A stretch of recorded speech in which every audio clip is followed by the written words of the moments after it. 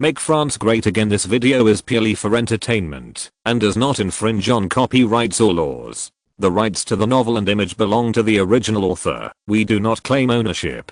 Don't like waiting and want to listen to this fanfic in full now? Subscribe to our Patreon, where you'll find the best fanfics. Chapter 426, Russian Offensive. Time passed in a hurry, and about half an hour passed. The Minister of War, Prince Dolgoruko, the Minister of Foreign Affairs, Karol Nesherody, and the head of the third section, Count Orlov, accompanied by the attendant attaché, arrive at Catherine Palace. When the three ministers opened the door and entered the room, Nicholas's voice reached the three of them. "You are here." The three ministers hurriedly bowed their knees to Nicholasai, and Nicholasai waved his hands and asked them to come over. The three of them walked together in the direction of Nicholasai in the room. At this time, Nicholasai was standing in front of a long square table, with his head lowered, and his index fingers constantly gesturing on the table point. When the three ministers approached Nicholasai together, they discovered that the Near East area was laid on a long square table with a ratio of about 1:50,000. Prince Dolgoruko and Karol Nesherody had a bad feeling in their hearts since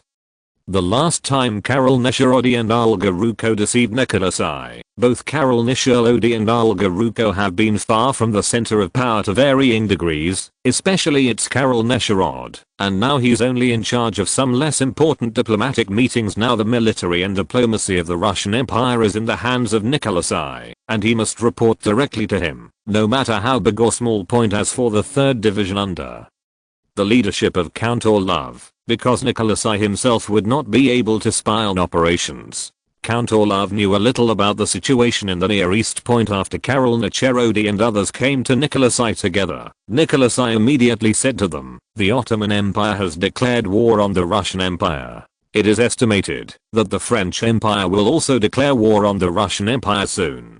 So I called you here to ask what you can do to get the Russian Imperial Army to enter here faster." Nicholas, I pointed his finger to the location of Constantinople, and he said to the two ministers next to him with great pride, "The Austro Empire has declared war on us, and we must act. So you called here just to ask what you think." As soon as Nicholasai's voice fell, Prince Dolgoruko, who had a slightly upright temper, immediately told Nicholasai that he needed to know the number of the Russian Empire in the Danube region and the number of people deployed by the Ottoman Empire in the Danube. As soon as Dolgoruko finished speaking, Nicholasai turned his attention to Orlov. As the 3rd Division, Orlov immediately pointed to the map and explained to Prince Dolgoruko the Russian Empire's deployment of 130,000 German troops in the Danube region, and then told Prince Dolgoruko the Ruse Fortress Group, approximate number of people with the fortress complex of Siliskut Point. After learning the basic information of the aircraft, Prince Dolgorov asked Nicholasai for another pen, and Nicholasai hurriedly ordered the attaché to find a staff officer to use a pencil for drawing. After a while, the attendant attached the pencil and handed it to Prince Dolgoruko. Prince Dolgoruko took the pencil and began to mark Orlov's intelligence on the map.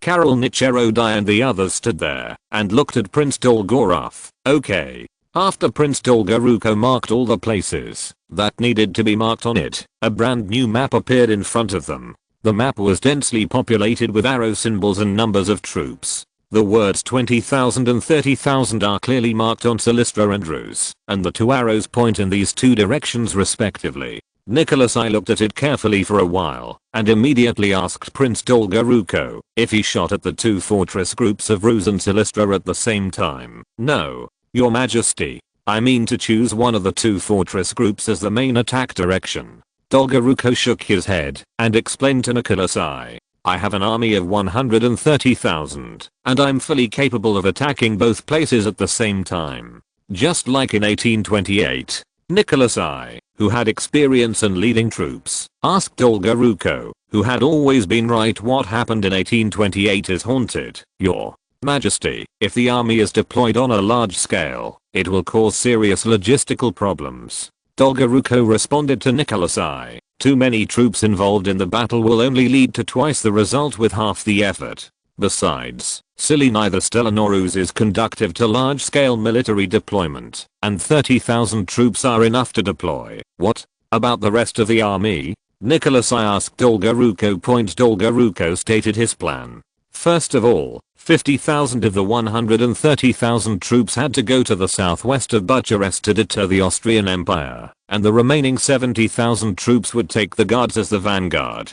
Dispatch dozens of artillery pieces to attack the Silistra fortress group and strive to eliminate all the Ottoman Empire troops in the Silistra fortress in a short time. Bulgaria can be flattened. However, when Prince Dolgoruko was in the Silistra fortress, he specifically emphasized that it must be attacked as soon as possible, otherwise the French army is likely to appear. Faced with the advice given by Prince Dolgoruko on a strategic level, Nicholas I had a different opinion. He believed that the Russian Empire's army should first attack the Cruz fortress, and after attacking Cruz, they would go to Lutha.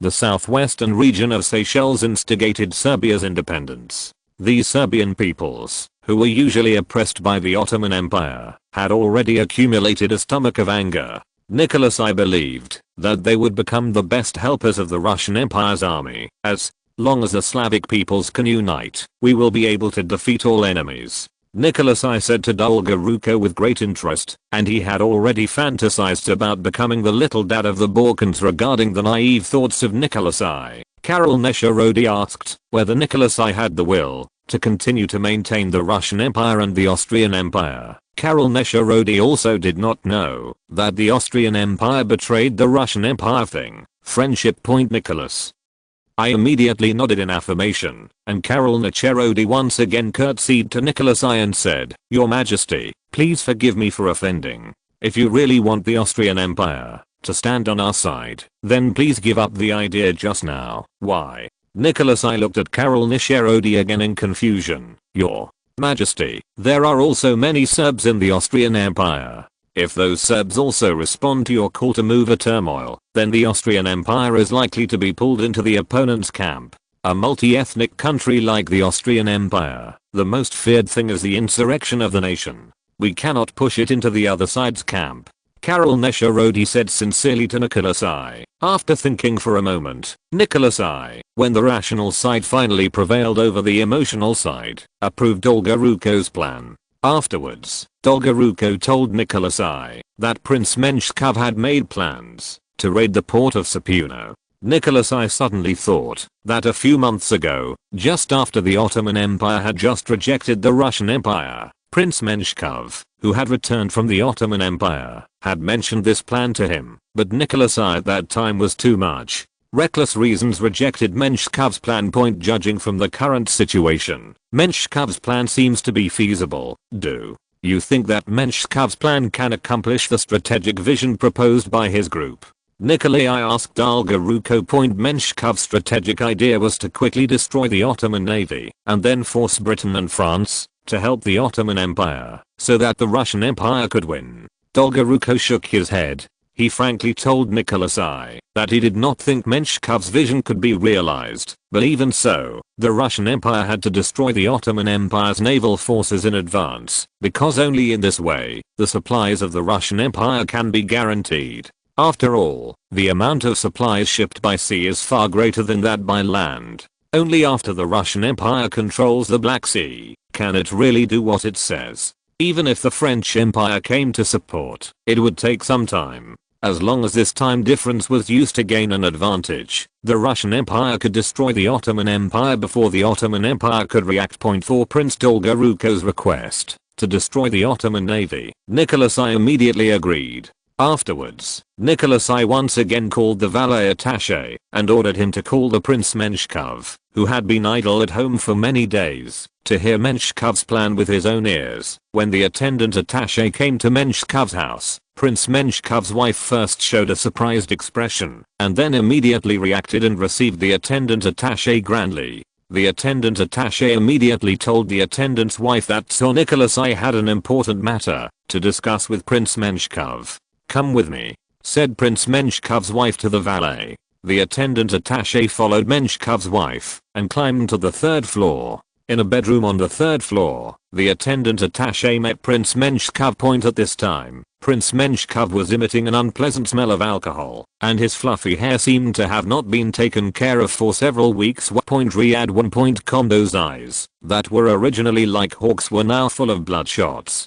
Gives an inexplicable sense of decadence. Who are you? Menshikov shook his head and asked the attendant attaché in front of him. In his eyes, the attendant attaché had changed from one person to multiple people. Your Majesty ordered me to tell you to go to the Imperial Village. The attendant attaché said to Prince Menshikov in a calm tone. Imperial Village? I'm not going. That place is full of liars and robbers. Menshikov shouted drunkenly to the attendant attaché. I won't go back to that place. However, the order I received was to take you there. The attendant said to Menshikov indifferently, and then looked at Menshikov's wife with a look of help. After Menshikov's wife looked at the drunken husband in front of her, she smiled apologetically to the attendant attaché and asked him to go out and wait for a while. The attendant military attaché could only obey. Half an hour later, Menshikov appeared in front of the attendant military attaché. Judging from his current state, there was no sign of being drunk at all. Let's go. Chapter 427, Crimea. My commander-in-chief. Looking at the radiant prince in front of him, a flash of surprise flashed on the face of the attendant attaché. He was curious about what kind of magic Prince Menshikov used to make Prince Menshikov turn the world upside down in a short period of time. The change point, however, now is not the time to be curious, and the attendant can only suppress his curiosity and lead Prince Menshikov to return to the Imperial Village from St. Petersburg. Prince Menshikov and the attendant attaché who walked out of the castle came to the carriage with the Romanov family logo. The white horses also cheered up as their breeders cheered, and a stream of heat spewed from the steeds' white nostrils. Your Majesty, please. The attaché of the attendant stretched out his hand and invited Prince Menshikov to take a carriage. Prince Menshikov naturally sat in the carriage as well, and then the attendant and the coachman sat on the driver's seat together. The carriage slowly began to accelerate and traveled through the streets of St. Petersburg. It took about 5 minutes to drive. That one left the city of St. Petersburg and walked on a road paved with stones in the suburbs. There are endless grasslands on both sides of the road. If you stand on the side of the carriage, if you look out from the ceiling, you can see the forest in the suburbs of St. Petersburg. The carriage drove on the outskirts of St. Petersburg for about an hour, and a large-scale palace cluster loomed. Menshikov had nothing to do with the attendants and finally arrived at the Imperial Village on the outskirts of St. Petersburg. After Menshikov and the attendant attaché entered the Imperial Village unimpeded, they soon came to the gate of the Ekaterina Palace. Menshikov, who was parked on the steps of the Catherine Palace, and got off the carriage, walked down slowly, raised his head, and looked at the sacred palace sitting on the steps.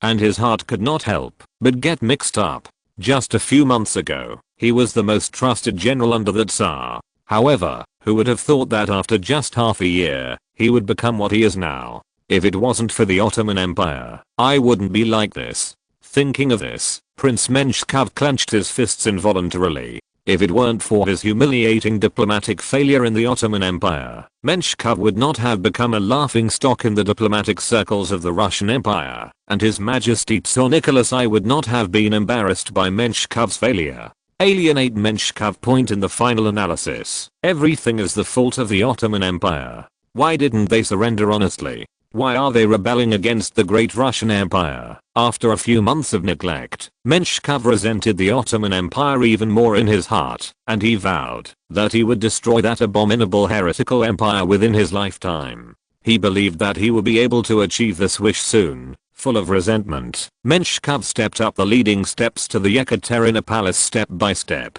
After entering the Ekaterina Palace, Menshikov was led by the attendant to one of the rooms. When the attendant attaché opened the door, Prince Menshikov saw Nicholas I and others. Menshikov stepped up and came to the room. He first curtly bowed to Nicholas I. After obtaining the permission of Nicholas I, Menshikov Bey approached Nicholas I. Tell me about your original plan. Nicholas I first explained to Menshikov the purpose of calling him here, and then pointed to the map of the Near East and asked Menshikov. Menshikov looked at the War Minister Dolgoruko gratefully, knowing that without Dolgoruko's help, his plans would never have reached the Tsar's ears. Dolgoruko, who was standing on the side, calmly accepted Menshkov's gratitude, pointed to the map and reminded Menshkov, Prince Menshkov. Don't let the Tsar wait too long. Yes. Menshkov sonorously pointed. Subsequently, Menshkov once again told Nicholas I of his plan to attack the Ottoman Empire's ports in Constantinople and Sapuno.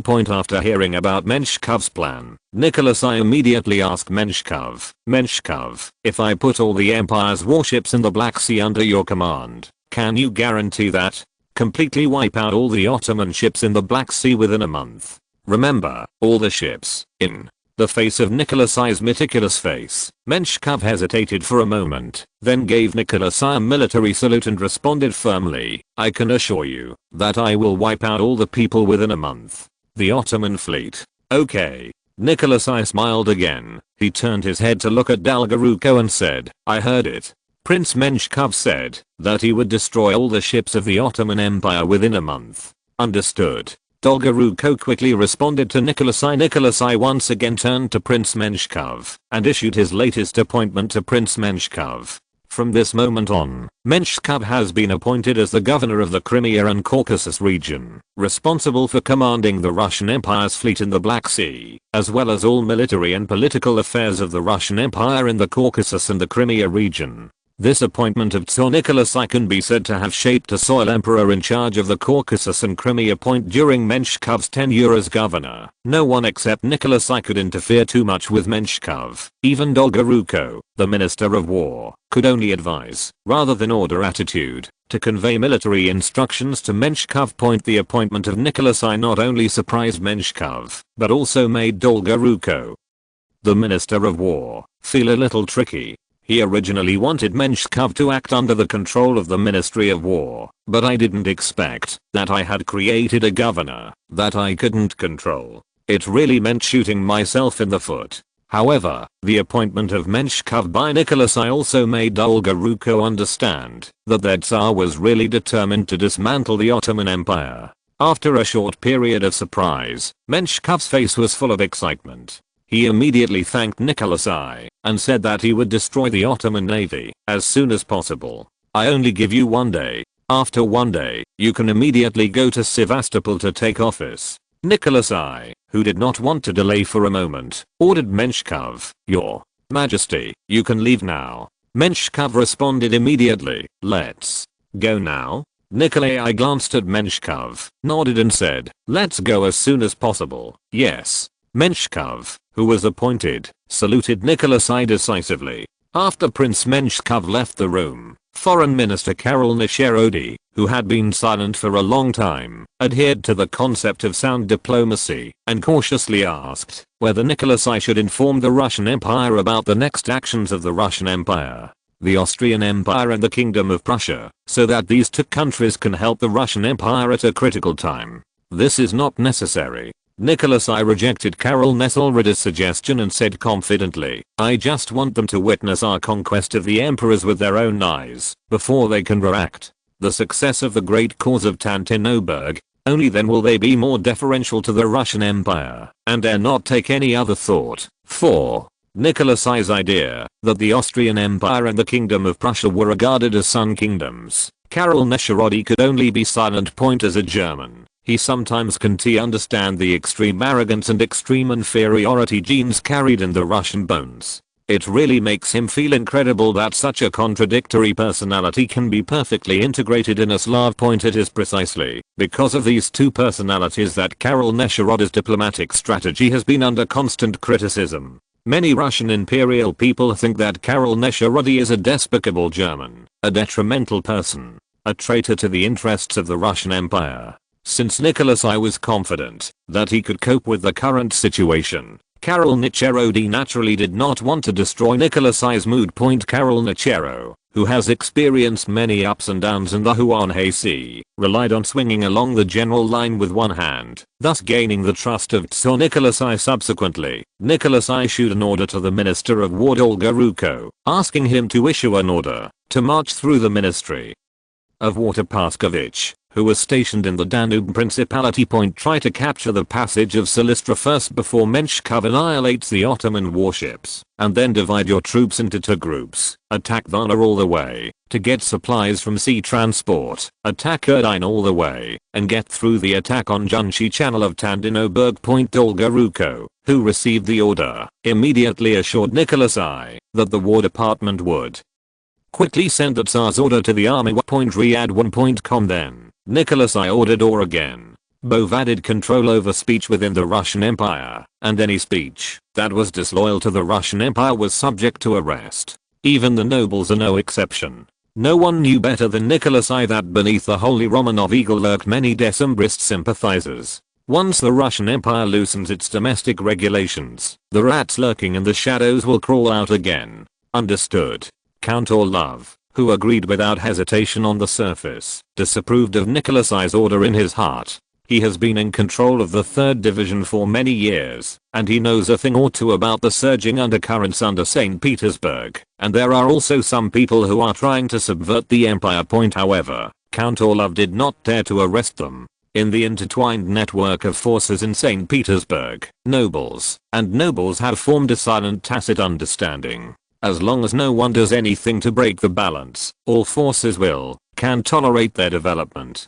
This bizarre political balance is the characteristic politics of St. Petersburg. Chapter 428, Double Governor. As for Karol Nisherody, Nicholas I arranged for him to act as the correspondent of the Russian Empire. The main task was to stabilize the Kingdom of Great Britain, and make the Kingdom of Great Britain as neutral as possible. Your Majesty, I'm afraid this will require some external force. Karol Nesher politely responded to Nicholas I, the purpose of which was to allow Nicholas I to provide some funds. After all, giving each other some gadgets between foreign ministers can also promote mutual friendship. The use of personal friendships to advance diplomacy has long been the norm. You can choose a part of whatever you like, as long as you can achieve your goal. Nicholas I naturally could hear what Karol Nisherody meant, and he immediately replied to Karol Nisherody, who was rich and powerful. Yes, Your Majesty. Karol Nisherody responded with a slight bow to Nicholas I. After explaining their respective tasks, Nicholas I waved to the 3 people present, suggesting that they leave. Dolgoruko and Orlov left the Yekaterina Palace, while Karol Nisherody went to the Romanov family's collection storage room under the leadership of the palace director, where the Romanov family was kept. Treasures sacked from nations, the greatest of which is sacked from France. When the Holy King Alexander I led his army to France, everything he went through was a mess. With the exception of a small number of soldiers with military prestige like Sert who were not looted by the Russian Empire, all the collections looted from various countries during the Napoleonic Wars all fell into the hands of the Romanov family. It can be said that the collections owned by the Romanov family are among the best in the world. The 2 collections that are taken out at random are rare treasures after the 3 ministers were outrageous. Nicholas I ordered the attaché to call the Minister of Finance of the Russian Empire. The Minister of Finance, who was called by Nicholas I from the Imperial Treasury, looked at the Tsar in front of him with a look of horror, and respectfully praised Nicholas I. Merciful Your Majesty, I don't know what you are calling me for. Looking at the finance minister in front of him, Nicholas I immediately asked about the current state of the Empire's finances. The Empire's finances are currently in a good stage. How dare the Chancellor of the Exchequer tell Nicholas I the truth? He can only pretend to be calm and say to Nicholas I, that's good. Your Ministry of Finance should issue bonds as soon as possible, and the war is about to start. Nicholas I was not talking nonsense and directly issued an order to the Minister of Finance. Yes, we will do it. The Chancellor of the Exchequer, who had not yet reacted, responded casually. After a few seconds, the Chancellor of Finance, who had recovered, had a surprised expression on his face. He stared at Nikolai with wide eyes. War? That's right. What's all the fuss about? Looking at the startled foreign minister in front of him, Nicholas I showed a look of disgust on his face. But, yes, the Chancellor of the Exchequer raised his head and looked at Nicholas I hesitantly. But what? Nicholas I's face showed obvious impatience. Is there a problem? No, nothing. Nicholas I's attitude made the Minister of Finance dare not reveal the real situation of the Russian Empire. for fear that he would be thrown directly into Siberia by the angry Nicholas I. The Chancellor of the Exchequer does not think that his weight in Nicholas I's heart can be compared with that of the former Prince Menshikov. Even a person like Prince Menshikov, who is deeply trusted by His Majesty, has not been removed because of his ineffectiveness. Honestly, stay at home and drink alcohol to relieve anxiety. Unbeknownst to the Chancellor of the Exchequer, Menshikov has received a new appointment and is leaving St. Petersburg. Only when he can satisfy all the wishes of Nicholas I as much as possible can he sit more stably in this position. How about the issuance of 10 million rubles war bonds? Nicholas I asked the Chancellor of the Exchequer with an index finger. The Chancellor of the Exchequer swallowed a mouthful of saliva, gritted his teeth, and struggled for a while, and then responded to Nicholas I, "Of course, okay.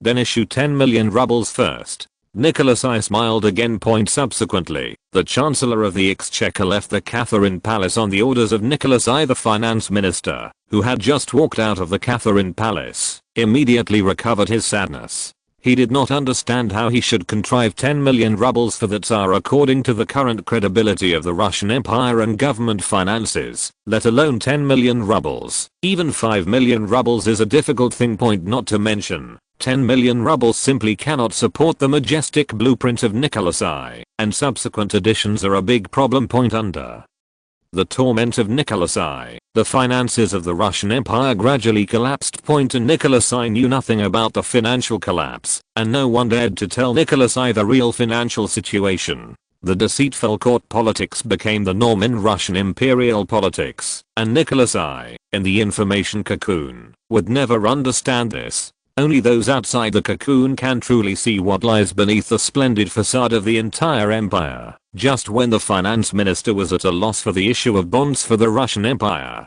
Prince Menshikov, who returned to St. Petersburg from the imperial village, informed his wife of the news that he had been reused by the Tsar. Mrs.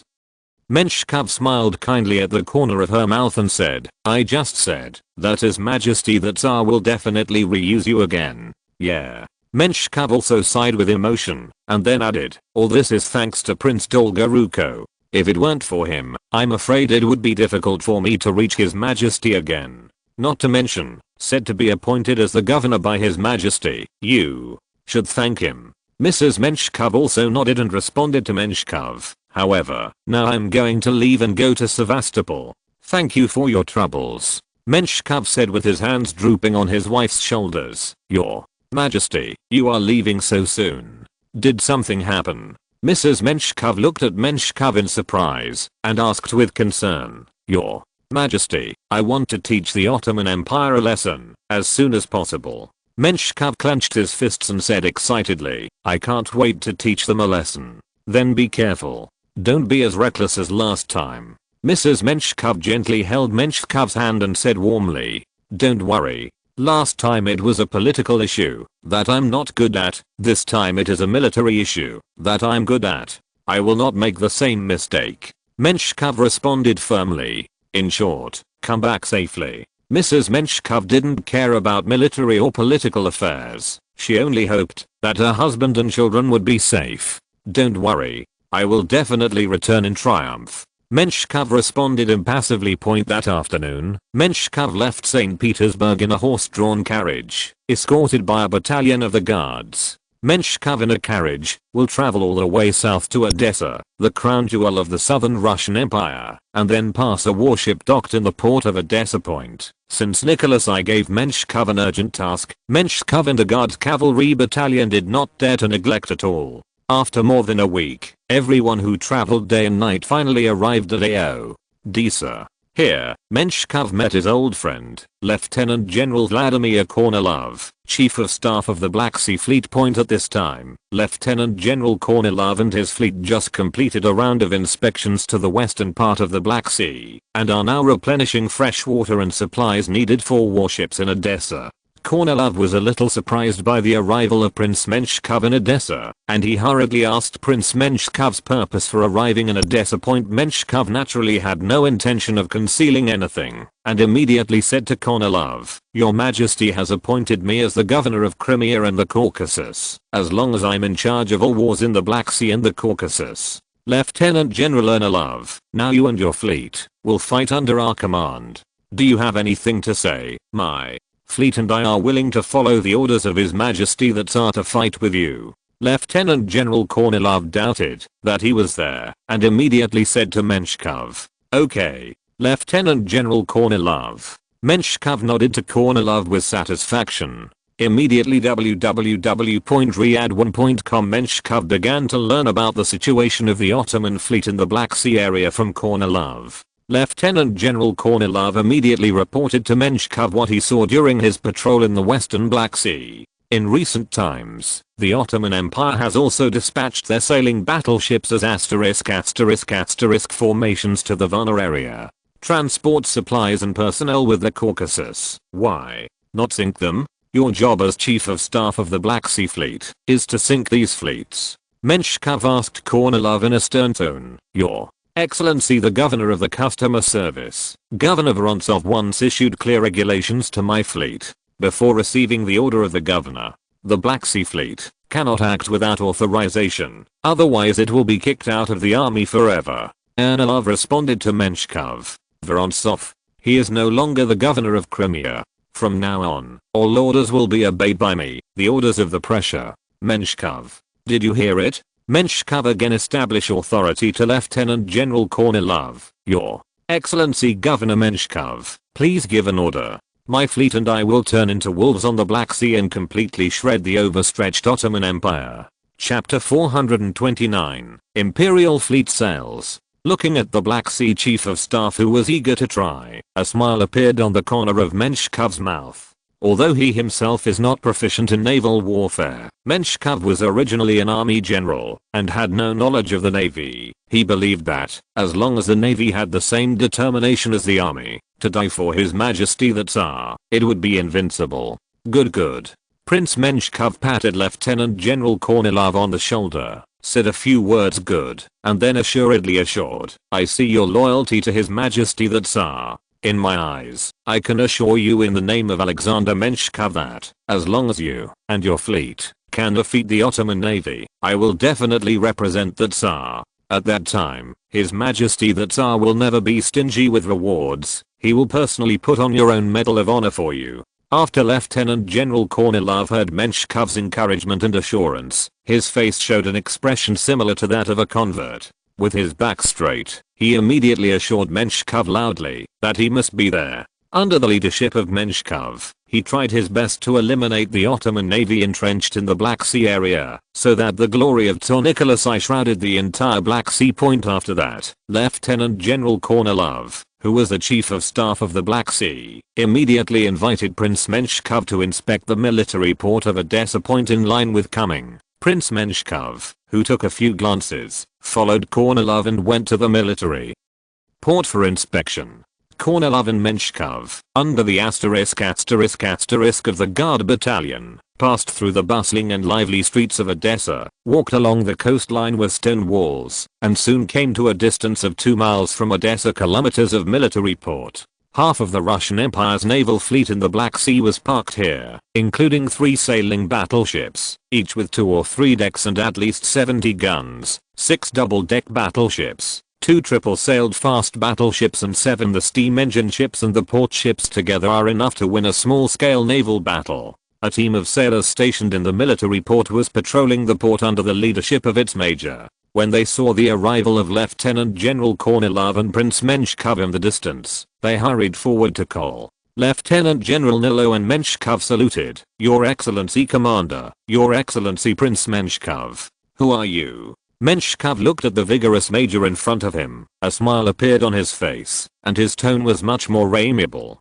Anyone who knows Menshkov knows that Menshkov likes the most youthful aristocratic children like this, and at the same time, he hates those children who are only willing to stay in St. Petersburg. Your Excellency, my name is Andrei Bokansky. Andrei Bokansky said excitedly. Later, Menshkov kindly asked Andrei Bokansky's father's name. After learning that Andrei Bokansky was the child of a Duke of St. Petersburg, Menshkov even more of gratification for Andrei Bokansky. The Empire needs a bloodline like you that can continue a glorious military honor.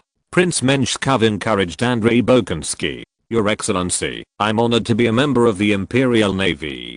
Under the brilliance of the great Russian Empire, I will win victory for your majesty. Andrei Bokansky, who was commended by Menshkov, excitedly told me, and Marshkov responded, "Don't worry. The time for your allegiance to His Majesty the Tsar is coming soon." Menshkov once again comforted the major in front of him. "Really? Really? That's great. I've been waiting for this opportunity." Andrei Bokansky replied with a trembling voice, "Don't worry. When you go to the front line." Lieutenant General Kornilov, who was standing by the side, also responded to Andrei Bokansky, and then to Andrei Bokansky introduced the current position held by Prince Menshkov. When Andrei Bokansky heard that Menshkov was the governor of the Crimea and Caucasus, he immediately saluted Menshkov, and Menshkov also wanted Andrei Bokansky returns. In the following period, Menshkov began to inquire about Andrei Bokansky's position. When he learned that Andrei Bokansky was the deputy captain of the fleet, Menshkov asked him more satisfied. After a short chat, Menshkov and Andrei Bokansky parted. Menshkov and Kornilov jumped into a small boat. The boat will take them to Kornilov group of ships. Menshkov and Kornilov, who were standing on the bow, looked at the sailing battleships and steam engines lurking on the sea around them, and couldn't help showing a touch of pride. "Do you think Andrei now has the ability to be the captain of a ship?" Menshkov suddenly asked Kornilov. This Kornilov pondered for a moment, and then responded to Menshkov, "Although that kid Andrei is fully capable of being a captain, his age." Having said that, Kornilov kept his mouth shut and kicked the ball to Menshkov. The appointment of the Black Sea Fleet Navy does not depend on him as a chief of staff, but on the current commander-in-chief Menshkov. He only needs to be responsible for providing his own opinions, and the rest depends on Menshkov himself. Understood? In other words, Andrei is fully capable of serving as the captain of the fleet. Menshkov asked Lieutenant General Kornilov again. "As far as ability is concerned, he has no problem at all," Kornilov said decisively to Menshkov. "Then let him be the captain of a fleet," Menshkov ordered to Kornilov. However, in terms of age, Kornilov reiterated point among the aristocratic atmosphere groups of the Navy, the most indispensable thing is the aristocracy point. Although Andrei Bokansky has the ability, he should follow the steps step by step. At the age of 25, it is too young to be the captain of a warship. Point. The youngest captain of the entire Black Sea Fleet is also around 37 or 8 years old. Since you have the ability, then you don't need to look at your age. The Navy is here to fight, not to retire. Menshkov responded to Kornilov in a serious tone. "Yes." Kornilov responded decisively. Just as Menshkov and Kornilov were talking, the speedboats had come to the vicinity of the command ship. This is a main sailing ship with some 3 decks. There are more than 80 built-in artillery on the decks on both sides. It can be said that the Russian Empire is well-deserved Big Mac. Not only that, the ship itself is also loaded with steam engines from Britain, which can allow the fleet to move at a faster speed, and after approaching the enemy, destroy the enemy's active force faster. Among the 3-deck main sailing ships, there are more than 800 sailors and logistics personnel, who are the real soul of this ship. Menshkov and Kornilov successfully boarded the ship with the help of the sailors in the main ship. On the deck of the sailing fleet, Menshkov met with the sailors on the deck and introduced them to their upcoming positions. After hearing about Menshkov's post, the sailors saluted Menshkov. Menshkov also nodded and returned the salute. After that, Menshkov reviewed the sailors on the remaining 2 decks of the fleet, and they all extended cordial greetings to Prince Menshkov without exception. After inspecting all the sailors in command of the ship, Prince Menshkov decided to follow them back to Sevastopol. When Prince Menshkov asked Kornilov how many days it would take to complete the supply of the warship, Kornilov immediately assured Menshkov that he would complete the supply within 2 days. "Remember, I only give you 2 days." Menshkov reminded Kornilov. In this way, Menshkov lived in the command ship. In order to show respect for Prince Menshkov, Kornilov specially gave his own residence to Prince Menshkov to live in, and he lived there, the place where the officers lived. In the past 2 days, Menshkov, who was on a small boat, visited all the ships one by one, and had a relationship with the captains of the ships, and asked about the supplies of the fleet. 2 days later, Lieutenant General Kornilov pulled in front of Menshkov and said to Menshkov, "Your Excellency, the ships of the 1st Black Sea Detachment have all been replenished. Let's go now." Menshkov nodded and ordered Kornilov, "Yes." Kornilov responded in a sonorous tone. www.riyadh1.com. Under Kornilov's order, the sailors of the ship climbed to the observation deck to signal all the surrounding fleets. After seeing the semaphore of the commanding ship, the surrounding fleets quickly recovered with the semaphore to show their understanding. After everything was ready, Kornilov ordered the sailors on the ground floor to start the steam engine. Several sweaty sailors, shirtless, shoveled the cinders into the piston cylinder with a shovel. The cinders were burned to boil the water to produce water vapor, which pushed the piston to move, and the piston moved with greater force through the lever principle. Under the action of the steam engine, the command fleet moved slowly. The sail fleet and the 4-layer mainsail on the mast were loosened in turn point with the help of steam engines and sails. The commanding ships acted as the leader of all the fleets, and the remaining battleships followed the sailing battleships and continued to advance. The fleet of 18 ships has been lined up in a line to the fortress of Sevastopol. The sun that is about to fall on the horizon emits a dazzling light. Does this indicate the next fate of the sail fleet? Chapter 430, Wolfpack Tactics. The 1st Detachment of the Black Sea, which left the military port of Odessa in a line, finally arrived at the waters near the Sevastopol fortress in Crimea after nearly 3 hours of sailing. At this time, on the observation deck on the hillside of the Sevastopol fortress, the reconnaissance sailors without night blindness observed the situation on the sea through the telescope. The defenders in the fortress and the navy in the port of Sevastopol, so that they can enter a state of war as soon as possible. When the 1st Detachment of the Black Sea approached the waters of the Sevastopol fortress, it was immediately discovered by the reconnaissance sailors on the observation deck. Upon seeing this, the sailor immediately informed the major of his own unit that the fleet was approaching the Sevastopol fortress. After the major heard the sailor's report, he immediately frowned and asked, "You mean there is a team coming from here? An unknown fleet is heading towards the Sevastopol fortress?" "That's right. I saw it with my own eyes." The sailor responded confidently to the major. "Have you seen the flag hoisted by the fleet?" The major asked the sailor again. After recalling for a while, the sailor shook his head and said to the major, "No. The light on the sea is too dark, and we can only vaguely see warships approaching through the lookout mirror." "Okay." The major regretted that the sailors did not find the flag hoisted by the warship, and immediately informed the Sevastopol Supreme Commander Nakhimov. "What? A fleet is approaching?" Nakhimov kicked the vodka bottle on the ground and asked him, "According to the reports of my soldiers." The major could only tell Nakhimov what the sailors had just told him. "Okay, I get it." Nakhimov nodded and said nonchalantly, "If there is nothing else, you can leave." However, those fleets. The major was still a little worried that those fleets might be enemies. "I have my own way." Afterwards, the Nakhimov called one of his subordinate captains and gave him an order to immediately take a steam clipper to investigate the situation. "Yes." The captain responded quickly and left the office. "I don't know who dared to invade this place so boldly." Nakhimov, who had explained all this, let out an irritated laugh, then slumped his legs on the table and put on a relaxed posture and closed his eyes. No one knows better than him the defensive capabilities of the Sevastopol fortress. Even if the Ottoman Empire really comes, the fortress cannot be attacked by the things in the hands of the Ottoman Empire. Nakhimov didn't worry about the enemy fleet coming. He only worried about the superiors sent from St. Petersburg. After all, as the commander of the Eastern Command of the Black Sea Fleet, he was supposed to be in the fleet to monitor and hunt the Ottoman Empire at sea, but now he is hiding in the Sevastopol fortress for pleasure. It is a lost soldier identity of point. However, Nakhimov did not believe that St. Petersburg would send a boss in such a short period of time, and at a time when he was taking a break from his busy schedule. On the other hand, the captain, driven by Nakhimov, immediately rushed to the military port of the Sevastopol fortress. After leaving the naval barracks, a large number of ships were docked in the military port at this time.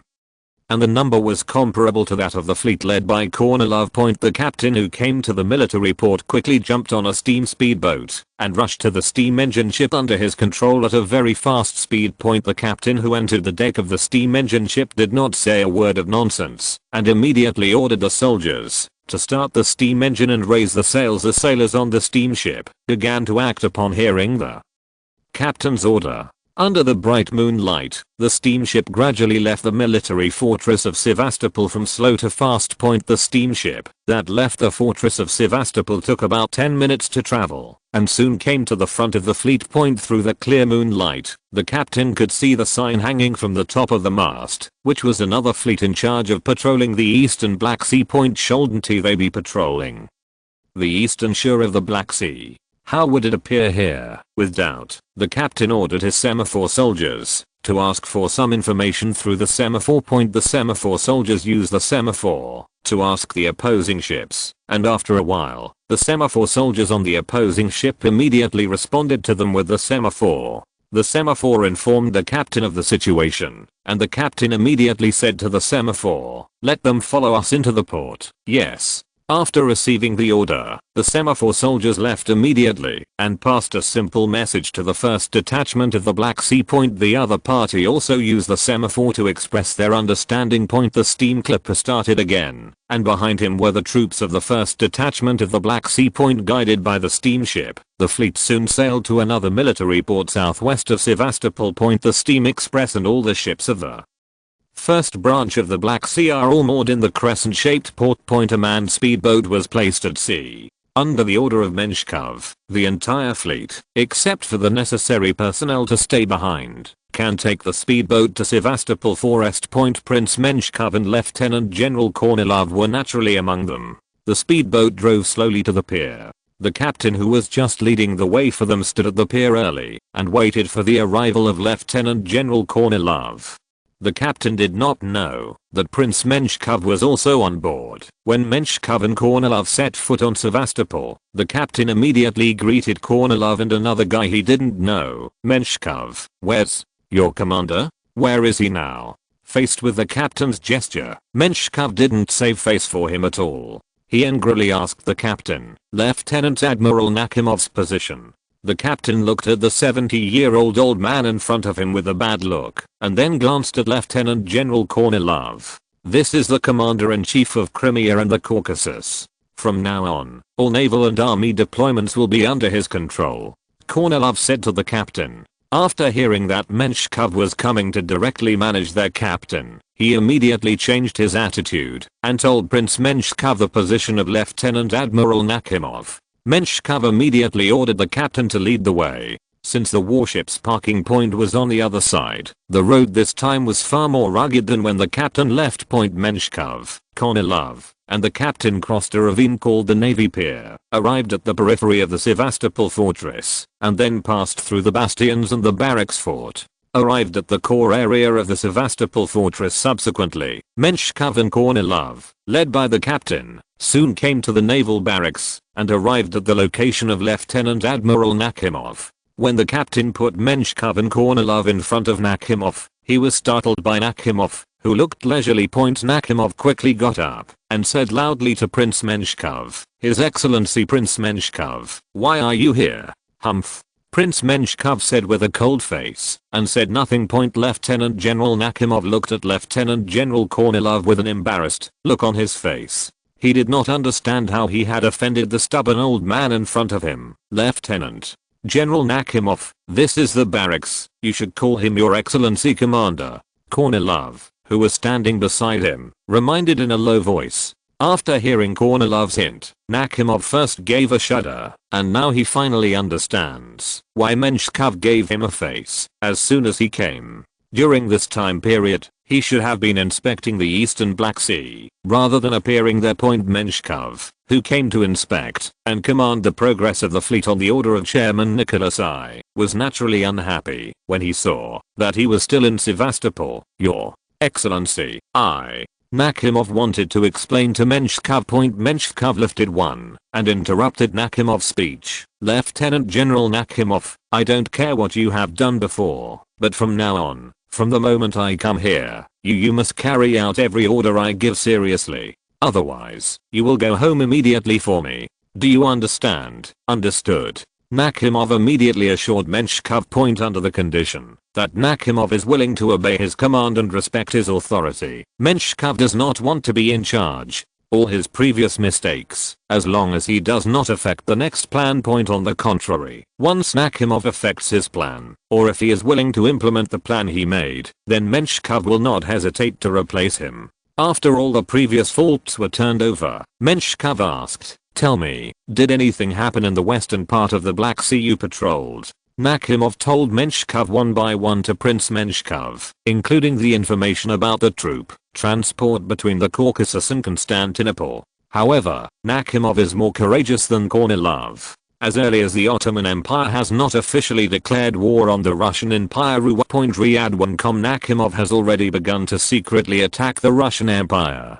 These supply ships under the Black Hand Point, the supply ships that were transported from Constantinople to the Caucasus, were sunk several times by Nakhimov's steamboat siege point. After the supply ships were sunk, the steamboats moved out of range of the Ottoman Empire's main fleet at such speed that the main fleet could not catch them. You did a great job. Menshkov praised Nakhimov without hesitation, and then turned to Nakhimov. However, this is not enough. We must destroy all the navy of the Ottoman Empire. All the navy? Nakhimov's face showed a surprised expression. The Ottoman Empire's navy fleet is only a few fewer ships than the fleet combined with Lieutenant General Kornilov and I. I'm afraid it's a little bit longing to destroy them all. Difficulty, since I have promised your majesty that I will destroy them within a month. I will never break my promise. Lieutenant General Nakhimov, starting tomorrow, you will lead all the steamboats to search the Black Sea. The few **** fleets are immediately impressed, and it would be great to be able to kill the opponent. If you can't kill it, don't fall into a hard fight. Maximize the results of the battle before the enemy's main fleet arrives, and then withdraw immediately after it arrives. Chapter 431, Sultan's Fury. Sometime after Menshkov's order, a hunting party of 6 steam clippers, 3 three-sail clippers, and 6 double-deck warships was formed to take advantage of the strong maneuverability attacked supply ships in the eastern Black Sea, preventing them from continuing to provide effective support to the Caucasus. In this way, it can not only help the Russian Empire in the Caucasus to gain some supply advantages, but also provoke the Ottoman Navy to make the main decisive battle with the Russian Empire Navy as soon as possible. Only by completely eliminating the Ottoman ships in the Black Sea can the Russian Empire's supplies in the Caucasus and Near East be assured. And the person in charge of commanding this fleet is none other than Lieutenant General Nakhimov, who is good at sea raids. As for the rest of the fleet, they were gathered together by Menshkov, ready to be used as a sharp knife for raiding the port of Sipno.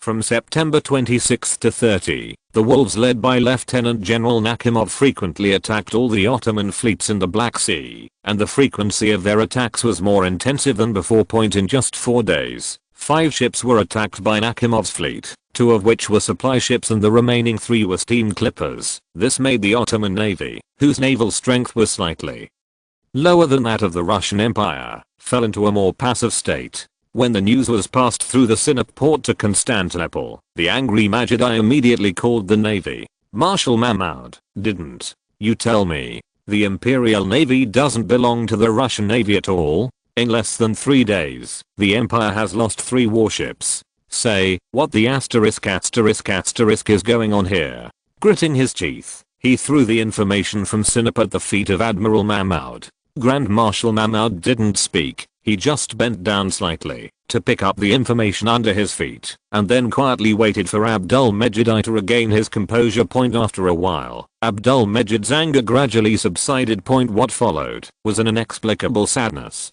He was sad for being in a decaying empire and for his once glorious ideal. Tell me what the **** is going on. Abdul-Mejid asked Mahmud weakly. According to the current information, the Russian Empire has formed a fleet dedicated to hunting supply ships. Our 3 steam clippers are all because of the protection of supply ships, so they were dragged down by the flexible fleet of the Russian Empire.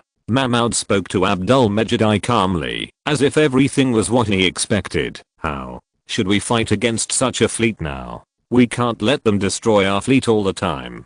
Abdul-Mejid asked Mahmud. Your Majesty, our steamboat is not as fast as the Russian Empire. Mahmud did not answer Abdul-Majid's question immediately, but replied to the steamship itself. If there is no mistake, the steam engine used by the Russian Empire is the latest model of the British steam engine. The steam engine loaded by the Ottoman Empire fleet is the previous generation steam engine, so the Imperial fleet is much inferior to the other in terms of mobility, isn't the Empire without money? Abdul-Mejid explained to Mahmud a little embarrassedly. In the final analysis, everything is still about money. If the Ottoman Empire can squeeze more money into the military field, then the Ottoman Empire will not become what it is now. The current Ottoman Empire has fallen into a vicious circle. If the center of the empire wants to collect more taxes, it must have a central army that can win the battles of various towns, Egypt, Tunisia, and foreign forces, Britain, France, to be responsible for suppressing localities and establishing an army that can win against feudal towns, and foreign forces needs more tax revenue to invest in the army.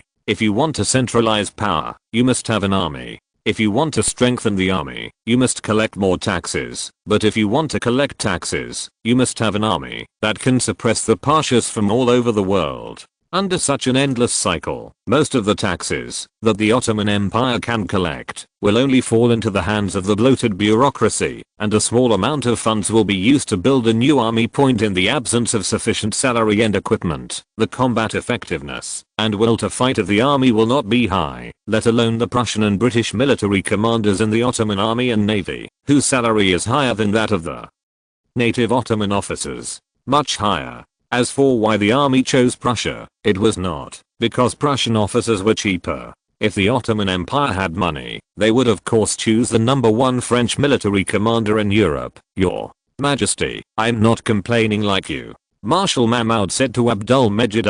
What I mean is, since we can't catch up with these guys, why don't we choose to dispatch more? The fleet protects the safety of the routes. In this way, the fleet of the Russian Empire will not act rashly. Mahmud's method made Abdul-Mejid a little moved, but he still had some concerns about the safety of Constantinople. But Constantinople must not make any mistakes. Now our troops in the fortress of Silistra are under attack from the Danube area. It would be bad if the troops of the Russian Empire arrived directly in Constantinople by warships. It turned out that Paskovich, who is located in the Danube Principality, also received a letter from the Minister of War of St. Petersburg, Minister Dalgalu, after Menshikov formed a rapid response fleet to attack the supply of the Ottoman Empire. Dolgorukho told Paskovich that the army of 130,000 Russian Empire stationed in the Danube Principality began to attack the Silistra fortress at the moment of receiving the letter, until the Silistra fortress was completely conquered. Group so far in the face of this letter from Dolgorukho,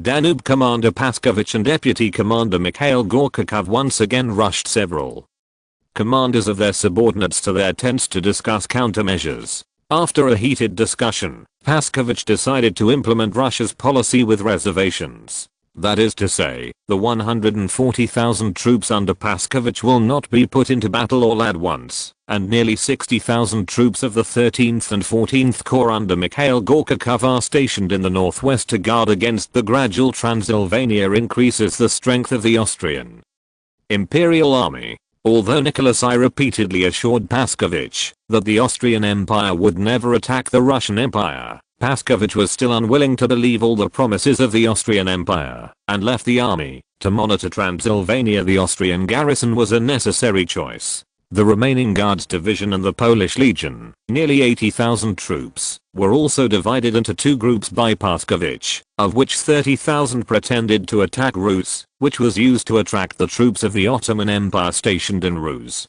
Contained part of the Ottoman Empire. The main Guard Division and most of the Polish legions went to the Silistra fortress to attack, trying to win Silistra as soon as possible.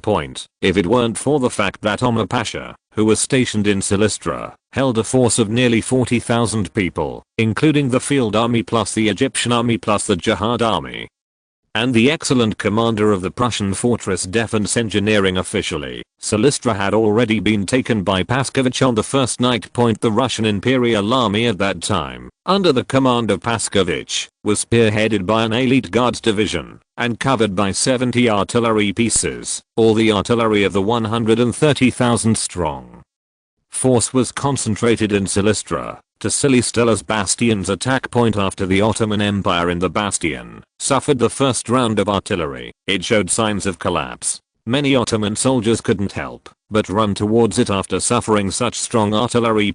You must know that things like a fortress are not afraid of violent calamities from the outside, but they are afraid of the self-destruction of the interior. Once the internal morale of the bastion fortress group is unstable, coupled with the attack of external enemies, a fortress can be quickly attacked. Fortunately, Omar Pasha still held an unselfish supervising team in his hands. They led the troops who left without authorization, and the whole army stopped the signs of rout. After that, Omar Pasha dispatched Egyptian veterans with rich combat experience to the walls of the bastion for coordinated defense. Some of these Egyptian veterans had the honor to participate in the war of Muhammad Ali against the Ottoman Empire. Unexpectedly www.riyadh1.com. After 13 years, these two armies actually stood in the same trench and fought each other. With the help of Egyptian veterans, Silistra's army finally stabilized, and the next thing was a contest of wills. The Guard division attacked the Silistra fortress again and again, and the defenders in the Bastion fortress also fought back tenaciously. Although these defenders of the fortress of Silistra did not have enough artillery, they were able to attack the Guard division with only a dozen artillery pieces in their hands in just 5 days. The corpses of more than 200 soldiers of the Guard division had been piled up in the Silistra fortress group.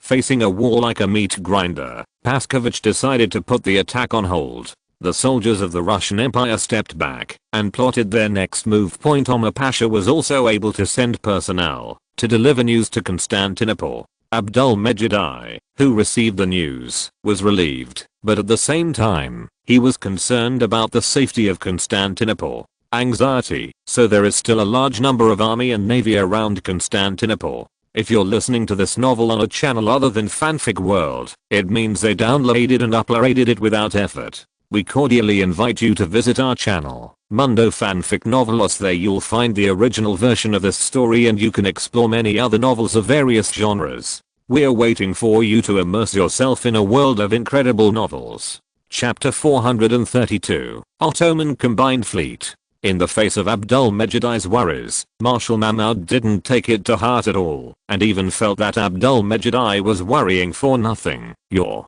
Majesty, I can assure you that, even if all our fleets are destroyed by the Russian Empire, Constantinople will not be invaded by the Russian Empire. Mahmud said calmly, and calmly to Abdul-Mejid I responded. Why is this? Abdul-Mejid I looked at Marshal Mahmud suspiciously. He was deeply anxious and didn't understand why Mahmud was really so confident. Your Majesty, the warships of Britain and France are now docked in Greece. Mahmud replied to Abdul-Mejid I, they can join the battlefield at any time and fight side by side with the Ottoman Empire, but they haven't joined the battle after all, and the British fleet seems to be deliberately blocking the French fleet. Abdul-Mejid I responded to Mahmud.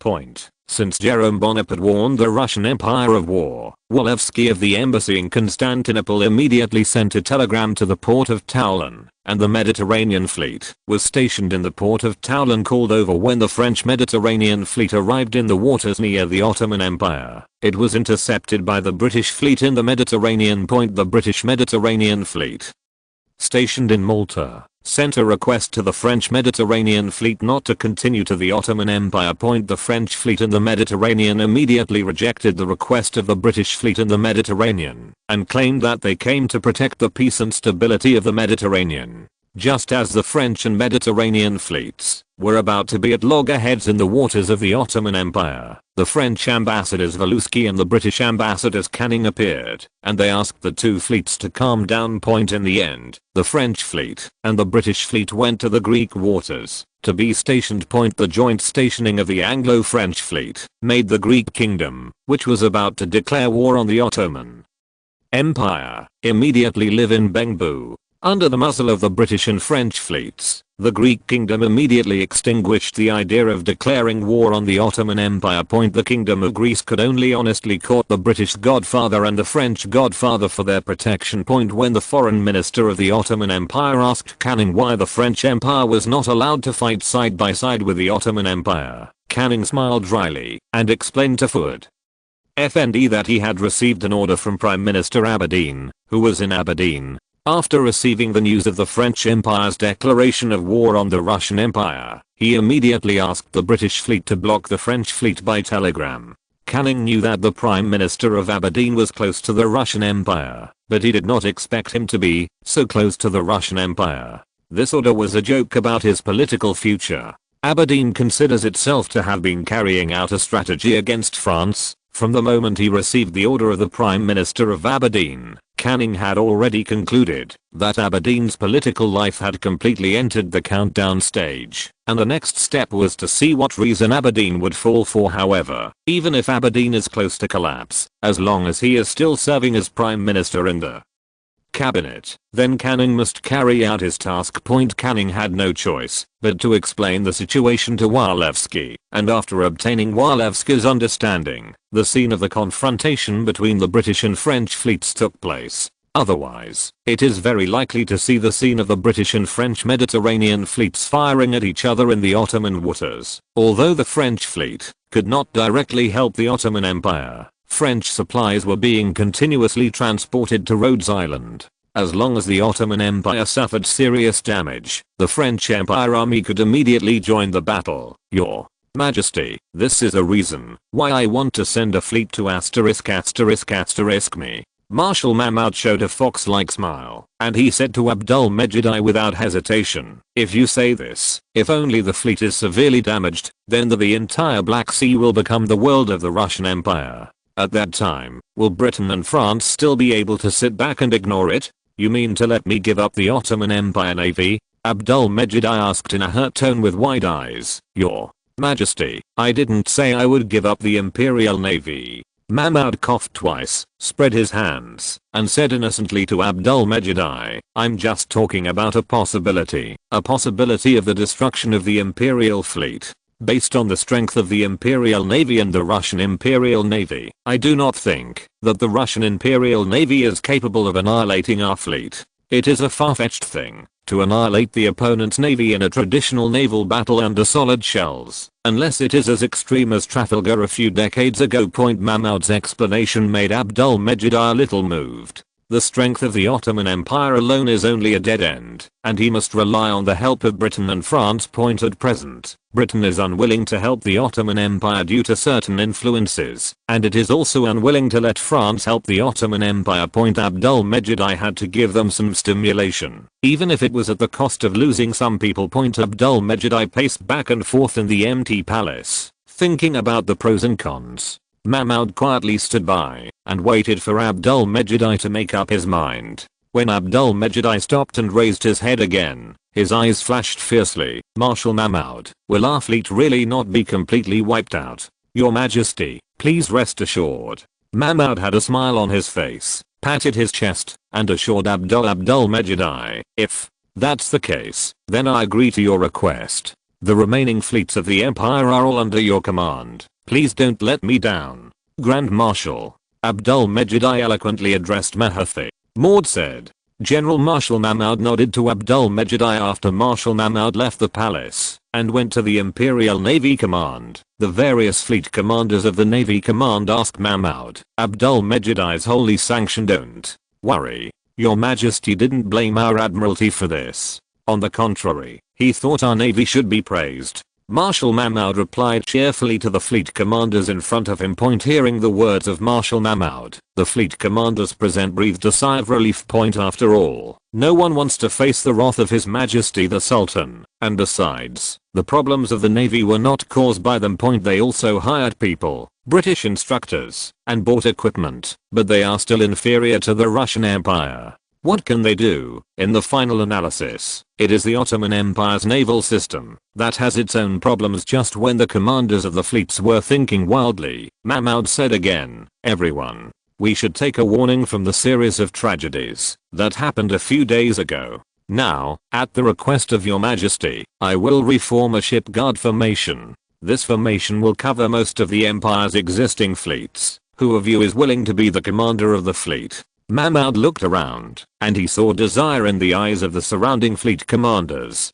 Undoubtedly, all the fleet commanders present wanted to be able to command this fleet. Grand Marshal, I think you should preside over this fleet yourself. A voice came from the fleet commander. All the fleet commanders present reacted immediately, and they all told Grand Marshal Mahmoud that, since Mahmoud proposed this proposal, then the Grand Marshal should act. Mahmoud shook his head and declined. I'm too old to do long-term offshore operations. The future is yours. The fleet commander present hurriedly touted Marshal Mahmoud, saying that he could still be loyal to His Majesty the Sultan for several decades. How could he be old-fashioned? Mahmoud just smiled at these almost nauseous touts. He was too aware of his ambitious fleet commanders. If you give them a chance to rise, they will definitely replace themselves without hesitation. Since none of you are willing to recommend yourself, it's up to my old man to assign. Mahmoud said to the fleet commander present. It should be like this. All the admirals present agreed with Mahmoud's suggestion point. After thinking for a while, Mahmoud decided to choose a more secure fleet commander to serve as the commander of the new fleet point. The commander of this convoy does not need a brave man point. After some careful screening, Mahmoud selected the most secure one of the fleet commanders present, Osman Pasha. He believed that, as long as Osman Pasha did not lead the army to act rashly, even if it was just to anchor the ship at Sinop port, the Empire the Navy won't suffer much damage either. Although Mahmoud kept saying that he would use a fleet as a funeral. Riyadh1.com, Britain and France would agree to take action against the Russian Empire, but when he really wanted him to appoint a defeated general, Mahmoud did not willing to be appointed. He doesn't want to see his efforts go to pieces. Osman Pasha, who received the appointment, showed bewildered eyes, and he looked at Marshal Mahmoud at a loss. The surrounding fleet commanders also cast envious glances at Osman Pasha. Grand Marshal, Osman Pasha wanted to say something, but he hesitated. Protect this fleet, and try to avoid unnecessary conflicts. Grand Marshal Mahmoud sighed, and said to Osman Pasha earnestly, I see. Osman Pasha responded with a nod to Mahmoud. A huge Ottoman fleet with 4 sailing battleships, 8 double-deck battleships, 2 3-sailed fast battleships and 8 steam engine ships was formed, which would be responsible for the sea transportation from Sinop to the Caucasus. Mahmoud did not know that the commander of the fleet he appointed would be the culprit in destroying the entire fleet. Chapter 433, Ottomans' First Victory. October 1st, 1853. A dense drizzle like silk shrouded the sky over Constantinople at the junction of Eurasia, washing the dusty Constantinople into a new look. The city under the gentle light rain revealed an incomparably quiet and peaceful atmosphere. Occasionally, passengers walking on the rain-filled roads with umbrellas. The gunpowder smoke from the Danube and the Caucasus seemed to disappear at this moment. However, all the serenity and peace is the appearance of rain. In a military port far from the outskirts of the city of Constantinople, a scene out of touch with the city is secretly playing out in this military port as old as the city. The drizzle and the Mediterranean breeze shrouded the military port. Ships were moored neatly on the sea surface of the half-moon-shaped port. Box after box of supplies were being transported in batches by speedboats that shuttled between the ships on the ship. Whether it was a sailor on a speedboat or a sailor on a ship, everyone's face revealed a very serious feeling, and an inexplicable sense of chill filled the military port. On the battleship of main sailing ship moored in the military port, Marshal Mahmoud and his newly appointed commander of the combined fleet Osman Pasha were standing on the deck of the sailing battleship, allowing the rain to beat on them. After a while, Marshal Mahmoud said quietly, Osman, you don't know what your mission is, Osman. Pasha was stunned for a moment, then nodded to Marshal Mahmoud and said, Marshal, I know. Then, tell me. Marshal Mahmoud turned his eyes to Osman Pasha and asked, protect the Ottoman Empire's maritime transport supply lines to the Caucasus. Osman Pasha said to Mahmoud with a firm tone. Hearing Osman Pasha's reply, Marshal Mahmoud knew that he must not understand what he meant. Mahmoud hesitated for a moment, wondering if he should hint a little more clearly, so that his own understand your intentions. However, when he thought of the fleet that he had created, He might be buried in all of them because of his words, and he felt a little reluctant in his heart. It was obvious that this plan was proposed and implemented by him, but when it came to an end, Mahmoud could not do it. After struggling for a few seconds, Mahmoud still failed to tell Osman Pasha. A wry smile appeared on the corner of his mouth, and then patted Osman Pasha on the shoulder. "You are right. Protect the empire. The transportation supply line in the Black Sea is your task. Please rest assured, I will definitely complete the task. Don't let the Russian Empire have any more opportunities." Osman Pasha responded decisively to Mahmoud. After hearing Osman Pasha's words, Mahmoud pursed his lips slightly and said solemnly, "We must protect our lifeline at sea at all costs." Afterwards, Mahmoud continued to emphasize, "Remember to do whatever it takes." Osman Pasha looked at the attitude of the Grand Marshal in front of him. Although he didn't understand why Grand Marshal Mahmoud wanted to say something, he still nodded and assured Grand Marshal Mahmoud that he would definitely complete the task. The light rain stopped at noon, and the dark clouds that shrouded Constantinople drifted eastward. At 3 o'clock in the afternoon, the sky began to clear, and the bright sun stood above the sea in the military port, emitting a sparkling scene. The speedboats responsible for loading materials also transport all the military and daily materials needed by the fleet to the fleet. After the fleet quartermaster reported to Osman Pasha that all the supplies were fully loaded, Osman Pasha glanced at Grand Marshal Mahmoud. "Let's go." Marshal Mahmoud nodded to Osman Pasha, and then took the speedboat back to the dock. Looking at the back of Mahmoud leaving, Osman Pasha was very excited. More than 30 years had passed since he served as an ordinary sailor to the current fleet commander. In the past 30 years, he often imagined that he could one day personally command a huge fleet to traverse the Black Sea and the Mediterranean Sea and make contributions to His Majesty the Sultan. And now, he finally has a chance to realize his dream. Osman Pasha took a deep breath, calmed down briefly, and then issued the order to set sail to the semaphore soldiers. After hearing Osman Pasha's order, the semaphore soldiers quickly climbed to the observation deck of the warship and passed the semaphore of commanding the fleet to the 4 directions of the east, west, north, and south at the same time. After seeing the order conveyed by the commanding battleship through the semaphore, the surrounding fleet semaphore quickly informed the captain. The captain immediately issued an order to the sailors on the ship, and then ordered the semaphore soldiers on the watchtower to send a received reply to the commanding fleet. The surrounding semaphore soldiers also waved the 2-color semaphore in their hands and made a unified reply to the commanding fleet. "Your Majesty, the fleets have received your orders." The semaphore on the observation deck shouted at the Osman Pasha on the deck, "Let's go." Osman Pasha waved his hand gently. The sails on the mast began to open and then quickly expanded with the power of the sea breeze. After the Big Mac battleship was launched, the sparkling sea waves of waves. Looking at this naval strategic bunker capable of cutting wind and waves in front of him, Osman Pasha couldn't help but feel a sense of pride in his heart. He believed that with the fleet in his hand, he would be able to make the supply station of the Ottoman Empire unimpeded. Even if Russia, how about the Empire?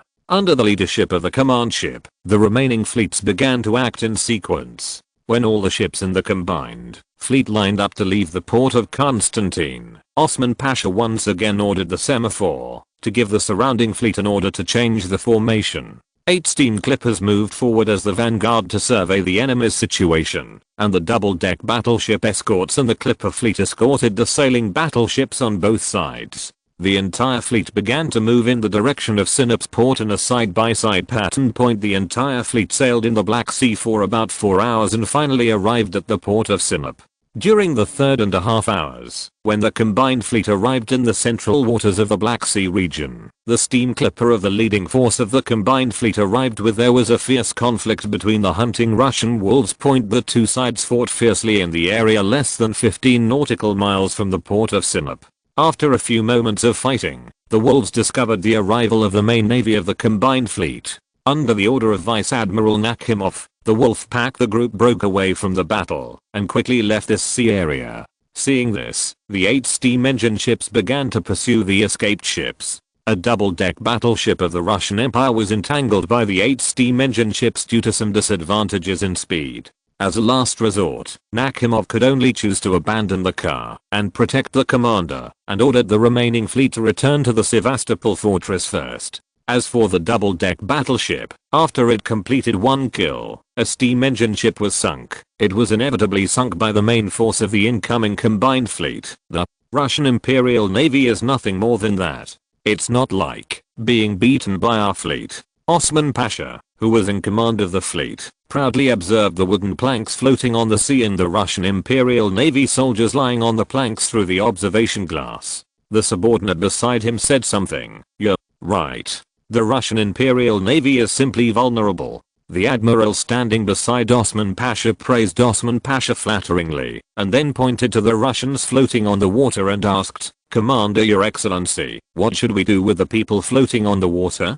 Save them all, or..." The admiral made an action of raising his hand and dropping the knife, the meaning of which is self-evident. "We are engaged in a holy war with the heretics," Osman Pasha said vaguely to the admiral on him. "I see." The Navy subordinate immediately nodded to Osman Pasha to show his understanding. Shell after shell began to fire solid shells at the silence of the double-deck warship, and the waves engulfed the survivors as the shells hit the surface. Looking at the Russians who were constantly struggling on the sea, Osman Pasha felt an indescribable joy in his heart. The 80 guns of the two sailing battleships were shelled for about 5 minutes, and no one could be seen on the sea. So far, no one has survived, including the captain. Having done all this, the combined fleet also entered the port of Sinop under the orders of Osman Pasha. www.riyadh1.com. After seeing such a huge fleet entering the port, the defenders stationed at Sinop port also had a reassurance for the next supply operation point. When Osman Pasha arrived at the port by speedboat, the major general of the port garrison appeared at the port to greet Osman Pasha. When the garrison major general learned that Ottoman Pasha had destroyed a Russian Imperial warship on the way to Sinop port, he immediately faced Osman Pasha with a more enthusiastic attitude and told Osman Pasha that there would be a meeting tonight. An important banquet requires Osman Pasha to attend. Facing the garrison major general's warm invitation, Osman Pasha naturally agreed unceremoniously. That night, a grand welcome ceremony was held at the garrison command in Sinop port. Apart from the garrison major general and Ottoman Pasha, those attending the meeting were the merchants located in Sinop port, and the nobles living near Sinop port. In the silent place of the double-deck warship, a large-scale Russian fleet is quietly approaching. Chapter 434, A Beast About to Fall into a Trap. Your Excellency the Governor, let me go. The soldiers of the Empire cannot be sacrificed in vain. The Ottoman Empire should pay for what he did, Nakhimov said to Menshikov on the deck of the commanding fleet, gnashing his teeth, while looking at the sawdust on the sea. "Yeah, Your Excellency. Let's go. I bet they have no protection now." Lieutenant General Kornilov, the chief of staff of the Black Sea Fleet, who stood on the right side of Menshikov, also made his own suggestions to Menshikov, and he said to Menshikov in a sincere tone. According to Lieutenant General Kornilov's understanding of the Ottoman Empire's army, after such a great victory, the Ottoman Empire's navy will inevitably sing and dance, and this time is often the time when they are the most relaxed. Facing the appeal of his two generals, Governor Menshikov did not speak, but quietly watched the sea where the double-deck battleship sank. On this sparkling sea, Menshikov seemed to see the struggling figure of the loyal Russian Imperial Navy soldiers. That's right, those heretics would never pass up such an opportunity for revenge. Thinking of this, Menshikov couldn't help clenching his fists. Now he can't wait to lead the navy to raid Sinop port directly. With enough bombs in his hand, Menshikov was fully capable of annihilating the navy that was staying at Sinop port. However, reason told him that the current Sinop port must have been strengthened.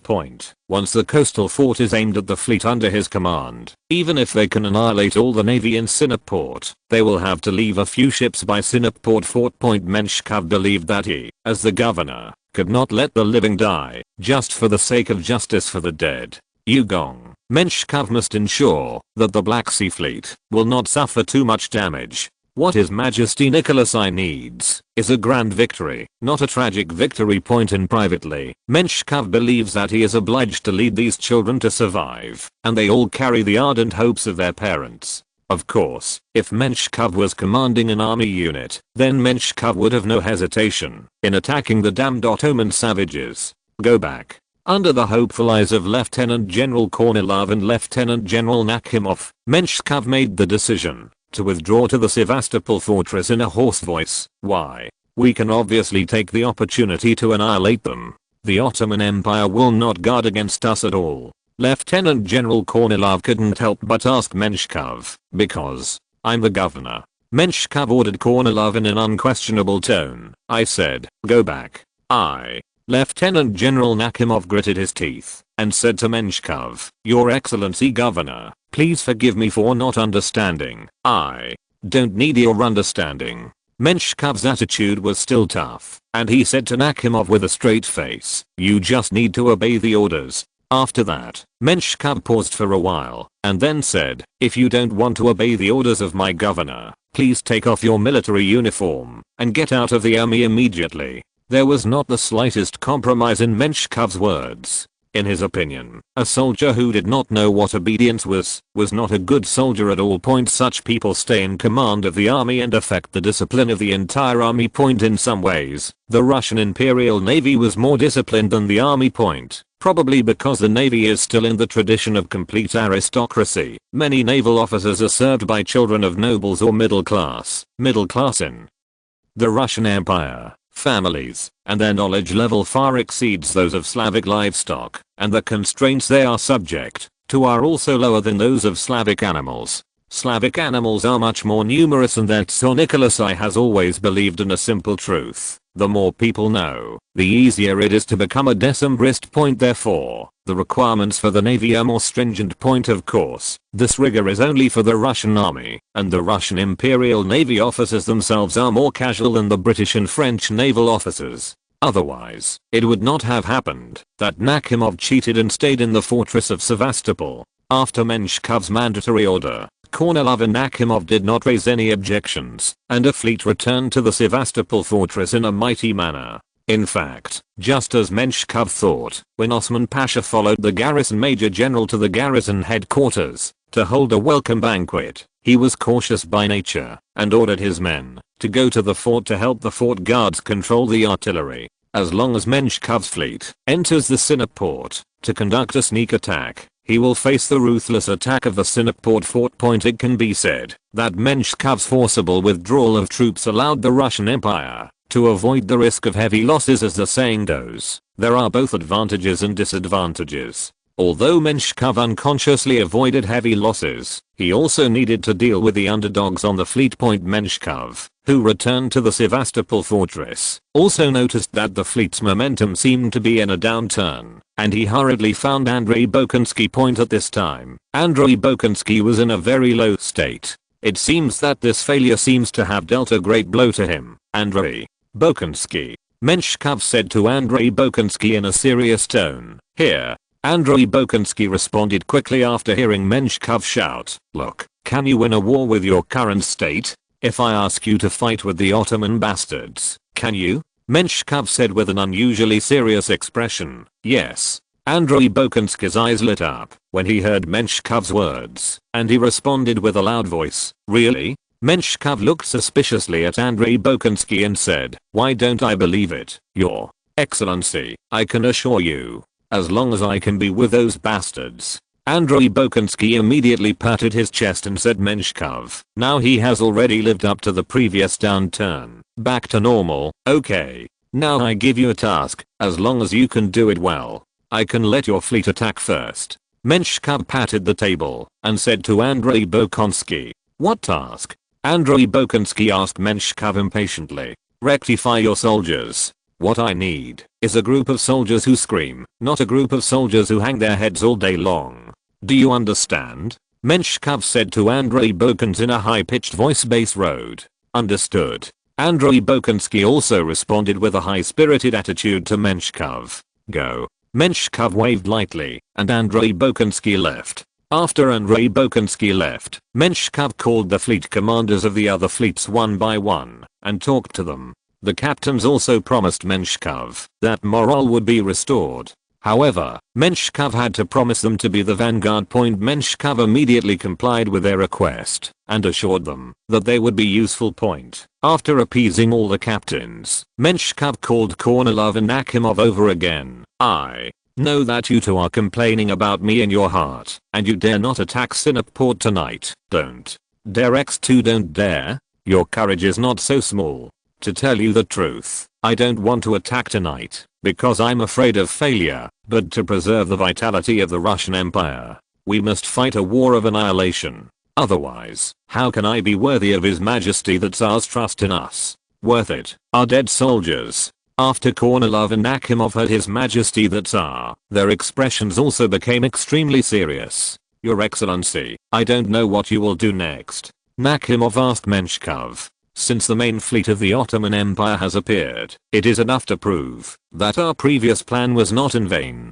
We just need to use some means to make them think Sinop port is foolproof." Menshikov's mouth showed.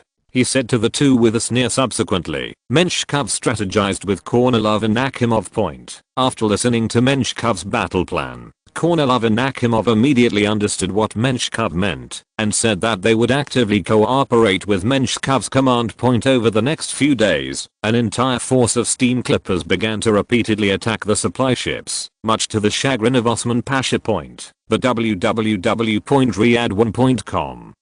"He can't do anything about this army that is coming and going like the wind." As the steamboat became more and more rampant, Osman Pasha had to lead the main fleet to him personally. Menshikov, who received the news, also led his main fleet out to meet the enemy point. The main fleets of both sides fought each other in the western part of the Black Sea, and eventually the Ottoman Empire retreated from the Sinop naval battle with a slight disadvantage point. The battle cost the Ottomans a steamship and a double-deck battleship. In the Russian Empire, Andrei Bolkonsky became the key to that war. The steam clipper he led directly dragged the double-deck battleship, allowing his own sailing battleship to take action calmly. All the soldiers and officers on the steamships and double-deck warships were also buried at the bottom of the sea by the Russian Empire in the same way. The only ones rescued were the British instructors on the double-deck battleship. After this battle, the navy of the Ottoman Empire returned to its previous situation again.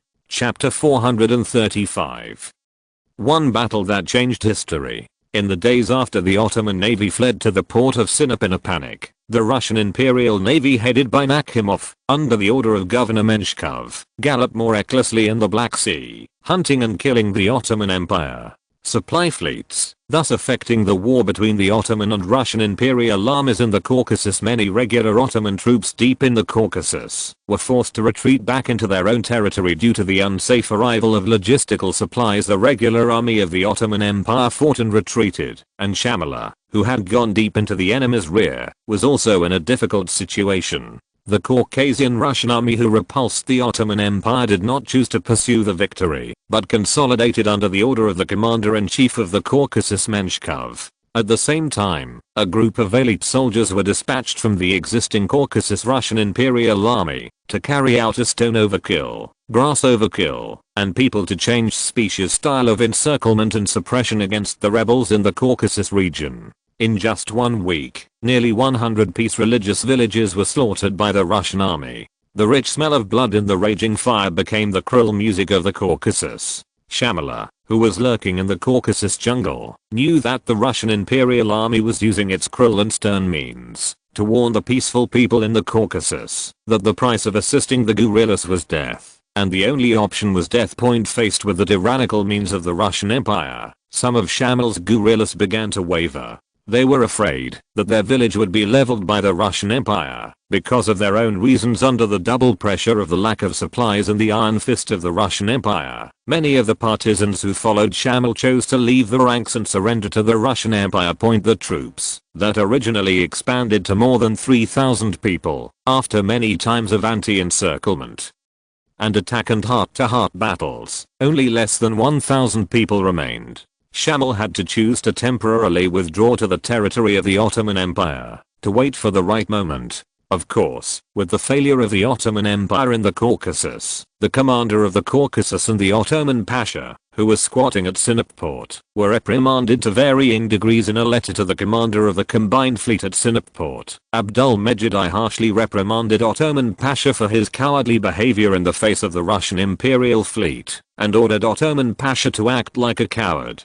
Pasha broke through the blockade of the Russian Empire as soon as possible and delivered the supplies to the Caucasus smoothly. Breaking through the blockade? How can it be really easy? Osman Pasha, who received a letter from Abdülmecid I, slapped the letter of rebuke on the table and said to himself, "Point then." Osman Pasha got up again and came to the window, standing with his hands behind his back, looking at the falling sun and the distance point. Since the last naval engagement, Osman Pasha has figured out the naval level of the Russian Empire, and the current Russian Empire fleet is far from the navy who followed Britain and France.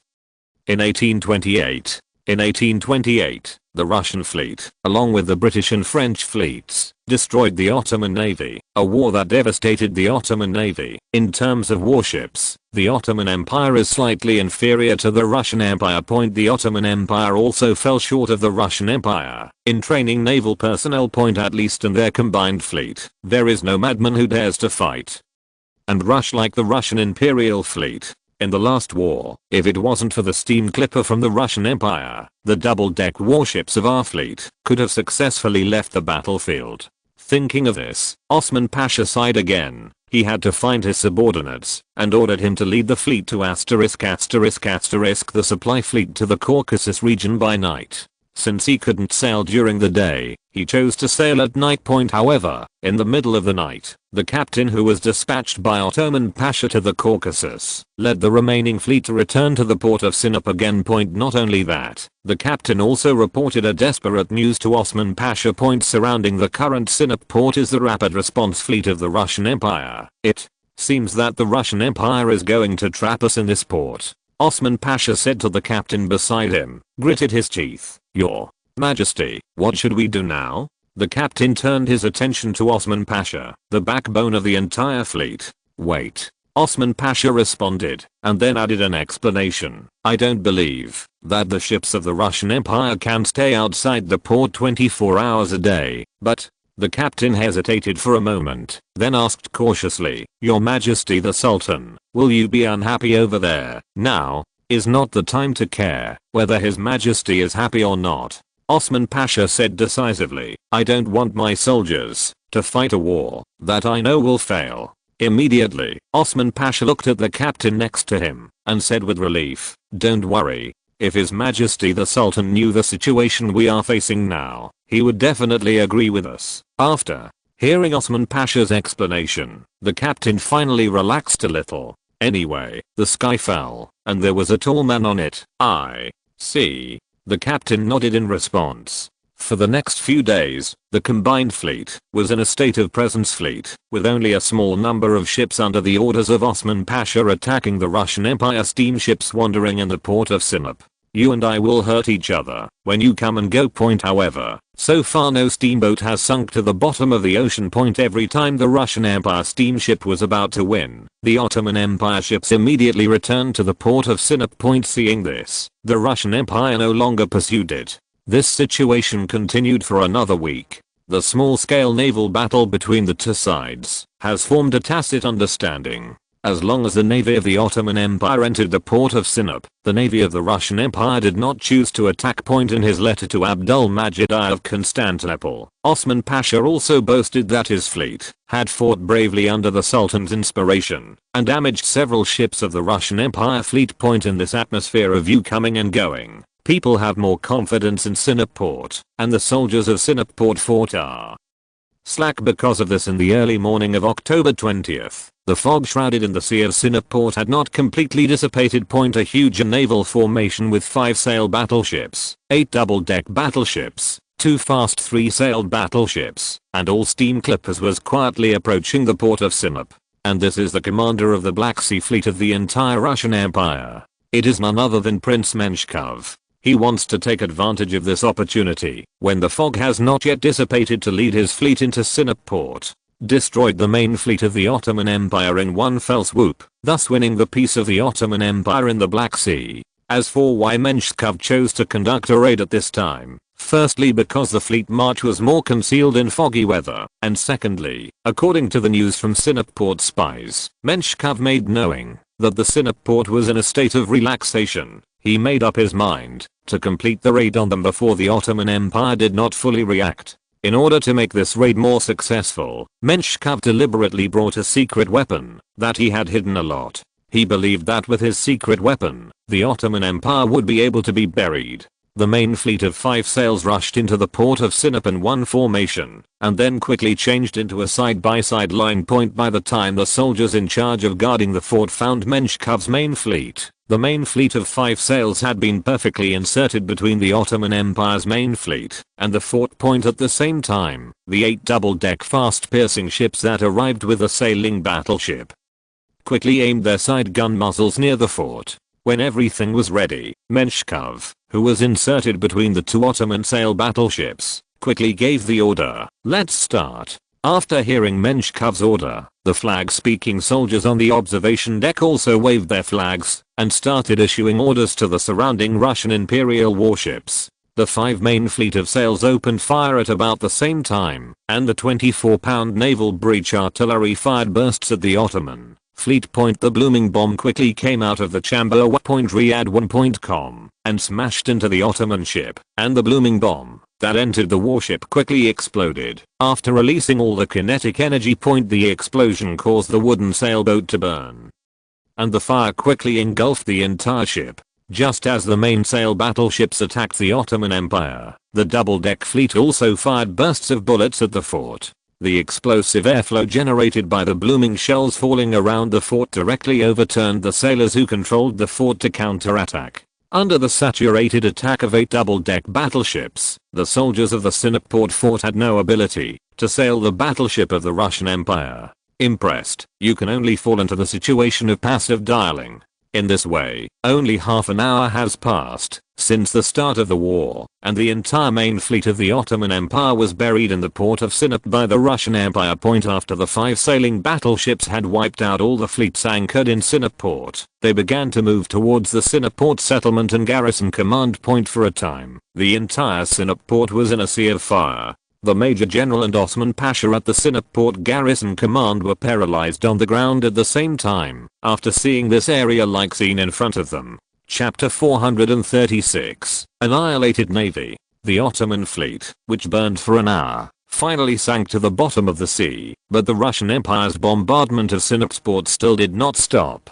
Under the powerful firepower of the Russian Empire, any guy who dared to go to the fort to counterattack the ship was all blown to pieces, and the morale of the Ottoman Empire also showed a drop visible to the naked eye in the shelling one after another. 2 hours after the start of the battle, the amputations of the amputated arms were piled up around the fort, and the excrement in the large intestine, mixed with blood and brain, gave off a foul smell. At this time, the Sinop port fort was like a purgatory on earth, and no Ottoman soldier dared to march towards the fort.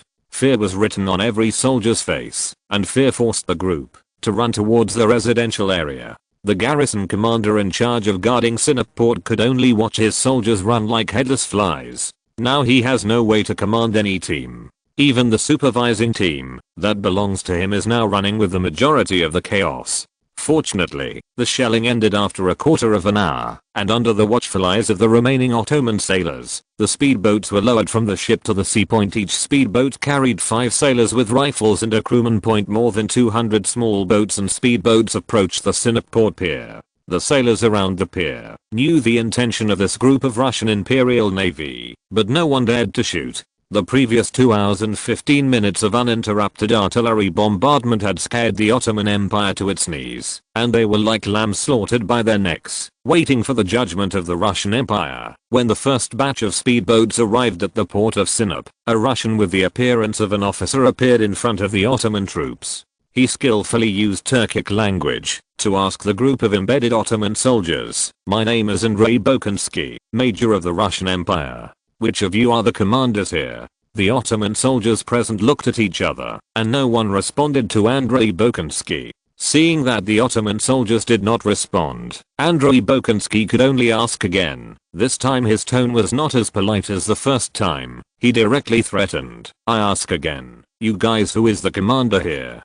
You don't have to answer my question, and when we find him, you will have to bear all the consequences yourself. Andrei Bokansky's threat obviously worked, and the Ottoman soldiers, who were afraid of retribution by the Russian Empire, whispered to Andrei Bokansky, the garrison commander who had just been stationed at Synopsis, absconded into the Synopsis settlement. Absconding? Andrei Bokansky sneered at the corner of his mouth. He believed that this group of people would not be able to hide for long. The warships in Synopsis have been completely eliminated by them, and the morale of the entire port has completely fallen to the bottom, and all the military forces of the Ottoman Empire are concentrated in the Danube region and the Caucasus region. Now they are fully capable of dealing with this group of guys. Thinking of this, Andrei Bokansky immediately gave orders to the surrounding soldiers, take it down, and watch it carefully. 5 Imperial Russian soldiers armed with rifles detained more than 20 Ottoman soldiers, but these 20 Ottoman soldiers did not resist at all. In a situation of extreme fear, people will lose all courage to resist. Especially when the invaders didn't wantonly massacre in the first place. Andrei Bokansky, who watched the Ottoman soldiers leave, called another flag soldier. Tell Governor Menshkov that the target has fled. The semaphore soldier nodded, and Trot came to the pier and waved the flag in his hand. After Menshkov, who was standing on the sailing battleship, saw the information of the semaphore soldiers through the observation glass, he turned his head and said to Lieutenant General Kornilov behind him, "Get off the ship. I want to see. They can run to get go." "Your Excellency the Governor, you don't have to."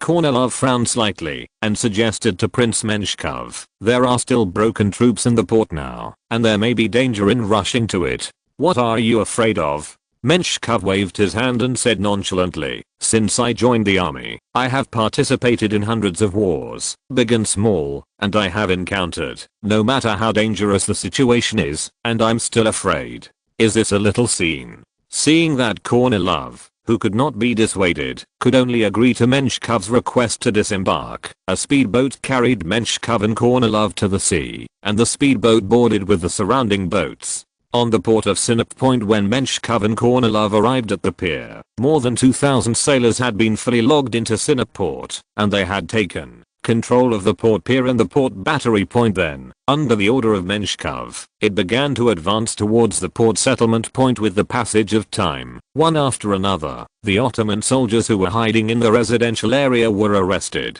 Some of the soldiers who had regained their morale wanted to resist, causing some damage to the Russian Empire, but most of the soldiers did not. There was no resistance, and there was surrender on the spot. The Russian Imperial Army searched the residential area for nearly 4 hours, and finally found the Synop garrison commander in a residential house. The garrison commander curled up and looked at the Russian soldiers in horror. He shouted loudly in Russian that he was the garrison commander and should be treated as a noble prisoner of war. The 2 Russian soldiers laughed after seeing the garrison commander showing such embarrassment. In this way, the Synopsis garrison commander was caught in front of Menshkov. "You're the garrison here? It doesn't look that good." Menshkov looked up and down at the trembling garrison commander in front of him and said contemptuously, "Yes, we are not the opponents of the great Russian Empire at all. I'm willing to surrender. Upon seeing this, the garrison commander hurriedly asked Menshkov for mercy in Russian. Menshkov looked at the cowardly garrison commander in contempt and cursed the face of the ancestors of the Ottoman Empire. In the face of Menshkov's rebuke, the garrison commander shamelessly said that the defeat of the Ottoman Empire by the Russian Empire was God's will, and he had to obey God's will. "Go away." Menshkov waved with disgust and ordered the soldiers to take the garrison commander down. The 2 Russians stood behind the garrison commander on the left and right, and the garrison commander left consciously without any resistance. When the garrison commander was about to leave, Menshkov's voice appeared in the garrison commander's ear. "Wait." The garrison commander hurriedly stopped and asked Menshkov what else he needed to do. With a flattering smile, Menshkov asked the garrison commander where the commander of the fleet was now. The garrison commander shook his head and responded to Menshkov. Since an hour ago, he had lost the shadow of Osman Pasha. Bah. Another coward. Menshkov spat and then rubbed his leather boots on the ground twice to show his dissatisfaction. "Your Excellency, can I go?" The disgusting voice of the garrison commander came again. "Go away. Go away. Menshikov stretched out his hand and ordered the garrison commander to leave. Time passed, and soon it was evening. Under the constant arrest of more than 3,000 Russian Imperial Navy, nearly 2,000 Ottoman soldiers were arrested. A speedboat loaded with prisoners of war began to move in the direction of the fleet. They were going to send all this group of prisoners to Odessa. The prisoners of war will be exhibited in Odessa to show the military might of the Russian Empire can effectively destroy the morale of the Ottoman Empire. At 12 am, when the last prisoners of war were transported onto the ship, Menshikov gave the order to completely destroy the battery. The artillery batteries scattered in the port of Sinop were blown up by Russian soldiers, and the explosion resounded throughout Sinop. After all the forts were destroyed, Menshikov nodded with satisfaction, and at the same time, issued an order to let all the soldiers board the ship. At 2 am, under a starry sky, the last soldiers boarded the Imperial Russian fleet. Menshikov, who was standing on the bow of the sailing battleship, issued an order to the warships to leave, and a mighty fleet left the port of Sinop. At this point, the naval battle that took place in Sinop port was completely over. During the entire battle, the price of a double-deck warship in Menshikov wiped out 90% of the Ottoman Empire's navy. The battle resulted in the annihilation of nearly 2,000 Ottoman naval soldiers and the capture of more than 2,000 imperial soldiers. For the Russian Empire, the effect of this battle was quite fruitful. Every sailor on the ship cast an incomparably adoring look at Menshikov. Riyad 1. Common Kornilov, who was standing beside Menshikov, also greeted Menshikov respectfully. Kov said, "Your Majesty, the Ottoman Navy is no longer able to compete with us. You have fulfilled your promise to His Majesty." Yeah. Looking at the dark night scene in the distance, Menshikov sighed and showed a relieved smile. "We can finally relax a little." Then, Menshikov sighed again and said, "It's a pity that I failed to capture the commander of this fleet." Upon seeing this, Kornilov hurriedly consoled Menshikov and told him not to take this small issue to heart. Not long after Menshikov and others left Sinop, Osman Pasha, whom Menshikov thought of in his heart, appeared at the port of Sinop. Looking at the empty port in front of him like a ghostly prison, Osman Pasha widened his eyes and was paralyzed on the ground again, murmuring in disbelief, "I'm sorry, Your Majesty. I'm sorry, Marshal Mahmoud." After a while, with the dull sound of a flintlock pistol, Osman Pasha fell heavily to the ground. Chapter 437, Britain, forced to enter. "What did you say? Say it again." On the second night after the Sinop naval battle, a paddle steamer quietly approached the military port of Constantinople, and then disembarked and headed for the Ottoman court. When the people on the ship entered the Ottoman Empire court, the exclamation of Abdul-Mejid came from the Imperial Conference Hall, followed by his hurried and high-pitched voice. "What happened to my naval fleet, Your Majesty the Sultan?" The reporter was an Englishman in a dark-breasted British Navy uniform, who was speaking to Abdul-Mejid fluently in Greek at this time. "I'm sorry to report this sad news to you. Your fleet is now completely wiped out due to a surprise attack 2 days ago. The whole army was wiped out." Abdul-Majid's face turned pale, and his lips twitched slightly. Then, he raised his voice and said, "How could the entire army be wiped out?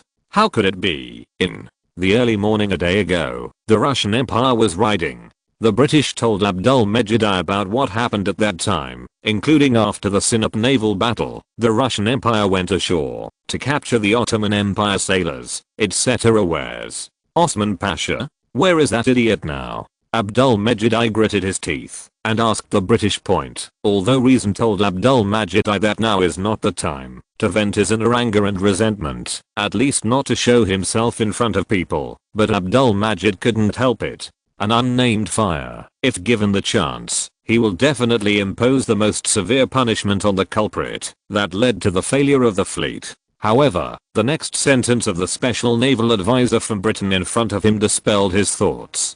"Commander Ottoman, he has now died in the line of duty. When we found him, his body was already lying near Sinop's fort." The British sighed and responded to Abdul-Mejid, "Dead." When Abdul-Mejid heard the news of Osman Pasha's death, he fell into confusion again and couldn't help but say, "Are you sure it's him?" "That's right." The British nodded affirmatively and responded to Abdul-Mejid, I can be sure." Abdul Mejid opened his mouth to say something, but found that his heart had been messed up by the news of the fleet's destruction, and he didn't know what to ask him. Alas. Abdul Majid sighed. He took off the ring set with the light blue gemstone in his hand and handed it over to the British and said solemnly, "Mr. Slade is very grateful. Thank you for your contribution to the Ottoman Navy, and also thank you for telling me the news of the destruction of the fleet. This ring is a personal gift from me, so you can like it." The British. No, it should be the Ottoman Navy Special Advisor Slade, who shook his head and responded to Abdul Mejid, "Your Majesty, I'm also responsible for the failure of this war. If you always remind your excellency the commander, then you will not fall into such a defeat." After that, Slade wanted to reject the gift given to him by the Ottoman Sultan. He needed to maintain his dignity as a navy. This war that annihilated the entire army had caused some stains on his naval career, and he had no face. Another reason to go to Sudan. "Mr. Slade, it's not your fault." Abdul Majid comforted Slade. "As our country's naval special advisor, you are only responsible for organizing training for our country's navy. Mission, military orders have always been completed by our side. In the final analysis, this war is our command error, and you don't have to blame yourself for this. Even so, I'm not willing to accept it." Slade still stubbornly rejected the Sultan's reward. "Your Majesty, I can't deceive myself. As a special advisor, it is my responsibility to remind the commander to be careful of enemy ship sneak attacks. But I didn't. Now, I just got away with it. How can I have the cheek to accept your gift?" Abdul Mejid and Slade are one willing to give, the other unwilling to receive. Just when the two were at a stalemate, Abdul Mejid spoke to Slade again and said, "Mr. Slade, do you understand the whole process of this naval battle?"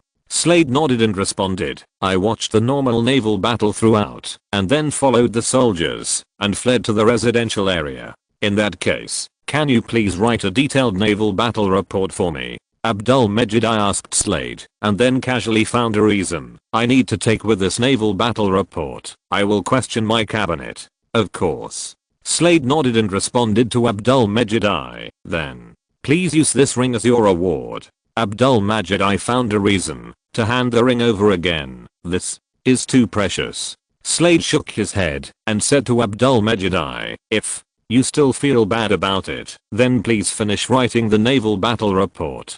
Give the naval battle report to Ambassador Canning." Abdul Mejid responded to Slade, "This is very important to us. Very important." "This." Slade took Abdul Mejid's ring and nodded non-committally. "I will hand over the report to you tomorrow afternoon." Trouble. Abdul Mejid forced a smile on his face before he recovered his rosy face. Point later, Slade bowed his knees to Abdul Mejid to say goodbye. "If there is nothing else, then I will retire first." "Yeah." Abdul Mejid waved his hand and responded softly. After Slade left, Abdul Mejid looked at the empty palace in front of him and couldn't help sighing. And the black asterisk responsible for serving Abdul Mejid appeared in front of Abdul Mejid.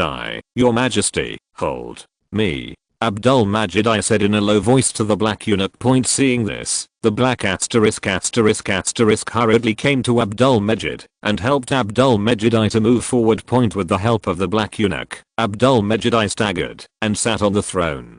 "Let Marshal Mahmud come here." Abdul Mejid, who was sitting on the throne, said to the black asterisk angrily, looking at His Majesty the Sultan, who seemed to be dying. The black asterisk asked cautiously, "Your Majesty, do you need me to send you to the palace and then let Marshal Mahmud go to the palace to communicate with you?" "No. I'm right here, talking to Grand Marshal Mahmud above this hall." Abdul Mejid responded to the black asterisk with his neck tangled. "Yes, Your Majesty." The black asterisk could only follow the advice of Abdul Mejid and went to invite Marshal Mahmud. At this time it was already late at night in Constantinople, and under the light of a strand of silver thread, the black asterisk took a carriage to the castle of Marshal Mahmud and woke up Marshal Mahmud. "Grand Marshal, Your Majesty summons." The black asterisk pointed and said to Marshal Mahmud in a voice like a drake. After Marshal Mahmud glanced at the black eunuch, he asked respectfully, "Your Majesty, what is the matter with me?" Then He brought Mahmud in front of the black asterisk and handed a few gold coins to the black eunuch. The black asterisk who received the gold coins immediately turned into a warm face and turned to Marshal Mahmud and said sharply, "I don't know what happened. When your majesty talks with people, he always asks us to avoid it. However, your majesty, after the conversation, his face was not very good. I think something terrible happened." Mahmud's heart couldn't help but suddenly, for some reason, he suddenly thought of the combined fleet. Wouldn't he it be news of the demise of the combined fleet? Do not. Absolutely impossible. That guy Osman was still reporting their results to me a few days ago. How could it be? A strong sense of unease poured into the heart of Marshal Mahmud, which made Marshal Mahmud somewhat resist going to the Ottoman court. "Marshal, it's time for us to go." The black asterisk urged the holy voice to reach the ears of Marshal Mahmud again, and Mahmud came back to his senses and nodded to the black eunuch. When Mahmud walked into the hall of the Ottoman palace Riyadh1.com with the help of the pearls in the hall, Mahmud saw Abdul Mejid sitting on the throne. At this time, he looked at Mahmud with a blank expression, like a asterisk sitting on a throne. Marshal Mahmud gave a slight sigh and then saluted Abdul Mejid on the throne. "Your Majesty, Mahmud." This time, Abdul Mejid did not honor Mahmud as the Grand Marshal, but called Mahmud's name directly. "Tell me the truth. The destruction of the fleet is a matter of not in your plan." "What?" Grand Marshal Mahmud couldn't help but tremble after hearing Abdul Mejid's response. "The Imperial fleet has been annihilated by the Russian Empire in Synopsis. I want to ask you, is this part of your plan?" Abdul Mejid couldn't help raising his voice by 2 decibels. "Impossible. Absolutely impossible." Marshal Mahmud's eyes widened, looking unwilling to believe. "Where is Osman? Where is he now?" Chapter 438. Near East Synergy. Looking at the panic-stricken Grand Marshal in front of him, Abdul Mejid basically ruled out the possibility of being sent to death. Of course, it is not ruled out that Mahmud himself is a senior acting school, and he tricked Abdul Mejid into circles with his acting skills. "You really don't know?" Abdul Mejid raised his eyebrows slightly and questioned. "Your Majesty, do you think I should know?" Marshal Mahmud responded to Abdul Mejid. Abdul Mejid was silent for a moment, and then gently stroked the jewel-encrusted handle, and said to Mahmud, "I remember you once said that the Empire should use." Abdul Mejid told Mahmud what Mahmud had suggested to him. "Your Majesty, I really thought about doing this," Mahmud said with sincerity, "but I found that I couldn't do it myself to sink the ships and soldiers that I had worked so hard to build the Russian Empire." In Ottoman before leaving, I specifically told him to be careful. Afterwards, Mahmud asked where Osman Pasha was now. "Uthman Pasha is dead," Abdul Mejid responded to Mahmud. "What?" Mahmud showed a surprised expression, and then asked, "Your Majesty, please forgive me for asking, how did Osman die?" "I don't know." Abdul Mejid shook his head and responded, "I also got this news from advisor Slade." "What? About the casualties at Synopsis?" Mahmud asked Abdul Mejid again. "I don't know." Abdul Mejid shook his head and responded to Mahmud, "According to Slade's description, the number of casualties should not be too few." "That's the case, Your Majesty. I implore you to convene the Great Imperial Council again in the near future." Mahmud immediately said to Abdul Mejid, "Convening a Grand Council? Why is this?" Abdul Mejid, who was immersed in sadness, immediately asked, "Since our navy has been defeated, then we can ask the General Assembly for a second vote on the conditions previously proposed by Russia." Mahmud said to Abdul Mejid, "Do you want the empire to perish?" Abdul Mejid said to Mahmud in a bad tone, "Your Majesty, I don't want the empire to perish." Marshal Mahmud explained to Abdul Mejid, "Only by using this method can we force Britain to participate in the war against Russia. We can't force Britain to declare war on Russia, and we can also let the French Empire keep us safe." Mahmud wanted to use this once-in-a-lifetime opportunity to force Britain to provide protection for the Ottomans. As long as Britain was not willing to sit back and ignore the Ottoman Empire, he would definitely join the fight. There are now 20,000 French soldiers stationed in Rhodes Island. If Britain hadn't deliberately blocked them, they could join the battle to support the Ottoman Empire at any time. I see. Abdul Majid I nodded after hearing Mahmoud's explanation, and then told Mahmoud that he asked Slade to write a naval battle report, and that Jiang's naval battle report was sent to Canning. This matter Mahmoud agreed with Abdul Majid I's actions. Subsequently, Mahmoud left the Ottoman palace, and Abdul Majid I also left the conference hall. The next day, it rained again in Constantinople, which was already in the early autumn season, and the sky was also shrouded in grey. Under such weather, Canning, the British ambassador to the Ottoman Empire, received melancholy news. What? Has the Ottoman Empire's warships been defeated by the Russian Empire? Canning asked Slade in surprise. Your Excellency Ambassador, it is annihilation, not defeat. Sly reminded Canning. Have all the fleets been wiped out? Ambassador Canning asked Slade again for detailed information. Slade shrugged his shoulders and said helplessly to Canning, if you don't add it, the remaining fleet in Constantinople. Slade paused and added, of course. Now these remaining fleets are no match for the Russian fleet at all. What happened? Canning asked Slade with a dignified expression. If I remember correctly, the strength of the Russian Navy and the Ottoman Navy in the Mediterranean Sea is roughly equal. No matter what, the Russian Empire is impossible. Really easy to kill the Ottoman Empire, Your Excellency Ambassador, although it is a shame to say that this annihilation battle was a disgrace in my career as a naval officer, the Ottoman Empire was indeed defeated by the Russian fleet. Slade emphasized again, the Russian army used to this kind of ammunition is different from solid shells. After hitting the wooden ship, the shell exploded inside the ship, causing secondary damage, and it only took 1.5 hours for the entire fleet to be completely destroyed. Do we have this kind of ammo? Canning blurted out.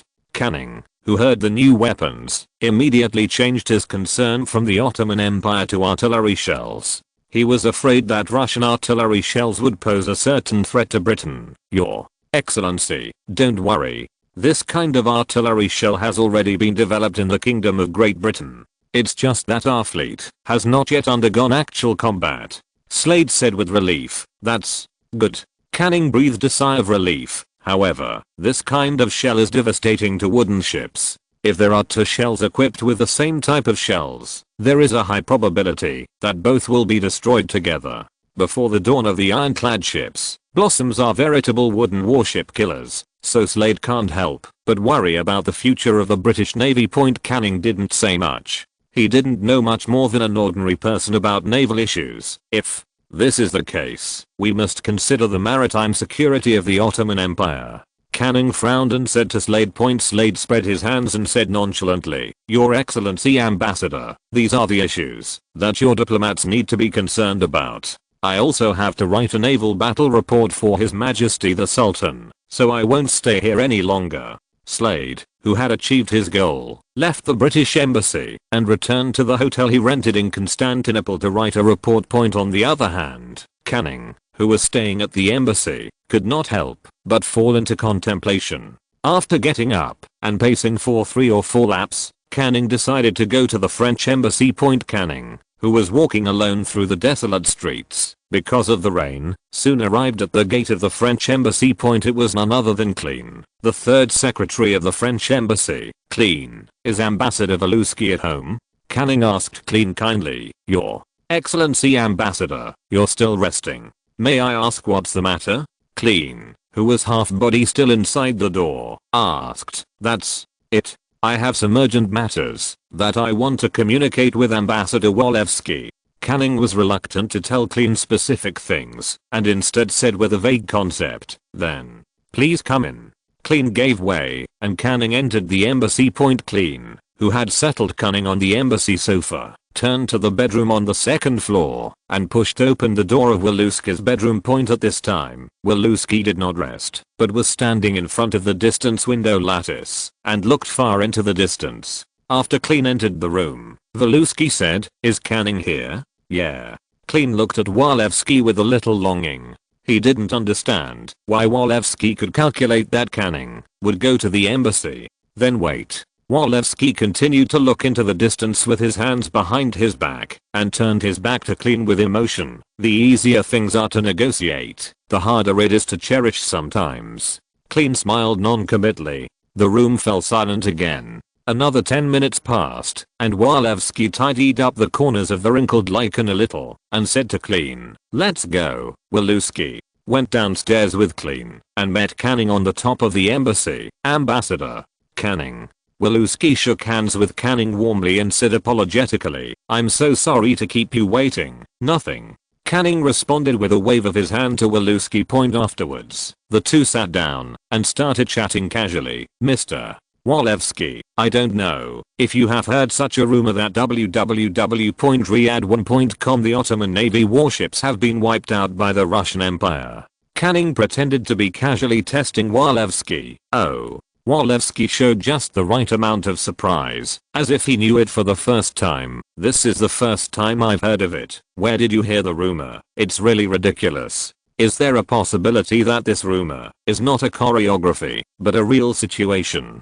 Canning said in a calm tone. "That's too bad." Walewski responded with a pompous expression. "If this is the case, the Ottoman Empire is like a G-girl who has been taking off her coat, allowing the Russian Empire to gallop." "Who said it wasn't?" Canning sighed, and his expression gradually turned serious. "So we must not let this happen. Your Excellency Canning, can I understand that the Kingdom of Britain is willing to work with France to maintain peace in the Black Sea?" Walewski asked Canning bluntly. He did not want to give Canning any leeway. "From a general point of view, your statement is generally, there may be no problem." Canning still spoke to Walewski in a British specific tone of diplomatic bureaucracy. "If you're listening to this novel on a channel other than Fanfic World, it means they downloaded and uploaded it without effort. We cordially invite you to visit our channel, Mundo Fanfic Novelos. There you'll find the original version of this story and you can explore many other novels of various genres. We're waiting for you to immerse yourself in a world of incredible novels." Chapter 439, To the Bosphorus. Then Ambassador Canning, "Let's get started now." Although Walewski's heart was excited to promote the complete cooperation between Britain and France, he still put on a calm face and said to Canning in a leisurely manner, "Yeah." Ambassador Canning nodded to Walewski, then got up and left the French embassy. "Clean, please help me send Ambassador Canning a ride." Seeing that Canning was about to leave the French embassy, Walewski immediately said to Clean, "Yes." Clean hurriedly responded and then personally sent Canning out of the embassy. Just as Canning was about to get into the carriage, he suddenly stopped and turned to glance at Clean. Clean, who was stared at by Canning's sudden gaze, was stunned for a moment and then smiled kindly at Canning. "You're very good." Canning nodded, and after saying something that didn't fit the preamble, he left the French embassy in a carriage. Clean returned to the French embassy again. When he entered the embassy lobby again, Walewski, who was sitting on the sofa in the lobby, was nowhere to be seen. Upon seeing this, Clean immediately went to the telegraph office on the second floor of the embassy, where Clean saw Walewski again. At this time, Walewski was standing behind the two transmitters, saying word for word the message sent to Paris to the transmitter. The transmitter held the pen and lowered his head, dutifully recording every word that Walewski said on the notepad. After Walewski had finished speaking, the narrator would write down the words and send them to Paris. At this point, only the sound of telegrams remained in the room. In this extremely quiet environment, Clean didn't dare to breathe and quietly waited for the telegram to end. When the telegraph operator hit the last tick note, he released his hand from the dot key and turned to nod to Walewski. Walewski naturally understood what Clean meant. He also nodded to the telegraph operator and said, "It's hard work." Later, Walewski also turned to look at Clean and said, "Canning is gone. Let's go." Clean immediately replied to Walewski. "Then did he leave anything?" Walewski asked Clean again. "That's not true." Clean first shook his head and then added, "However, he said something very inexplicable." "Oh, what?" said Walewski. "He told me, I'm fine." Clean scratched his head and said to Walewski, "That guy Canning seems to have found something." Walewski whispered, "Ah." Clean showed a surprised expression on his face and then said with a slightly nervous voice, "Then he, what are you thinking?" Walewski shook his head and patted Klein's shoulder in relief. Don't worry. I guess he just saw some abnormalities, and there is no conclusive evidence. You also don't be nervous. Besides, there is the French Empire behind us, as well as His Majesty the Emperor. What are you afraid of? Hearing Walewski's explanation, Klein realized that he was no longer the original self without background, and he didn't need to be as afraid of this, and that as he was backed by the French Empire. Then will our infiltration into Syria continue? Klein asked Walewski again. Why not? Walewski responded to Klein. We not only have to infiltrate the Syrian region, but also the Baghdad region, and let their Pasha oppose the Ottoman Empire there. Your Excellency, what is the purpose of our doing this? Isn't the French Empire an ally with the Ottoman Empire?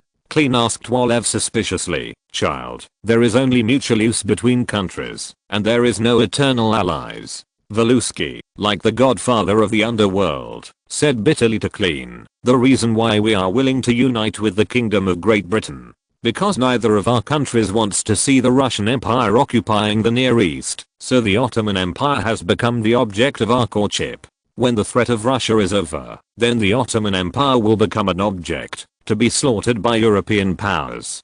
And all of this must be done in the interest of the country's example. I understand. Klein nodded to Walewski in response, and then added, however, I don't understand why the Empire would attack Baghdad. As far as I know, there is nothing but sand there. I don't know about that. Walewski shook his head and said to Klein, however, this order was issued by the Emperor himself, so we just need to resolutely implement it. Before the internal combustion engine was born, no one would pay attention to the black gold mines buried under the land of the Middle East Point, and Jerome Bonaparte took a fancy to this, and then issued an order to Walewski and others, to control this land at all costs. It was precisely because of Klein's amazing language talent and smart mind, that Walewski made an exception, to make him the third-level secretary of the embassy.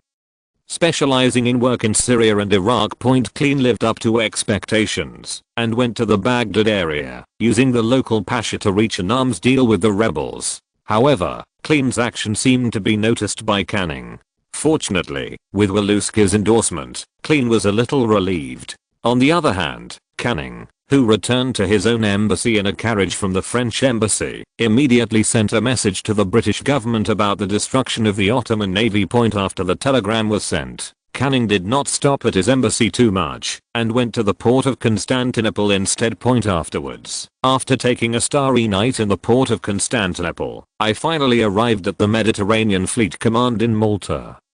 That night, Lieutenant Admiral Dundas, I now order your team to set off for the Bosphorus Strait. Canning, who had just stepped into the headquarters with his front foot, hurriedly gave the order to James Dundas, commander of the Mediterranean Fleet. Your Excellency Ambassador, what happened? James Dundas asked Canning suspiciously. That's it. Canning informed James Dundas of the news of the annihilation of the Ottoman Empire. James Dundas showed an expression of disbelief and asked Canning again, Your Excellency Canning, is there a mistake in the intelligence? As far as I know, the Ottoman Empire's fleet is far behind the Russian Empire's fleet in strength. It's not obvious. Even if the Ottoman Empire's navy is defeated, there is absolutely no reason for the entire army to be wiped out. I think, is this because the Ottoman Empire deliberately exaggerates its own crisis in exchange for our help? No.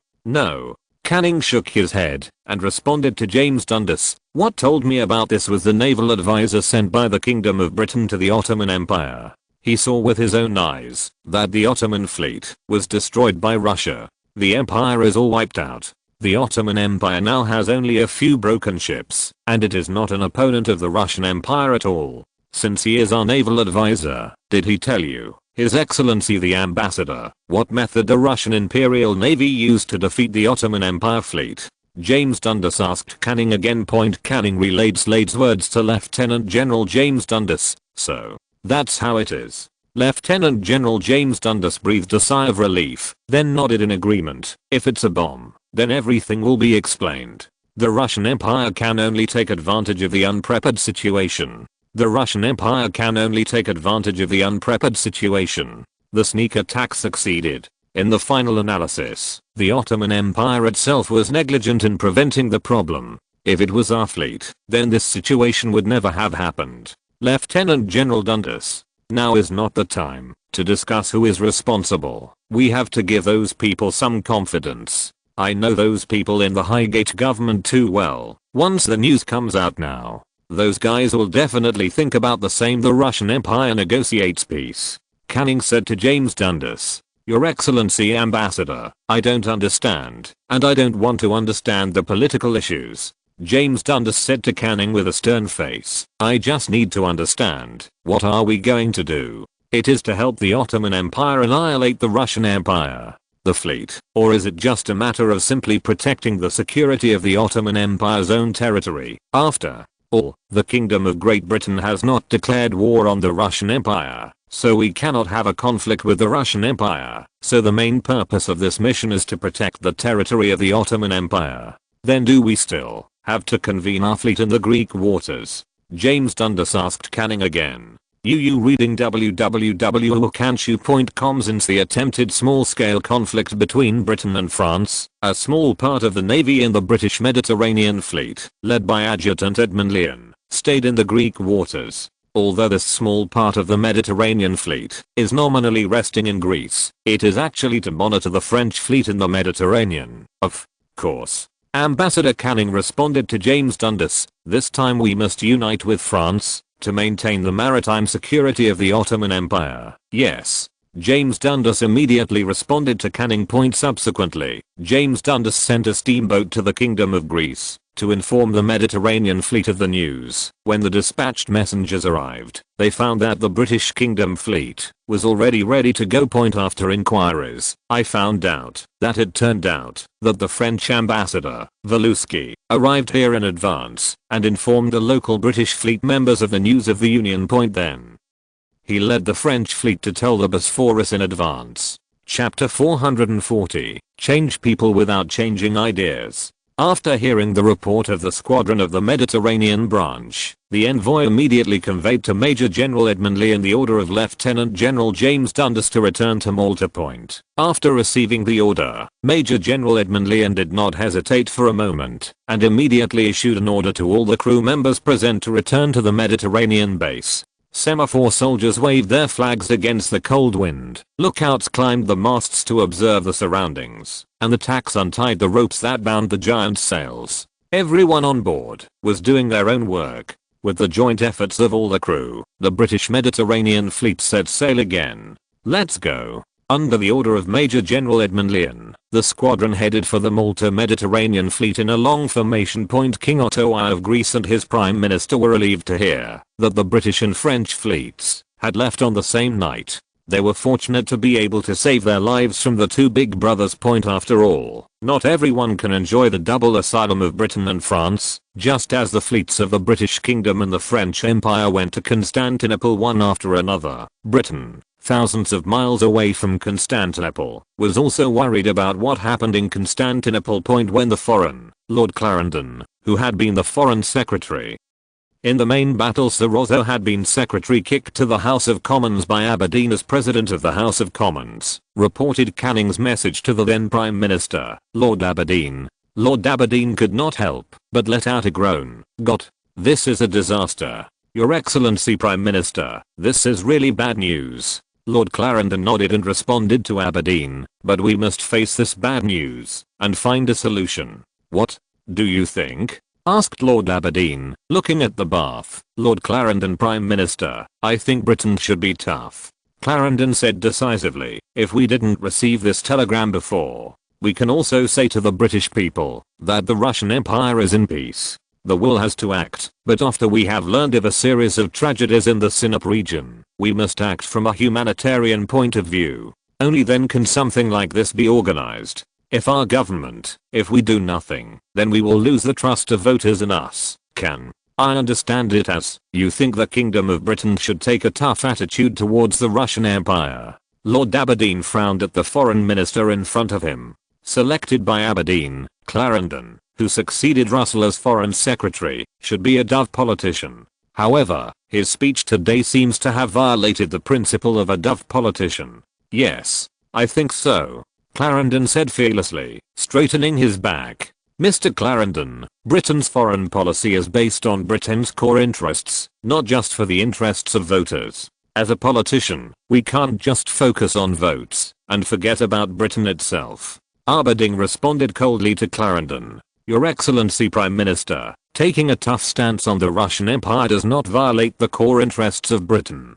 On the contrary, it is completely in line with the core interests of the United Kingdom. Clarendon responded eloquently. The core interests of Britain lie in safeguarding Europe. The tragedy of the Russian Empire at Synopsis has seriously violated the original intention of peace and stability in Britain. We must do something. Mr. Clarendon, we really should do something, but that doesn't mean we have to be tough on Russia. Aberdeen, a pro-Russian faction, is still opposed to taking action against the Russian Empire, and he understands that therefore, I can still sit in the position of Prime Minister, because I can represent the interests of some pro-Russian factions. As long as they are unswervingly pro-Russian, they will not be separated from themselves. On the contrary, once he leaves the pro-Russian camp and turns to the anti-Russian camp, he will not be able to compete at all. The idle Palmerston and the President of the House of Commons Russell. Not to mention the prestigious anti-Russian faction like them, even the once pro-Russian, now anti-Russian Clarendon in front of him may not have competent. Only by keeping the pro-Russian faction, to be precise, the sign against France, can he continue to maintain this crumbling cabinet. If that's not the case, then how will the voters see us? Clarendon said to Aberdeen reluctantly on the voter issue. Mr.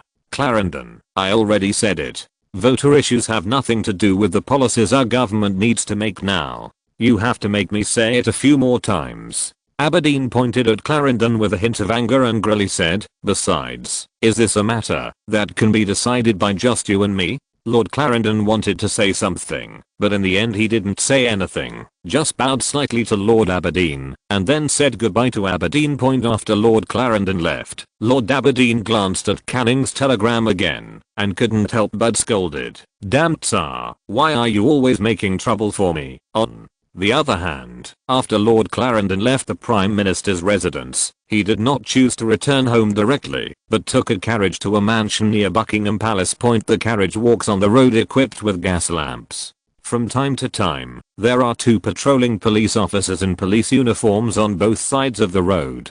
They are the most loyal guards of the wealthy district of London. Clarendon, who looked out the policeman through the glass window of the carriage, couldn't help but be right. Palmerston's heart was filled with admiration. These are Palmerston's rich legacy for London before he left. Lord Clarendon, who came to the gate of the mansion with admiration, let out a long sigh and knocked gently on the door. After a while, there was a rush of footsteps on the other side of the door. Immediately afterwards, a strong and steady response came from the door. Who? Mr. Palmerston. Lord Clarendon called respectfully. I'm Clarendon. I'm so sorry to visit late at night. Minister Clarendon. The door opened slowly. Palmerston's figure appeared behind the door. He was holding a kerosene lamp, and behind him was pitch black. You can just call me Clarendon. I'm sorry to bother you.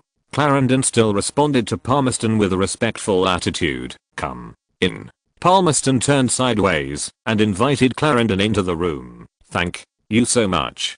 Clarendon thanked Palmerston again. If you don't dislike it, please go to the study with me. I think you must have something to ask to come here at this time. Palmerston said to Clarendon. That's right. I have some urgent matters, and I want to discuss it with someone like you. Lord Clarendon responded to Palmerston, and then entered the mansion with gentle steps. Clarendon, who entered the mansion, followed Palmerston into the study. In this slightly crude study, Clarendon and Palmerston talked face to face. Tell me, what do you need me to help you with? Palmerston, who had just sat down, said to Clarendon immediately. The situation is like this. Clarendon told Palmerston the news of Canning's message and Aberdeen's attitude, and then asked, Mr. Palmerston, what should I do? After Palmerston paused for a moment, he raised asterisk asterisk asterisk and said, 2 ways. Which 2? Asked Lord Clarendon of Palmerston. The first is that you don't need to worry about anything, just pretend that nothing has happened, so as to delay the collapse of the cabinet. Palmerston said to Clarendon in a gentle tone, however, this is only temporary expedient. As you said to the Prime Minister of Aberdeen, once the British people know the truth, they will not tolerate what the British cabinet does. The cabinet will collapse more quickly, and this method the extended time will probably not exceed the end of the year. Then, there is another way. Clarendon hastily asked Palmerston for the next method. I think you should know. Palmerston smiled at Clarendon, but www.riyadh1.com.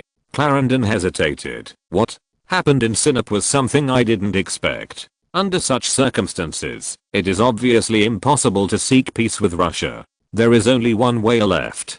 Go, that is to impose a tough attitude on the Russian Empire. Only in this way can we gain the approval of the voters. Palmerston analyzed Clarendon. However, Aberdeen has no way of exerting influence on the Russian Empire. There are already two people in the anti-Russian camp, Speaker Russell and I. This means that, even if he faces British voters with an attitude of opposing the Russian Empire, he will not be recognized by British voters. On the contrary, Speaker Russell and I are two people. But he was able to take advantage of the anti-Russian opportunity to form a cabinet again.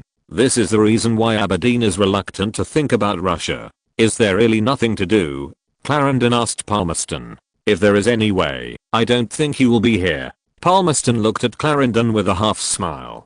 Clarendon's presence here means that he is ready to completely leave the pro-Russian camp and turn to Palmerston. All the previous questions were just excuses that Clarendon made up to convince himself. Chapter 441. Prime Minister trapped in public opinion. Lord Clarendon, who was pierced by Palmerston's words, did not show any annoyance on his face. Sitting in the chair, he asked Palmerston as usual, Mr. Palmerston, if I'm on your side, what can I get? What? Palmerston glanced at Lord Clarendon, rubbed his chin thoughtfully for a moment, and then replied, I can assure you that after I become Prime Minister, you can stay in the cabinet as Foreign Secretary. Lord Clarendon, who heard Palmerston's promise, was slightly startled. He really did not expect that Palmerston's conditions would be so generous. What? Are you not satisfied with the position of Foreign Secretary?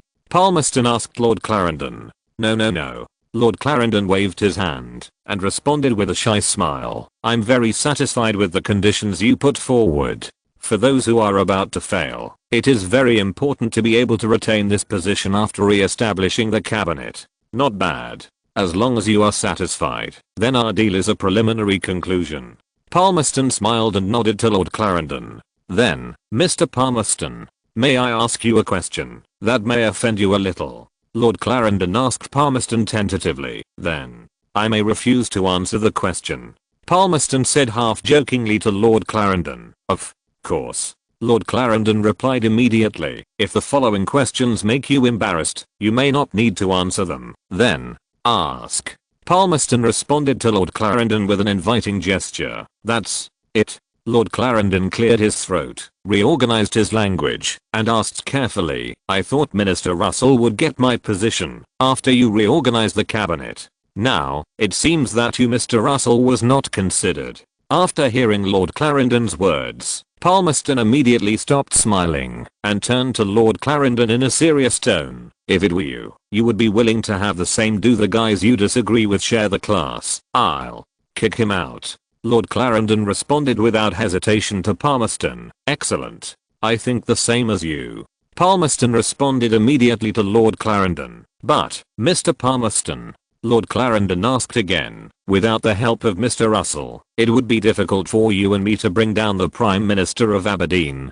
Who said it was just the two of us? Palmerston asked, then pointed to the dark night sky outside the window and said, not all of them are ours. What do you mean? Lord Clarendon seemed to understand what Palmerston meant, but he always felt as if he had been cut off from his mind by something invisible. Those voters are not our strength. Palmerston said to Lord Clarendon, as long as they are willing to support us, the Aberdeen cabinet will surely fall. Palmerston's words caused Lord Clarendon, who was originally curious, to immediately fall into a state of depression. He thought that Palmerston would come up with some good solution, and he was in Aberdeen with him for a long time. The same as what was said before. Mr. Palmerston, I'm afraid we are no match for the Prime Minister of Aberdeen in this respect. He has far more power than us, whispered Lord Clarendon in dismay. At the level of traditional government, Aberdeen is indeed much stronger than us. Palmerston first agreed with Lord Clarendon's words, and then turned to Lord Clarendon. Fortunately, Aberdeen didn't notice that another power was quietly rising.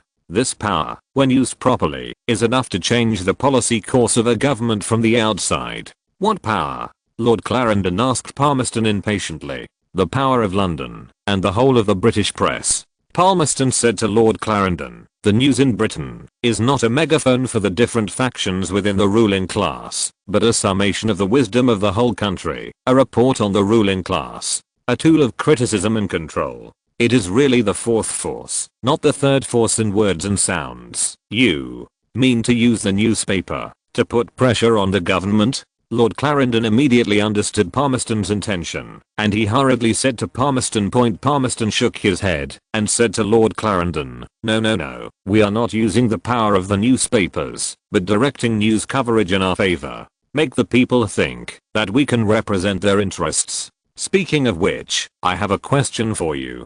Please speak. Lord Clarendon was slightly startled, and then responded to Palmerston. What do you think is the national character of Britain? Or what is the ideal of the British? Palmerston asked Lord Clarendon. Continent in balance? Britain forever strong? Lord Clarendon responded tentatively to Palmerston. No. These are just the ideas of politicians. Palmerston shook his head and then spread his hands to Lord Clarendon. According to what I know of them, the ideal image of the British should be Protestant, liberty-loving, dynamic, adventurous, self-confident, bold, fighting to protect the weak, proud to be British, and contempt for foreigners, especially Catholics and Orthodox Christians. They believed that the task of the government was to bring the British way of life to the unfortunate foreigners, and this was a peculiar Anglo-Saxon idea. As long as we address this thought, the war on Synop will turn into a hateful Orthodox invasion of the unfortunate Turks. Those rich and just British voters will definitely support us. But the newspapers publish the news we have spread. Lord Clarendon asked Palmerston again. Why not? Palmerston asked back, and then smiled happily. I know them too well. Those guys who are afraid of chaos in the world will not let go of every hot news. They never heed the warnings of the British government, even if the government shut down their newspaper. Afterwards, Palmerston glanced at Lord Clarendon and said, however, Minister Villiers, you must fire the first shot. I see. Lord Clarendon nodded to Palmerston, who knew that Palmerston was going to ask him to submit a signature. After all, how could Clarendon win the trust of Palmerston if he didn't take a stake in something? Afterwards, Lord Clarendon and Palmerston exchanged views on some diplomatic issues and gained a better understanding of each other. The time gradually came to 1 o'clock in the morning. During their conversation, when Palmerston's wife appeared in the study, Palmerston had to stop the conversation. Okay, Minister Willis, it's not too early. Now, you and I should rest too. I've caused you trouble. Lord Clarendon bowed again to Palmerston. Then Lord Clarendon walked out of the mansion, accompanied by Palmerston. After seeing Lord Clarendon, the carriage parked across the street from Palmerston Mansion quickly drove in front of Lord Clarendon. Lord Clarendon slowly entered the carriage, and Lord Clarendon, who was sitting in the carriage, waved goodbye to Palmerston. As Palmerston watched, Lord Clarendon drifted away until he disappeared at the end of the street. There's going to be a good show, Palmerston said to himself with a playful expression on his face. After speaking, Palmerston turned around and entered the mansion. Early the next morning, a drizzle of drizzle fell from the dim sky, covering the whole of London in a curtain of rain. In such a bad weather, Aberdeen, the Prime Minister, will usher in a news that is enough to shake his cabinet in his office.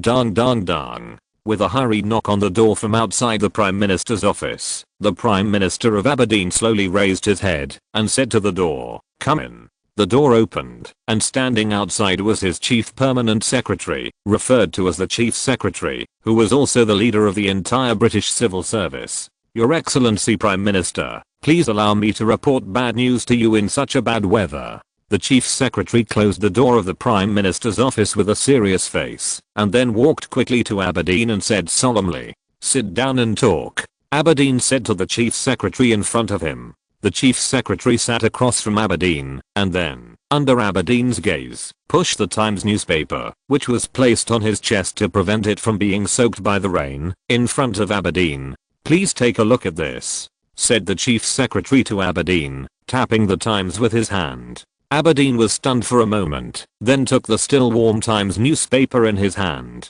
The first news of the second edition. The chief secretary reminded Aberdeen. Aberdeen turns the pages of the Times to read the second edition of the Times. When the Prime Minister of Aberdeen read all the contents of the second edition, his face immediately turned blue. Read 1. Comment. His lips were trembling with anger. "Who is it?" The Prime Minister of Aberdeen looked at the Chief Secretary with anger and said, "Who told the news to the Times?" "Your Excellency, it's not just the Times. Almost all newspapers report the same thing." The Chief Secretary continued to the Prime Minister of Aberdeen, "Go. Call Minister Willis here. I want to ask him in person what the Foreign Minister did, and let such important information as Jiang be stabbed to those villains who can only use a pen." Prime Minister Aberdeen's face filled with disgust for newspaper reporters, perhaps because of his hatred for Wu Jiawu. He also gave orders to the Chief Secretary, who reported the matter to him with a roaring attitude. "Yes, Prime Minister." The Chief Secretary, who received the order, frowned slightly and bowed to the Prime Minister of Aberdeen to leave the office. After the Chief Secretary left, there was only Aberdeen left in the Prime Minister's office. He looked at the Times in front of him with extreme disgust, and then smashed the Times into a ball and threw it into the trash like he was treating his father's enemy. Through the crumbled the Times, one can vaguely see a headline. The title's name is Save Ottoman. Chapter 442, Anti-Russian Storm Strikes. When Lord Clarendon again arrived in front of Aberdeen, he was greeted by a pair of hostile eyes and angry faces. "Mr. Prime Minister, good morning." Facing the hatred of the Prime Minister of Aberdeen, Lord Clarendon immediately chose to smile and greeted Aberdeen. After all, who wants to be more serious with someone whose political lifespan is less than a few months? "Lord Clarendon, tell me, what's your purpose in doing this?" Aberdeen roared in a low voice at the Foreign Secretary he had picked up in front of him. "Palmerston, Russell, what did they promise you?" "What? I don't understand what you're talking about, Prime Minister." Lord Clarendon looked at Aberdeen blankly, pretending to be innocent. "No. More acting," Aberdeen said to Lord Clarendon in a low voice again. "Only you and I and Canning know about this. Except you. I just can't think of anyone else. Maybe it leaked the secret halfway." Lord Clarendon still refused to admit that he leaked the secret. "It is also possible that the Telegraph staff of the Ministry of Foreign Affairs betrayed the intelligence of the government department. Maybe. I don't care who leaked the order. This matter has nothing to do with your Ministry of Foreign Affairs." Aberdeen pointed to Lord Clarendon and said, Although Aberdeen can definitely be the secret leaked by Lord Clarendon, but now he has no substantive evidence, and even if there is substantive evidence, it is impossible for him to take any action. Because Aberdeen understands that once the information of the Sinop naval battle is leaked, the pro-Russian and anti-French signboard he painstakingly created will be smashed to smithereens immediately. Just imagine, a country that can annihilate the navy built by Britain hands-on can't arouse fear in Britain. The original British had a certain fear of Russian infantry, and now the Russian navy has annihilated the entire navy of another country at a very small cost. This is simply to stimulate the nerves of the British people, and it would be really strange if the British people did not express anything. This is why Aberdeen suppressed the Sinop naval battle. Who would have thought that Lord Clarendon would betray him at this time?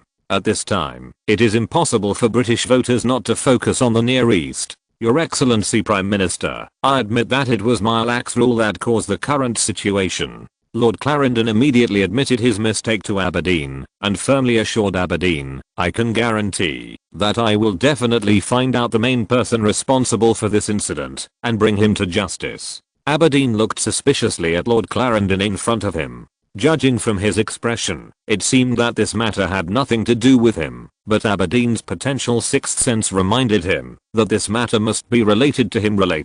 However, now is not the time to struggle with these. The most important issue is those newspapers thinking of this. Aberdeen, who was sitting in the Prime Minister's chair, bent down and held the crumpled newspaper in the trash can, and then spread it out in front of Lord Clarendon. "Speak. What should I do now?" Lord Clarendon glanced at the title and immediately understood the specific content inside and couldn't help but gloat inwardly. Why don't you order the Times to apologize in the next edition of the paper? Let's just say that there was an error in their reporting, and then I can probably get away with it. Lord Clarendon leaned forward and put on a serious analysis attitude, and then Aberdeen made an unreliable proposal. What, are you kidding? If this is the case, the Times will probably report more violently. The Prime Minister of Aberdeen shook his head and immediately rejected Lord Clarendon's suggestion. It's not that you don't know, the newspapers are always shouting, interfering. They are good at bullying others and turning the government into a bully. Then we have to let the situation continue to develop. Lord Clarendon shrugged and responded to Aberdeen with a helpless expression. Maybe, in a few days, the newspapers will simply not report this. It's up. That's the only way to do it. The Prime Minister of Aberdeen sighed and responded to Lord Clarendon. Aberdeen, who had no response to public opinion and dared not use any drastic means, could not control the newspaper at all. This can only happen in Britain. If it is France, or even any monarchical country in Europe, those outside the system will not be able to publish content that is not conducive to the government. By the way, Your Excellency Prime Minister, when are you going to start the cabinet meeting to discuss whether to help the Ottoman Empire? Lord Clarendon once again stirred Aberdeen's nerves. No one knows better than him that it is impossible for Aberdeen to quell public opinion. The Synop naval battle will definitely be pushed to a certain height by Palmerston and other main fighting factions, and then use this public opinion to become the Prime Minister of the cabinet. Don't discuss it in the cabinet meeting for now. Aberdeen looked at Lord Clarendon depressedly. What he said would have removed Lord Clarendon had it not been for the turbulent state of the cabinet. If there is nothing else, I will go first. Lord Clarendon said goodbye to Aberdeen. Right. Aberdeen suddenly thought of something, and he asked Lord Clarendon again, how is the situation on Ambassador Canning's side? Lord Clarendon shook his head, indicating that he had not received Canning's next request. That's good. That's good. The Prime Minister of Aberdeen breathed a sigh of relief. In his opinion, as long as Canning did not intensify the conflict, everything could be turned around. But Aberdeen had forgotten that Canning, as the British ambassador to Constantinople, had the right to deploy the Mediterranean fleet without the consent of the cabinet. Aberdeen's unwillingness to expand is simply wishful thinking. Lord Clarendon then left his office in Aberdeen. Aberdeen, who was sitting in the empty Prime Minister's office once, no longer has any will to continue working. Standing in front of the window, he stared at the sky outside the window and couldn't help sighing again. In the next few days, the situation in the British newspaper office did not gradually calm down in the direction expected in Aberdeen, but made great strides in the direction of intensification. When the Times, the Morning Herald, and the Morning Advertiser fired the first shot, the remaining tabloids, funded by some loving people, began to attack the cabinet. The newspapers dubbed the Aberdeen-led cabinet an anti-British cabinet and described Aberdeen itself as a marionette controlled by the Tsar. Some newspapers claimed that the Tsar used his money to corrupt the vast majority of Aberdeen's cabinet, leaving Aberdeen at the mercy of the Tsar. Some newspapers pretended that the Synop naval battle was the annihilation of the entire army caused by Aberdeen selling the news of the Ottoman Empire to the Russian Empire. In short, in this intensifying public storm, not only Aberdeen itself, but even Albert and Queen Victoria in Buckingham Palace were labeled Russian by some unscrupulous tabloids. The reason is even more bizarre, because most of the nobles of the Russian Empire are of German descent, and Albert and Queen Victoria are also of German descent. So Prince Albert and Queen Victoria are spies sent by Russian ruthless people in order to satisfy the British people's desire for office. Conspiracy theories and court conspiracy theories. Morning Advertisement also deliberately made up a rumor that Palmerston was ousted because his anti-Russian ideas won Queen Victoria's favor. Encountered, thus involved in a palace conspiracy. In order to attract attention, many vulgar newspapers have reported that Prince Albert was imprisoned in the prison of the Tower of London for betraying the United Kingdom and will be sentenced to death on another day. Once the news spread, it attracted countless good people to the Tower of London. Some people who were watching the fun even put up a slogan, "Long live Ottoman, death to Albert." Of course, such a slogan only existed for less than 10 minutes before being taken away by the London police loyal to the Queen on the charge of obstructing the law and order. Queen Victoria,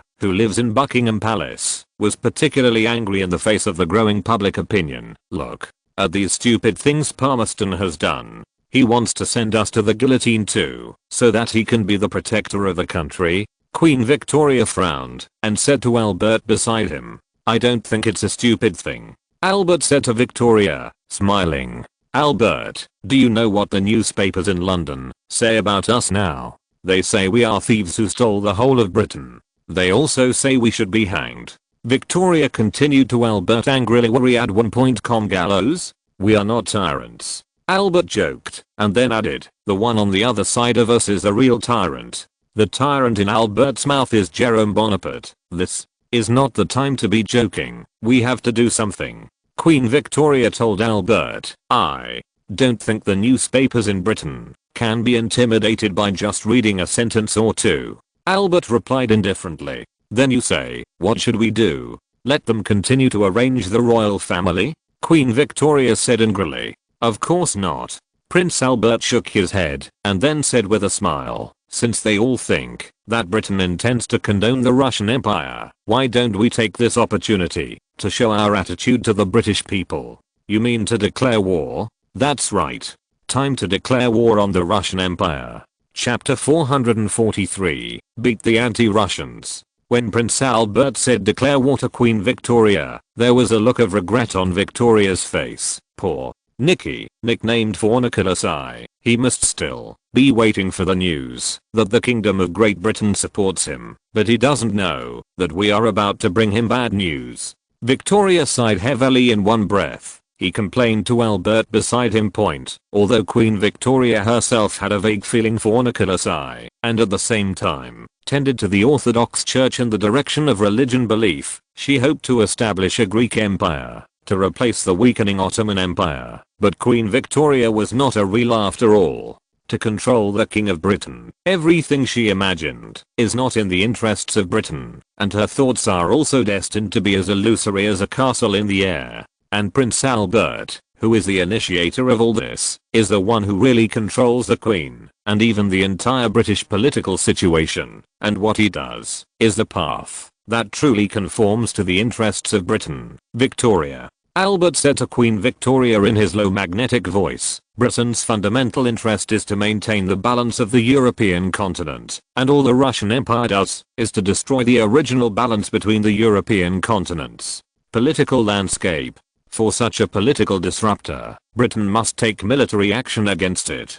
Speaking of this, Prince Albert deliberately paused, and the corners of his mouth raised slightly. "Furthermore, we have given Sir Nicholas a chance. The rise of Aberdeen and the fall of Palmerston and Russell are all the same. Our goodwill to the Russian Empire. However, Nicholas I has repeatedly rejected our goodwill, and he wants to force the entire Ottoman Empire to submit to the Russian Empire by force, which is something that the Kingdom of Britain can never promise." Humph. Victoria wrinkled her nose and said to Albert with an unhappy expression, "Didn't you still allow us to form a joint army with the French Empire? The reason why Palmerston and Russell are so bold is because by your instructions, the secret agreement between the Kingdom of Great Britain and the French Empire is nothing but a verbal agreement. No country will take the secret agreement as a given fact." Prince Albert flatly denied, and then continued to shirk. "Palmerston and Russell, two guys who are afraid of chaos in the world. Even if there is no order from me, they will not miss this opportunity to bring down Aberdeen."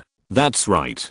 And that Aberdeen, you can't do a little thing." Queen Victoria once again aimed at the Prime Minister of Aberdeen. "A person like this, you will also appoint him as Prime Minister. I think you just want the Kingdom of Britain to have a bad relationship with the Russian Empire." In the face of Victoria's almost unreasonable accusation, Prince Albert did not choose to explain to Queen Victoria, and then bluntly admitted, "Yes, I just look at Nicholas I and feel uncomfortable. I don't like me my wife to miss someone else's man. It turns out that sometimes women don't care about the outcome of a thing, and they don't want to hear your tirade." All she wants is that you care about her feelings. Albert's rhetoric set aside the facts, and Queen Victoria's attitude changed immediately, and she began to take pride in her charm. It's almost. Queen Victoria raised her head arrogantly and responded. If you look closely, you can find that Queen Victoria's ears were slightly red after Albert said this love story.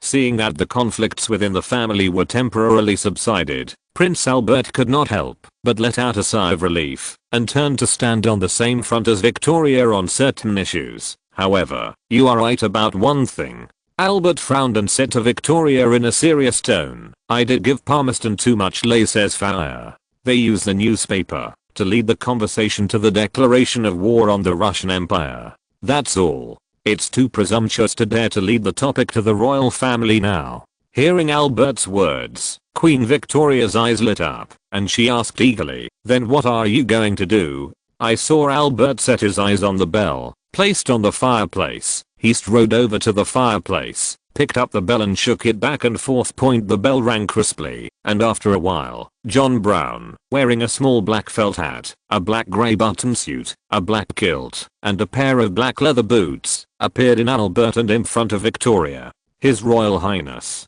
John Brown respectfully bowed to Prince Albert, then raised his head and asked meticulously, what is your order? Invite Mr. Palmerston, Speaker Russell, Speaker of the House of Commons, both to me. Albert pointed out the two leaders who now hold the anti-Russian forces in British politics, which is also the event the initiator of. Your Highness, do you want them to come over now? John Brown asked Albert. That's right, now. Albert nodded to John Brown. Understood. John Brown left the room. Albert and Victoria sat on the sofa and sofa played chess on the table. After about half an hour, Palmerston and Russell first arrived in the room where Victoria and Albert were. Your Highness, Her Majesty the Queen. Palmerston and Russell first saluted the two of them to show their respect. After Prince Albert heard the voices of Palmerston and Russell, he put the cavalry in his hand back into the grid, raised his head, and invited Palmerston and Russell's friendly smile. Mr. Marston, Speaker Russell, sit down. Then, he turned his attention to the chessboard again. Palmerston and Russell sat alone at one end of the long sofa. Neither of them started, but looked at every piece on the chessboard silently. A few minutes later, Prince Albert, who was playing chess, turned his head to look at Palmerston and Russell again, and said, I see that you two have watched for so long, so you two should understand chess. Of course, Palmerston and Russell answered Albert's inquiry at the same time. So, what do you two think of chess? Prince Albert asked Palmerston and Russell. Your Highness, I don't quite understand what you mean. Could you please be more thorough? Palmerston asked cautiously. If these chessboards represent each of us, then what do you think the two of us should be on the chessboard? Albert asked calmly. Your Majesty and Your Highness, you are the King and Queen. Russell responded without hesitation. Then what do you two think you represent on this chessboard? Albert said as he approached Victoria's king with the rook, leaving only one pawn in front of the king. Of course we are soldiers in the hands of the Queen and Her Royal Highness. Palmerston responded immediately. That's right. Speaker Russell also said casually. Then, Albert lengthened his voice and gave Queen Victoria a look. The sympathetic Queen Victoria immediately understood. So a scene that terrified both Palmerston and Russell appeared. The soldiers under Queen Victoria did not act as cannon fodder, but went directly to the left. Albert's chariot drove straight in and directly killed Victoria's king. I lost. Queen Victoria lost to admit defeat. Okay, I won. Prince Albert smiled slightly, then looked at Palmerston and Russell. The current Palmerston and Russell did not understand what Prince Albert meant. As little pawns, they disregarded the safety of their king, which led to the king being driven straight in by the opposite chariot. Isn't this implying that the royal family ordered the newspaper to slander the royal family in this anti-Aberdeen campaign? The behavior of God is pitiful. The two of them didn't want to slander the royal family at all, but as the public opinion intensified, they gradually couldn't control their direction. We really didn't mean to. Russell, who was slightly lacking in political literacy, wanted to clear Albert's suspicions. Before Russell could finish speaking, Albert raised his hand to stop Russell and issued an expulsion order to Russell and Palmerston. "I'm glad you can watch we finish a game of chess. Now you two can leave." Now that Prince Albert has said what he wants to say to the two of them in the form of a chessboard, it is up to the two of them how to proceed. Next point on this issue, www.riyadh1.com. Albert just needs to end. He doesn't want to hear too much explanation from Palmerston and Russell. After Albert clearly issued the eviction order, Palmerston and Russell could only leave in frustration. After Palmerston and Russell left, Albert said again, "This time it's a lesson for these two guys. I hope they don't involve the royal family so casually next time in strife. That game just now doesn't count. Let's play another game." Queen Victoria, whose competitive spirit was stimulated, didn't care what lessons she taught or not. Now she just wants to win an upright win. On the other hand, after hearing Albert's warning, Palmerston and Russell, who had returned home, hurriedly summoned friends from the newspaper and ordered them to stop reporting on Albert. The newspapers that have tasted the sweetness are obviously unwilling to do such a loss-making business, and they want to continue to attack the royal family. In the end, however, the Palmerston associates made a shady private deal. The newspaper's attack on the royal family then subsided.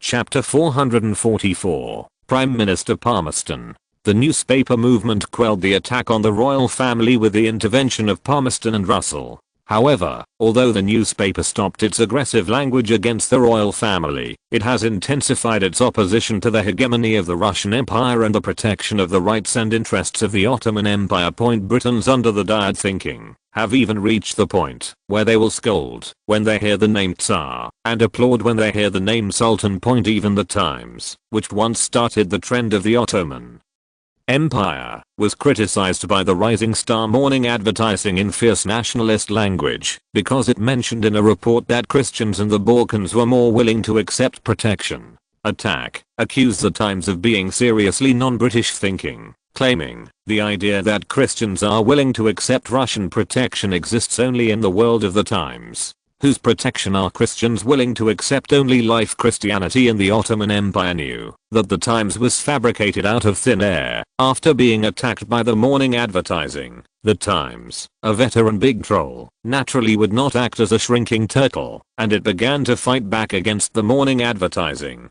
Fortunately, there are a large number of exile groups who were persecuted by the Ottoman Empire in the Kingdom of Great Britain, including Christians. The Times used their dictation as a blueprint, and after polishing it, the ethnic groups headed by the morning advertisement were criticized. Communist newspapers launched a counterattack. When the morning advertisement, which saw the Times laying out the facts and reasoning, immediately encouraged its subscribers to fight back, and fanatical nationalists gathered at the gate of the Times home. They first angrily denounced the Times, and then called the exiles traitors, and taught them how to love the Ottoman Empire. Had it not been for the arrival of the police, the fanatical nationalists would have nearly rushed into the Times lair to infuse the Times reporters. After that, the Times also got a lot smarter and stopped covering the Ottoman Empire for the next few days. In such an environment, Aberdeen's public opinion attack is even more violent. Just when the Prime Minister of Aberdeen was battered by the problems of the Ottoman Empire, the summons from Buckingham Palace forced the Prime Minister of Aberdeen to drop his work and go to Buckingham Palace. When the Prime Minister of Aberdeen's carriage arrived at the gate of Buckingham Palace, the lobster soldiers guarding Buckingham Palace quickly opened the gate. The carriage continued to drive to the main gate of Buckingham Palace and stopped, and the Prime Minister of Aberdeen opened the door and got out of the car. "Prime Minister, Her Majesty the Queen and her husband have been waiting for you for a long time. Please come with me." The person who greeted the Prime Minister of Aberdeen was still John Brown, the Hanoverian royal housekeeper, who half bowed and stretched out his hand to respect. The Prime Minister of Aberdeen replied, "Yeah." Prime Minister Aberdeen nodded and followed John Brown to the husband and the Queen. "Your Majesty, Your Highness." The Prime Minister of Aberdeen bowed to Queen Victoria and Prince Albert respectively to show respect. "Please, take a seat." Prince Albert extended his hand to the Prime Minister of Aberdeen. "Thank you, Your Highness." The Prime Minister of Aberdeen took a steady step and sat on the red cushion seat opposite Albert and Victoria. Prince Albert first glanced at the Prime Minister of Aberdeen, From the haggard expression of the Prime Minister of Aberdeen and the melancholy hidden in his eyes, Albert immediately understood that the current Aberdeen has been disturbed by outside public opinion. Rest is not good, Your Majesty. What are your instructions for coming to me? Before Albert could ask, the Prime Minister of Aberdeen first gathered up and asked Queen Victoria. Queen Victoria glanced at Albert beside her, and in Albert's encouraging gaze, Victoria asked in a soft tone, Your Excellency Prime Minister, what do you think about what happened recently? What do you mean? Aberdeen asked, out of caution, although he understood what Victoria was talking about. It's the recently rumored Synopsis incident. I heard that many people have asked our army to go to punish Russia. Queen Victoria asked Aberdeen with a clear attitude. Your Majesty, please be blunt. Thinking of the recent events, the Prime Minister of Aberdeen could not help but say impulsively, Palmerston is now using public opinion to push Britain into the path of war. If it goes on like this, if so, Britain is likely to face a terrible catastrophe. Oh, Albert said indifferently, I don't think it was a disaster. Aberdeen looked at Prince Albert in astonishment and couldn't help but feel a panic in his heart. Could it be that the Palmerston guy has done the royal job? Thought Aberdeen. Where does Aberdeen know now that declaring war on the Russian Empire was something Albert started early planning on? However, it was because there was no frenzy against Russia within Britain, and the Russian Empire had not completely touched the bottom line of the Kingdom of Britain. Now that both conditions have been met, Prime Minister Albert is naturally willing to declare war on the Russian Empire. Besides, France has now entered a state of war against Russia, and the Kingdom of Great Britain does not need to be afraid of being alone. His Royal Highness declaring war on the Russian Empire is of no benefit to the empire, the Prime Minister of Aberdeen said inarticulately. Because of his nervousness, the first thing we need to guard against is the French Empire. The French Empire? They are not as greedy as the Russian Empire to claim territory that does not belong to them. On the contrary, the Russian Empire is constantly claiming some land that did not belong to their country. Therefore, Russia must be contained. Albert the Prince spoke in a tough tone to the Prime Minister of Aberdeen. Aberdeen looked at the powerful husband in front of him. He knew that the current husband may have already made all the preparations. I'm afraid that even the candidate for the new Prime Minister has been prepared, but he did not know that it was Palmer's, Dayton or Russell, or whichever lucky guy. Thinking of this, the Prime Minister of Aberdeen hesitated for a moment, then a self-deprecating smile appeared on the corner of his mouth, and he asked in a slightly sad tone, Your Highness, since you have already made this decision, why do you need to ask my opinion? No. Prince Albert shook his head and denied it. The royal family will not influence the decision-making of the cabinet. We support all the actions of the cabinet. These are just some suggestions we give to the cabinet. Yes. Theoretically speaking, the royal family cannot change the prime minister at will, nor can they arbitrarily formulate policies that conform to their own wishes, but the royal family can promote its own influence and elect someone who shares the same ideas as the prime minister to implement the policy. There are still many people in Britain who are willing to follow the suggestions of the royal family, which are the unspoken rules in Britain. His Royal Highness, if Prussia and Austria also advance and retreat with Russia, then Britain will face the siege of 3 countries, and relying on our existing army, there is no way to fight them on land. Aberdeen, he is not a person who chooses to do nothing, and he thinks Albert has raised his own concerns. If Prussia and Austria give up our friends in the Near East, because of the possibility of Prussia and Austria acting with the Russian Empire, then the Kingdom of Great Britain is sure to lose all my friends. Prince Albert replied to Aberdeen, acknowledging that the German countries are likely to be involved in this war, but this is not the situation caused by Britain, but Nicholas I willfully made the German countries involved in the war. I believe that the German countries should be able to uphold a calm your mind, take a good look at Dudu. Prince Albert swallowed and continued, besides, we have the French Empire as an ally. If Germany is involved in the war, France will be the first country to suffer from Albert's words. It is not difficult to hear the schadenfreude revealed in the words. Since His Royal Highness and His Majesty have decided on things, then I have nothing to say. The Prime Minister of Aberdeen stood up from his seat and bowed to Queen Victoria and Prince Albert. Please allow me to resign as Prime Minister position. Prime Minister of Aberdeen, are you trying to get angry with us? Albert's voice was a little colder, and his face couldn't help but be indifferent. No. Aberdeen said to Albert calmly, I just think, Your Highness, you need a tough Prime Minister. He paused for a moment. Riyadh1.com with a wry smile. Not like Prime Minister like me. Looking at the haggard expression of the Prime Minister, tool man, in front of him, Albert's heart could not help softening a bit. Prime Minister of Aberdeen, you can rest for a few days. After the war is over, yes, Your Highness. Aberdeen said solemnly to Queen Victoria and Prince Albert. In this way, the Prime Minister of Aberdeen immediately submitted his resignation letter to Queen Victoria after returning to the Prime Minister's office. Queen Victoria also decisively approved the resignation of the Prime Minister of Aberdeen and asked the Prime Minister of Aberdeen to go home and recuperate. After the Prime Minister of Aberdeen left, the coalition government completely fell apart. Palmerston and Russell have also become competitors from collaborators. Because Palmerston himself is more loved by the radical people than Russell, and there is Albert's backing behind him, Palmerston himself is more popular than Russell. Marston soon defeated Russell to become Prime Minister again. Clarendon continued as Foreign Secretary, and poor Russell continued as Speaker of the House of Commons. Chapter 445, The Great Song of Britain. After nearly a month of intriguing wrangling, the new cabinet of the main war faction headed by Palmerston finally got rid of the constraints of the main party and the Russian faction, and with the secret support of Prince Albert, began to make great strides in the direction of centralization. Palmerston is now more powerful than the last time he was Prime Minister, and London's public opinion circles have also erupted in a new round of climax after the establishment of the main war cabinet. Under the double stimulation of the Romanian sponsor and some foreign forces, the newspapers headed by Morning Advertisement began to shout the slogan of expanding the size of the British Army.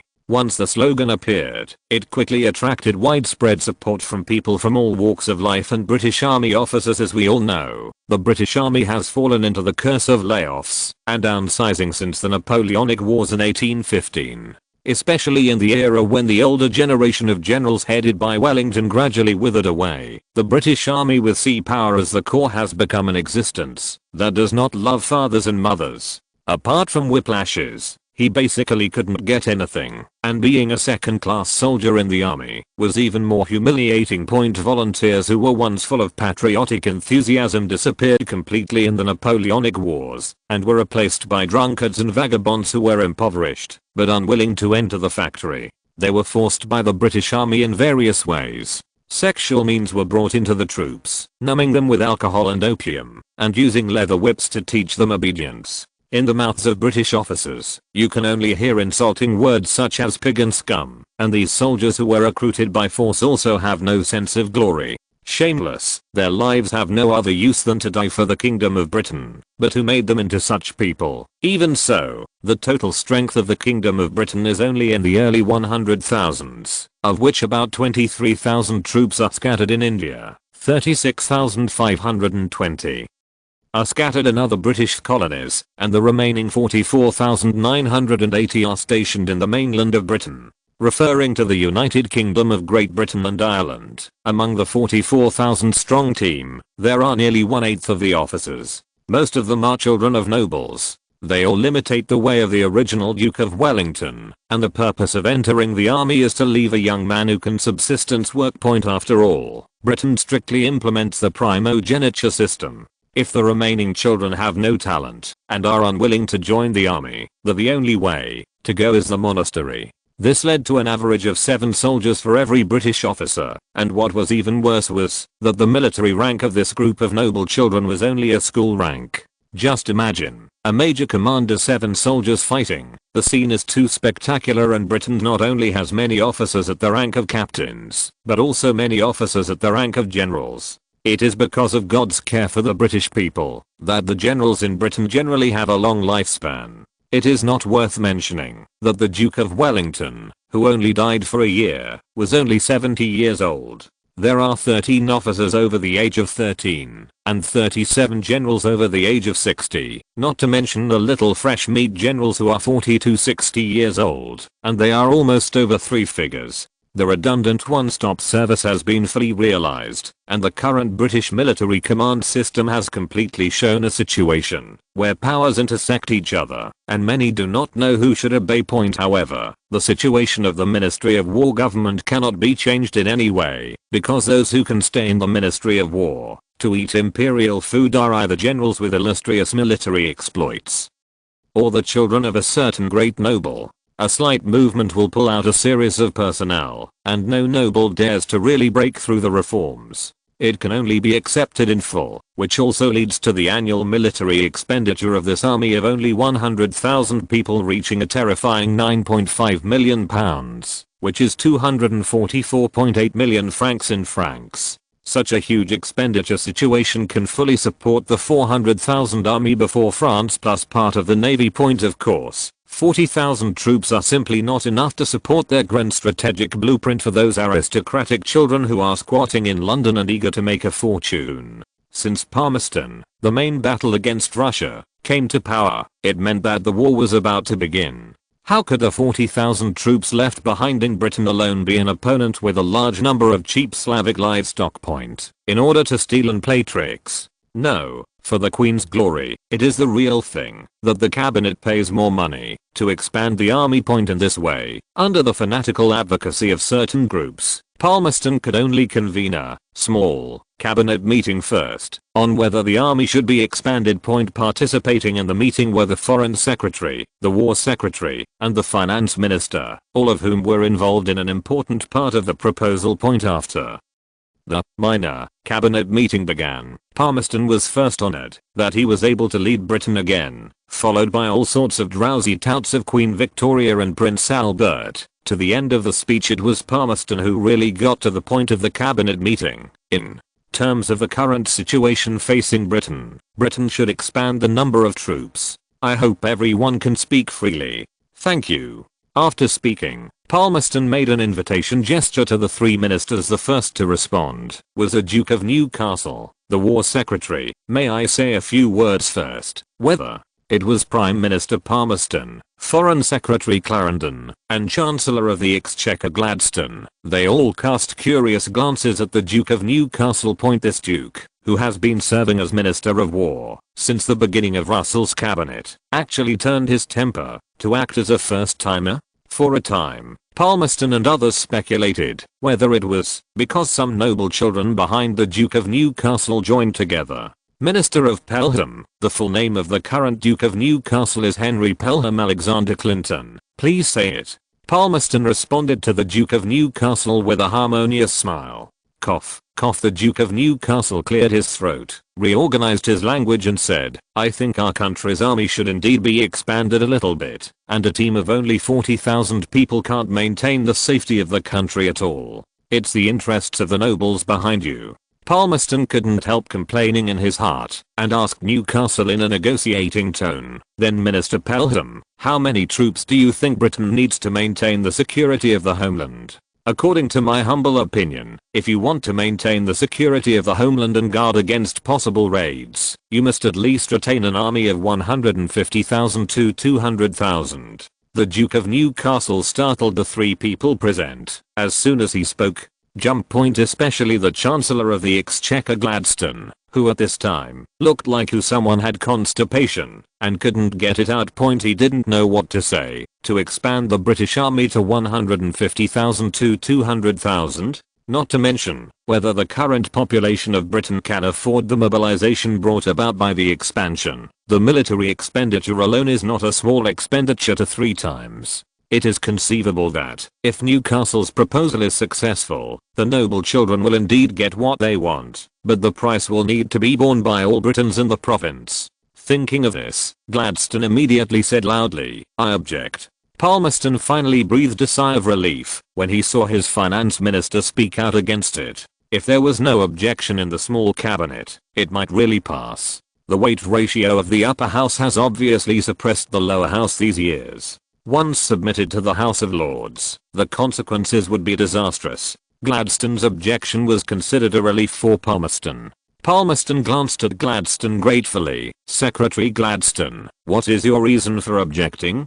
Gladstone said to Palmerston with a stern face. Britain's finances cannot afford huge military expenditures. Impossible. The Duke of Newcastle responded decisively to Gladstone. According to Britain's existing expenditure, we can fully support an army of 150,000 to 200,000 people if we only pay attention to the army and don't pay attention to other aspects. Britain can indeed support such an army, but we can't just pay attention to the army and ignore other aspects. Gladstone responded appropriately. I'm not saying that it has been maintained around 150,000 to 200,000 people. We must ensure that we can quickly mobilize a combat-capable army during the war. The Duke of Newcastle stepped back a little to the Gloucester Channel. Then, 100,000 people can always do it. 100,000 people. Gladstone once again estimated the soldiers' annual cost and the income he generated. Riyadh1.com still shook his head and said, 100,000 people is still too much. It is just a waste.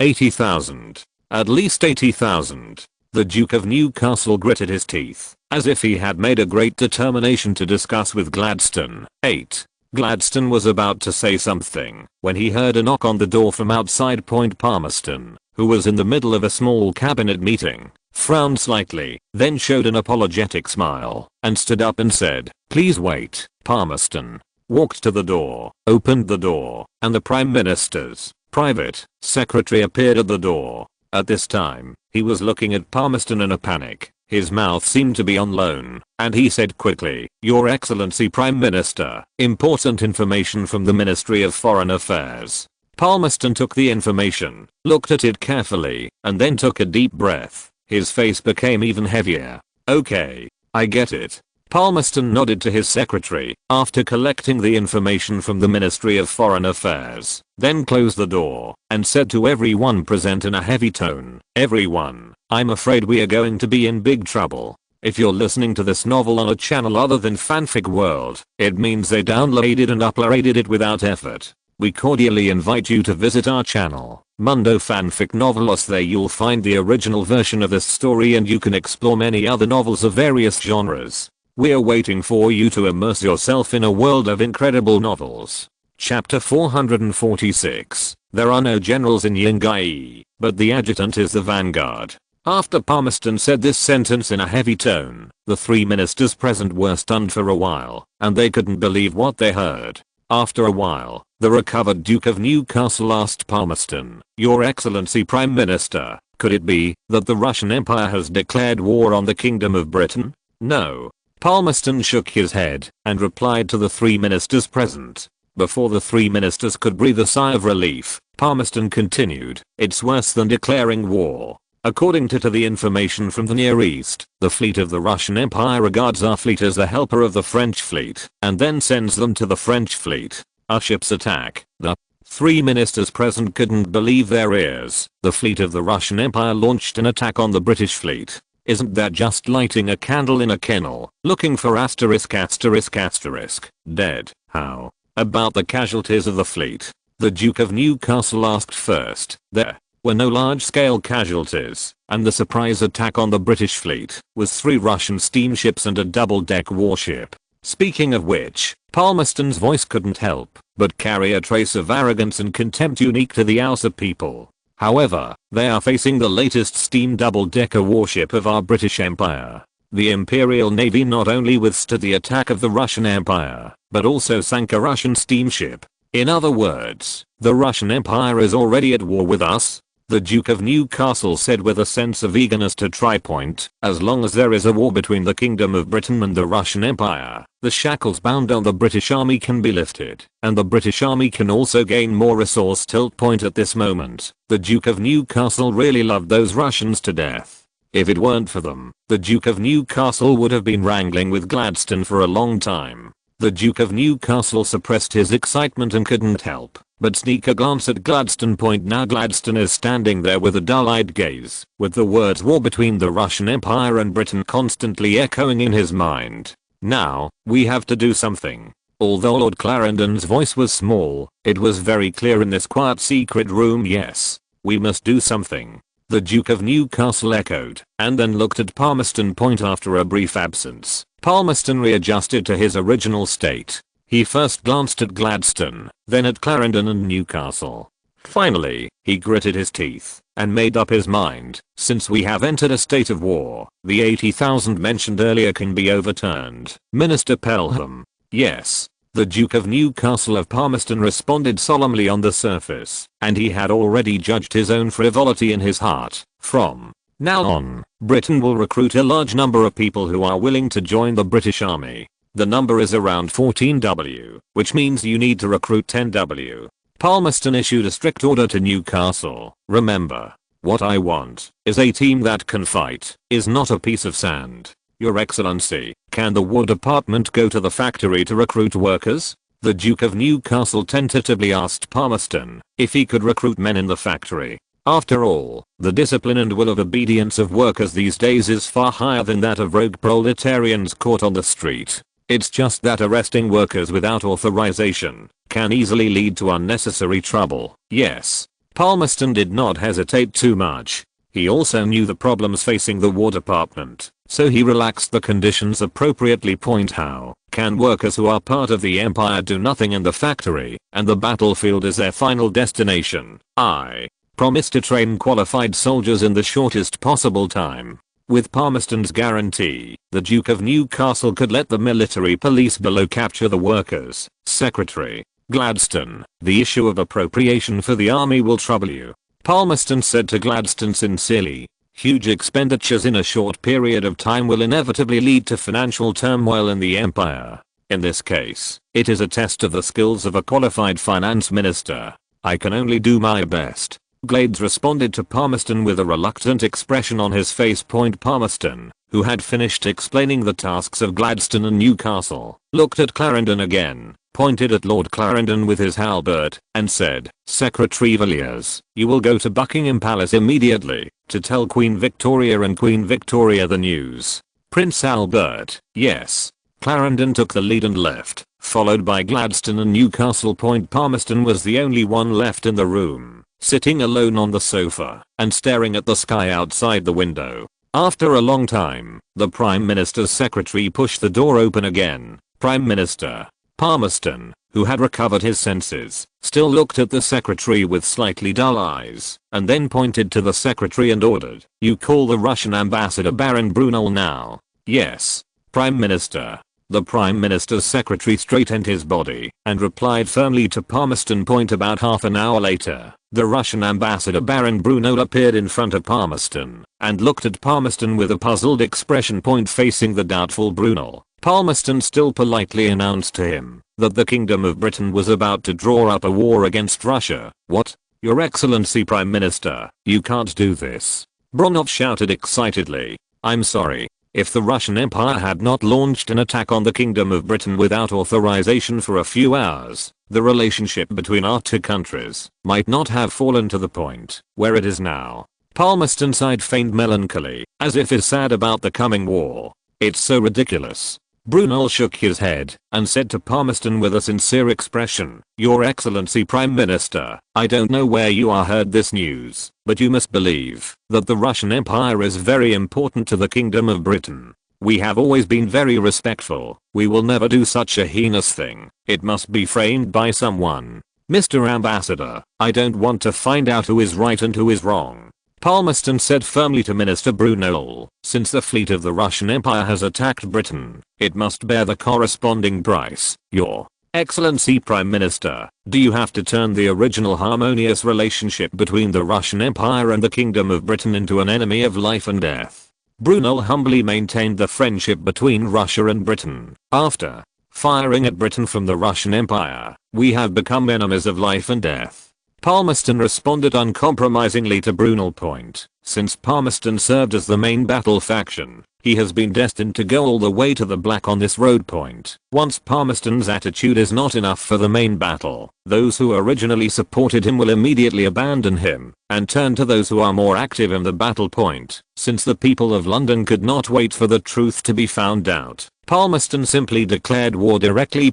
As long as the war started, it was difficult for the British cabinet to change point for himself, and for Britain as a whole, the Russian Empire must bear the consequences. In this case, I have nothing to say. Brunel responded to Palmerston with a cold face. "Then we will see you on the battlefield. See you on the battlefield." Palmerston also replied. On November 2nd, 1853, London, which had been raining and windy for several days, finally ushered in sunshine. In such weather, Lord Clarendon went to Parliament to read Queen Victoria's declaration of war on the Russian Empire. The letter not only portrays Britain as the savior from the stance of defending the Ottoman Empire, but also criticizes the Russian imperial fleet's undeclared war against the British fleet. When Clarendon finished reading, Prime Minister Palmerston took to the stage to give a war speech. The whole war speech received continuous applause, so that Palmerston had to stop several times to wait for the applause to end. Immediately after the speech, Palmerston announced a vote on whether to declare war on the Russian Empire. In the end, the House of Commons of the Kingdom of Great Britain overwhelmingly agreed to declare war on the Russian Empire. Then Palmerston put forward a proposal on whether to increase military spending. The proposal called for a 50% increase in the military budget for the British Army, which means that the House of Commons needs to allocate £4.75 million, which adds up to £14.25 million expenditure. The proposal was overwhelmingly approved by the House of Lords, but was resisted by some people in the House of Commons, who believed that increasing the budget was only to make the children of nobles better, and would not improve the army at all quality, and some extremists even shouted the slogan of letting the nobles get out of the army. However, the House of Commons approved the order after Palmerston used nationalism as a good office. The next morning, Prime Minister Palmerston informed Queen Victoria of the results of the vote in the House of Commons, and accompanied Queen Victoria to St. James's Palace. In St. James's Palace, Queen Victoria, who was in full dress, summoned the Russian ambassador Brunel in the presence of the great nobles, the Prime Minister and the Minister of Foreign Affairs, and conveyed to Brunel the document of Britain's declaration of war after Baron Brunel's declaration of war against Great Britain. He left the Kingdom of Great Britain with members of the embassy. Riyadh1.com. After completing the steps of declaring war, the Kingdom of Great Britain did not start action immediately, but proceeded to the next round of targeting the commander of the British Expeditionary Force over candidates. After several rounds of fierce confrontation, Lord Raglan, 65, was finally appointed commander of the Expeditionary Force, and Sir John Burgoyne, 42, commander of engineers. It can be said to be a veritable old people's group. In the command that Raglan is about to prepare, 5 senior officers are also set up as assistants. Most of them are about the same age as Raglan. The youngest Duke of Cambridge is Queen Victoria's cousin. While Britain was in a long wrangling, the French Empire, the enemy of life and death on the other side of her, was carrying out industrial production in an orderly manner. Among them, the Mignet gun, the Napoleon cannon, the rails and the locomotive have become the focus of production. A Mignet gun is quickly packaged after leaving the factory, and then transported by rail to the port of Toulon, where it will take a transport ship from the port of Toulon. Most of them arrived in Constantinople and were handed over to the army of Abdul-Mejid I, while the remaining small part was quietly transported to the Syrian province, Ottoman province Syria plus Jordan plus Palestine plus part of Saudi Arabia. Chapter 447. To shut up.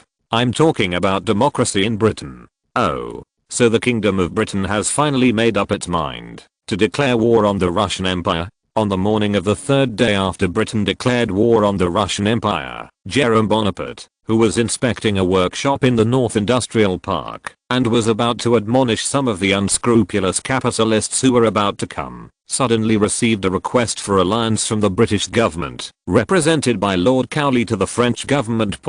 Although the roar in the workshop did not cover up Jerome Bonaparte's voice, it made Lord Cowley, who never liked being in a noisy environment, feel an inexplicable annoyance, as if a steam hammer was constantly beating. It struck the depths of his heart. However, in order to fulfill his duties as a diplomatic ambassador, Lord Cowley could only suppress his physical discomfort. He approached a position less than 1 meter away from Jerome Bonaparte and responded loudly, "Your Majesty, the Kingdom of Britain has declared war with the Russian Empire a few days ago."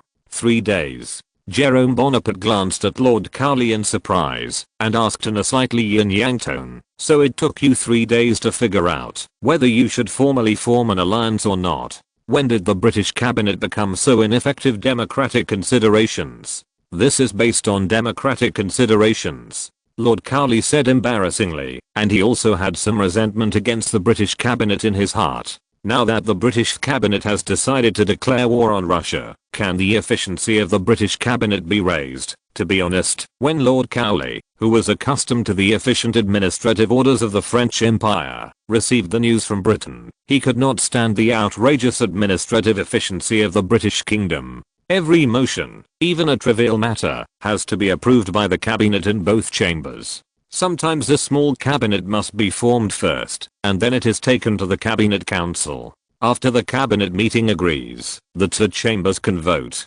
To Queen Victoria point, this back and forth approach is simply to apply the characteristics of human selfishness to a certain extent. Every cabinet member, government official, and parliament is willing to be a non-stick pan, and they pin the passage of the proposal on the half-empty will of the people middle. After the proposal is passed, they will take the credit for the proposal to themselves. If there is any fault in the future, they will quickly push the fault before public opinion to protect the government departments and themselves. If they really can quell public opinion, they will also transfer all the faults to the privatized company to whitewash their integrity. Under such an atmosphere, it is too difficult to cultivate a responsible and visionary elite politician. What a democracy! Jerome Bonaparte couldn't help but sigh with emotion. He spread his hands and said, "Democracy, democracy. Isn't that what I mean for you? You Britons hang up democracy all day long in the mouth. There are really a few people who believe this thing, and everything you do is not all in the name of democracy, to legitimize all your secret activities. In my opinion, this kind of democracy is nothing more than a robber's democracy." After hearing Jerome Bonaparte's criticism of the Kingdom of Great Britain, Lord Cowley, who was standing aside, still had some agreement in his heart, but this kind of superficial agreement was destined to be unable to overcome the arrogance revealed in the bones of the answer. If Jerome Bonaparte was not the monarch of a country, Lord Cowley swore that he would have thrown his precious white gloves in his face. Lord Cowley's annoyance aggravated after Jerome Bonaparte discussed the topic of democracy. Finally, after Jerome Bonaparte talked about the topic of democracy for nearly 2 minutes, Lord Cowley, who was standing aside, he couldn't help shouting, "Your Majesty, shouldn't we discuss the formation of a joint force now?" After hearing Lord Cowley's refutation, Jerome Bonaparte stopped his eloquent speech. He thought for a while, using a dramatic tone that is only used when performing plays. Lord Cowley said, "Joint forces. That's right. I came here on the order of Prime Minister Palmerston, just to discuss with you the formation of a joint force, to punish the Russian Empire." Lord Cowley didn't like Jerome Bonaparte's store just now. He said solemnly to Jerome Bonaparte, "It's simple." Jerome Bonaparte clapped his hands gently, and said in a slow tone, "The British Kingdom and the French Empire only need to use their own strengths, and perform their duties." "Do you mean to say that the British Kingdom is only responsible for the navy, and the army is handed over to France?" Lord Cowley asked Jerome Bonaparte. "That's right." Jerome Bonaparte nodded, and further expanded on what Lord Cowley said. "Our two countries can form a joint command, and our fleet and transport ships in the Mediterranean Sea can be handed over to each other.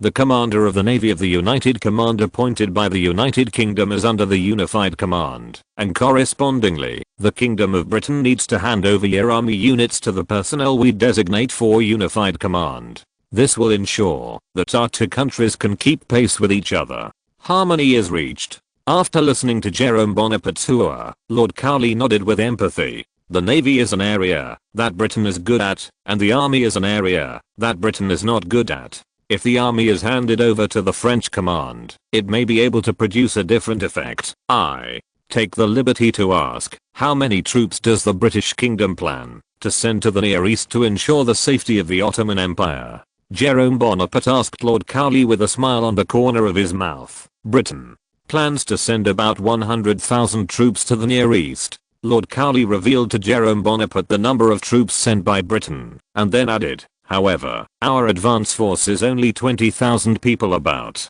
Who is the commander of this unit?" Jerome Bonaparte continued to ask curiously. "Lord Raglan." Lord Cowley immediately responded proudly to Jerome Bonaparte, and then explained the origin of Lord Raglan. He was the adjutant of the Duke of Wellington and participated in many battles. He is a general who can fight well. When Lord Cowley finished saying this, he suddenly realized that Lord Raglan had participated in the Battle of Waterloo, and he was a member of the lost family of the Battle of Waterloo. Thinking of this, Lord Cowley's expression changed slightly, and then he glanced at Jerome Bonaparte with an uneasy look. At this time, after hearing the name of Lord Raglan, Jerome Bonaparte couldn't help but feel a moment of silence for Britain's upcoming fate. In the Crimea campaign on the OTL timeline, the reason why the British army pulled the crotch was not only because of its own logistics, but also because of Lord Raglan. This stereotyped and nearly dogmatic old general in the Napoleonic period did not learn the skills of his boss, the Duke of Wellington, to be adaptable. Combined with Wellington's performance after the Napoleonic Wars, the Duke of Wellington's adaptability was more in a helpless act, and he himself is a stereotyped general and politician, but instead promotes the stereotyped side point, especially the practice of wearing heavy military uniforms in the summer, can almost compete with the Ottoman Empire for the position of the Crimea chef. Not to mention the reckless rushing in and directly using the light cavalry to attack the cannon. It was a Don Quixote style performance. Of course. Such a stereotypical general was exactly what Jerome Bonaparte wanted to see. Although Britain and France have temporarily become sleepwalkers, Jerome Bonaparte still hopes that Britain can shed more blood. However, the appearance of Lord Raglan also heralded the failure of the Anglo-French Joint Command, which was not very reliable by Jerome Bonaparte. A general who is rigid at home and has lived through the Napoleonic Wars naturally would not hand over the army to a speculator, in this case Marshal St. Arnault, who was famous on the London and Paris stock exchanges. The resistance that Lord Cowley had expected did not appear. Instead, Jerome Bonaparte said to Lord Cowley in a positive and cooperative attitude, "That's great. With this respected elder, we must great results." Afterwards, Jerome Bonaparte pretended to be disappointed and sighed, "I don't know if I will be lucky enough to meet this general who fought alongside the Duke of Wellington. In the last era, it was getting farther and farther away from us." "Your Majesty, yes." Lord Cowley immediately responded to Jerome Bonaparte, "Lord Raglan will take a ship to the port of Calais, cross France, and then sail to the Near East in Marseille. When he passes through Paris, of course he will also visit you." "Great." Jerome Bonaparte showed a false smile. "I can't wait to meet General Raglan, Your Majesty." Riyadh1.com Your wish will soon be fulfilled, Lord Cowley assured Jerome Bonaparte. Afterwards, Jerome Bonaparte and Lord Cowley walked out of the workshop and came to the wilderness 2 kilometers away from the workshop. The clanging sound of the steam hammer hitting the iron blocks disappeared. In the distance, there were row upon row of cottages and a piece of field. Looking at the idyllic scenery in front of him, Jerome Bonaparte couldn't help feeling refreshed. Under such a scene, the two began to discuss the initial cooperation between Britain and France. The follow-up in-depth cooperation needs to wait for the arrival of the embassy, during which Jerome Bonaparte euphemistically asked whether the British army needed French logistical assistance. At that time, it was rejected by Lord Cowley, who knew nothing about logistics in the Near East. The two discussed together for nearly half an hour, and Lord Cowley left the industrial park. Seeing the back of Lord Cowley leaving, Jerome Bonaparte couldn't help showing a schadenfreude smile, and then returned to the workshop of North Industries Corporation. The admonition to the capitalists is about to begin again. Chapter 448, Planning Committee, Part 1. When Jerome Bonaparte returned to the Norinco workshop again, Basilio, Eugenskneder François Wendel, the 4th largest steel giant in France, and now France's well-deserved number 1 is Paris North Industries Corporation. Its subsidiaries and affiliated companies are numerous. The second steel company is Eugenskneder Company. Thanks to the support of Jerome Bonaparte, Eugenskneder made it possible for Eugenskneder in Les and Lorraine. The steel business in the region expanded like a raging fire, and a group of industrial capitalists appeared in front of Jerome Bonaparte. Jerome Bonaparte couldn't help but feel a little complacent when he saw the group of guys who were shivering under his feet and were at his mercy. Many of these people were family businessmen with more than 100 years of experience succumbed to the cannons. However, while Jerome Bonaparte was complacent, he couldn't help reminding himself not to be fooled by the appearance in front of him. These guys are just a group of people who win and help whom. Today's servants may become tomorrow's killer. Thinking of this, Jerome Bonaparte once again looked at the group of real businessmen with stern eyes. All the businessmen who had been caught by Jerome Bonaparte's gaze subconsciously lowered their heads and did not dare to look at him. Point among them, Francois Wendel took a step back subconsciously. Francois Wendel, who was branded with orthodoxy, really didn't want to be persecuted for no reason. He wanted to follow his father's dream, to establish a steel empire of its own. However, this dream became a distant dream after the restoration of the Orthodox dynasty, and Francois Wendel's company was oppressed by the Orleanists. Under the hint, began to intensify the oppression of them. His father died in depression, because he couldn't bear the oppression. After Francois Wendel accepted the company, he had to swear his loyalty to Louis Philippe in Paris, thus gaining the high hand of Louis Philippe. Became a betrayer of orthodoxy again. After 18 years, Francois Wendel, who suffered a reputation of betrayer, turned the steel company that was about to declare bankruptcy into the second largest steel giant in France at that time. However, the good times did not last long. The fall of the July dynasty and the counter-offensive of the Orthodox faction made the steel empire built by Francois Wendel almost shattered once again. After that, Francois Wendel, who licked his wounds, witnessed the strong rise of Jugendsknede Steel Company and Paris Nord Industry Company collapse early. Of course, Francois Wendel, who was based on a realist, was actively looking for opportunities to break the game. In addition to cursing, when the Steel Committee was established, he was the first to respond to the call of the Steel Committee to join it. When the Navy was short of steel, it was Francois Wendel who delivered qualified steel to the Navy at a very low price. It is precisely because of Francois Wendel's unremitting efforts that he became a member of the naval supplier system and was invited to participate in such an exchange meeting. When Francois Wendel arrived, he began to fear that his orthodox brand would be met by the emperor, so he fell into the clouds again. Under the sharp gaze of Jerome Bonaparte, Francois Wendel, who had such an ambivalence, took a step back subconsciously. It was precisely because of his step backwards that Jerome Bonaparte noticed him. Jerome Bonaparte stretched out his index finger and pointed at Francois Wendel. "Sir, come here." For a time, all eyes were on Francois Wendel. When Jerome Bonaparte pointed at Francois Wendel, he was stunned at first, and then asked in a slightly trembling voice, "Your Majesty, are you talking about me?" "That's right, it's you." Jerome Bonaparte nodded and signaled to Francois Wendel, "Come here." "Yes." Francois Wendel pushed aside the crowd and staggered to Jerome Bonaparte. Looking at the anxious eyes of the industrial capitalist in front of him, Jerome Bonaparte asked in a gentle tone, "What is your name? What kind of work do you do?" Francois Wendel now runs a steel company and is currently engaged in supplying steel plates to the Navy. Francois Wendel stammered in response to Jerome Bonaparte in a word. The sweat on his forehead flowed down involuntarily. "Don't be nervous. Don't be nervous." Jerome Bonaparte gently patted Francois Wendel's shoulder. When his hand touched the shoulder of the steel giant, he clearly felt the steel giant trembled violently. "I'm not a man-eating monster." Francois Wendel, right. I remember your company is one of the top companies in the entire French steel company. Yes. Francois Wendel nodded and responded. "It must be difficult to run such a company." Jerome Bonaparte asked Francois Wendel with a kind smile on his face. "It's not difficult. It's not difficult."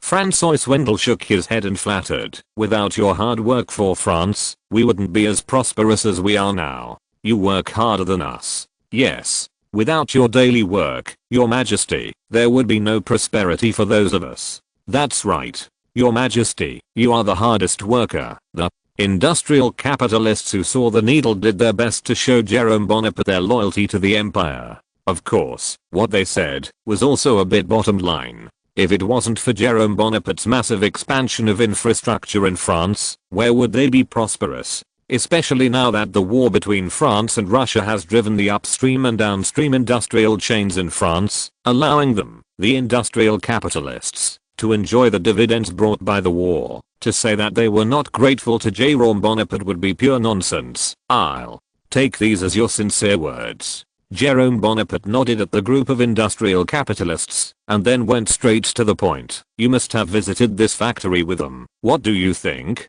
Anything to say? Every step and procedure in the factory is so standardized, and the movements are so coordinated.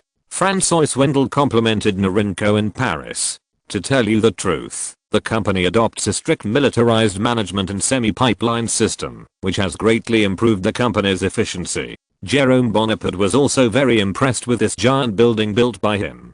Pa was satisfied, and then said to Francois Wendell and others, since you think it is very good, then I hope that each of your companies can follow its template to carry out more overall work. As soon as this statement came out, the faces of the physical businessmen present showed a touch of panic. None of the brick and mortar businessmen present was not afraid that Jerome Bonaparte carried out a savage merger of their companies. Mergers like this were not uncommon during the restoration of Bourbon and Orleans, of course. They also know that their impending will simply not be able to stand up to the powerful departments of the government. Your Majesty, I don't understand what you mean. We have already cooperated according to your meaning. Francois Wendell gritted his teeth and asked, and now he feels that he is on the brink of death. Francois Wendell's resistance was expected by Jerome Bonaparte. After all, no one likes others to point fingers at their own territory, let alone a leviathan like a government department, which will be completely swallowed up by the bureaucracy if it is not careful.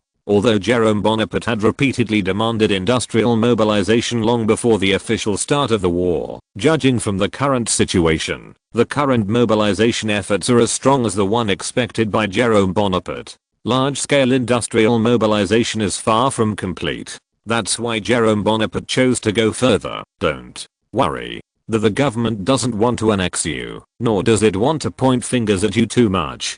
Jerome Bonaparte first expressed his attitude. Everyone present breathed a sigh of relief at first. The government's decision not to take over their companies was very good news for them. However, reading www.urkanshu.com, I'm very dissatisfied with your current efficiency. Jerome Bonaparte said angrily to everyone present. Now you are like small independent kingdoms. I didn't see any coordination from you. Are you dissatisfied with the work of the government, except for Eugene Schneider? All the real businessmen once again showed panic. No. Francois Wendell trembled again. People say that running a country is like running a family. A country should work like a family. Only in this way can a country be more efficient. Lazy working methods are the source of evil. Our army is already in the wastelanders fighting. There is no material to support them in the battle. Everything depends on France behind them. We must come up with more standardized and professional means to support their battle. Jerome Bonaparte's tone said loudly, Your Majesty, what should we do? Francois Wendell asked on behalf of all the businessmen in the physical industry present. In order to accomplish this goal, I will redesign a general control committee on top of all the committees, and I will name it the planning committee. Jerome Bonaparte decided to move the planning committee out again. Chapter 449. Planning Committee. Below. Planning production for war has never been uncommon. Even in the feudal dynasty, they followed vague planned production principles to formulate the amount of weapons and forage required for a war. However, the armament required for the organized and large-scale planned production war was realized only in the Great Revolution of several decades. When the revolutionary government issued a mobilization to Paris and even all of France, all factories, scientists, and workers in Paris obeyed the orders of the revolutionary government to carry out large-scale production, and the whole of Paris became a large arsenal just a few days ago. To send a large amount of weapons and equipment to the Revolutionary Army, so that the original bare-handed Revolutionary Army can have weapons to compete with the anti-French feudal alliance. Point of course, the mobilization of war in which the revolutionary government was located was only a ray of light in the history of planned mobilization. What really brought the planned war to the stage was the Civil War 7 years later. That war can be said to be a rehearsal of the First World War under the leadership of the Northern Federation. The War Committee, composed of the heads of the federal bureaus, brought all military and military-related resources to the central government. Major General Kirk, a personal advisor designated by the federal President Lincoln, served as the chairman of the committee. However, large-scale planning mobilization is achieved After the Civil War and before the First World War, the United States never again promoted the advantages of industrial mobilization, and the War Council was also abolished. The War Planning Committee mentioned by Jerome Bonaparte is slightly more centralized than the Federal Government Committee. It not only involves military issues, but also involves some economic issues during the war. The war led to large fluctuations in the domestic economy. This method is the first of its kind in France, and even in the whole world. Therefore, when the real businessmen heard the topics of index and plan in Jerome Bonaparte's mouth, they would not think of the Civil War 10 years later, but subconsciously think of the Great Revolution French initiatives during the period. Some imaginative real businessmen even thought of the actions of the revolutionary government to hang some unscrupulous businessmen during the Great Revolution in order to pacify the rising prices, as well as the more radical ideas and policies of Marat and Robespierre. Those imaginative businessmen turned pale instantly, and their legs trembled involuntarily. Fear was like a plague, and it spread to all the merchants around, except Eugene Schneider and Basilio, and they couldn't help but start thinking wildly. The most frightening of them all was Francois Wendell, who was beside Jerome Bonaparte. He saw that his face was ashes, tremblingly begged Jerome Bonaparte for mercy. "Your Majesty, I'm willing to give my factory and all my property too." Before Francois Wendell could finish speaking, Jerome Bonaparte interrupted him immediately. "What do I want your factory and property to do?" Afterwards, Jerome Bonaparte glanced around again. He found that everyone's eyes were full of fear, and he couldn't help laughing angrily. "Are you still thinking that I'm trying to rob you?" After hearing Jerome Bonaparte's questioning, the real businessman subconsciously gave a shudder and denied it. "No, don't worry. I'm not guilty of using this roundabout method to steal your property." Jerome Bonaparte first gave the physical businessman present a reassurance pill. The merchants present immediately realized this, and their trembling hearts finally had a little peace of mind. Then, Jerome Bonaparte continued, "Not only will the government not confiscate your property, on the contrary, we will encourage you, the real businessmen, that your efforts for the country during the war can help you get some tax relief." When businessmen heard about tax relief, their fears disappeared without a trace. After seeing that many people were no longer afraid of the War Planning Committee, Jerome Bonaparte began to explain to them the specific work of the War Planning Committee, including how to issue orders, how to produce according to orders, and many other issues. All the real businessmen present immediately understood what Jerome Bonaparte meant. After listening to Jerome Bonaparte's explanation, if the Planning Committee is the head, then the committee you are joining now is the body. Before you, these committees were attached to the two departments of the Army and the Navy. Now I want to take all these rights to the government department. The Army and Navy need it. After the supplies reported to the Planning Committee, the Planning Committee will communicate the indicators to you. You only need to complete the production within the time given by the Planning Committee. Jerome Bonaparte again used simple and clear language to the presence of businessman explaining the situation. Afterwards, Jerome Bonaparte inquired in a negotiating tone what the businessman present thought. The merchants agreed with Jerome Bonaparte. After hesitating for a while. Compared with the confiscation of their property by government departments, it is obviously a relatively easy industry to let government departments settle in. As for the Planning Committee, Jerome Bonaparte has found a suitable candidate. Excellent. Jerome Bonaparte smiled with satisfaction. These guys were easier to yield than he imagined. Afterwards, after Jerome Bonaparte gave some verbal encouragement to all the real businessmen present, the negotiation between the government and the management was concluded. The brick and mortar businessmen who had no intention of wandering around said goodbye to Jerome Bonaparte. Jerome Bonaparte shook hands with them one after another, and after saying 2 words of encouragement, they were allowed to leave. In the end, only Eugen Schneider was left to stay in place. He had to stay when he was shaking hands with Jerome Bonaparte. When he heard Jerome Bonaparte asking him to stay, "Mr. Schneider, let's go." Jerome Bonaparte invited Eugen Schneider to continue strolling in the industrial park. On the way, he also asked about Eugen Schneider's work in Lorraine and Leclerc. When Jerome Bonaparte and Eugen Schneider arrived at the entrance of the Rifle Research Institute in the industrial park, Jerome Bonaparte stopped and asked Eugen Schneider, "Schneider sir, I wonder if you, as an inventor, are interested in political work?" Eugen Schneider, who heard Jerome Bonaparte's questioning, was stunned at first, and then showed an expression of bewilderment. Jerome Bonaparte's sudden question made Eugen Schneider, who was originally calm, confused. Eugene Schneider seemed to want to say something, but couldn't say anything. What's wrong? If you don't want to, don't force it, Jerome Bonaparte said sympathetically. Although Eugene Schneider in history served as the Speaker of the Legislative Council, that was 17 years later, and now Eugene Schneider is probably far less sophisticated than 17 years later.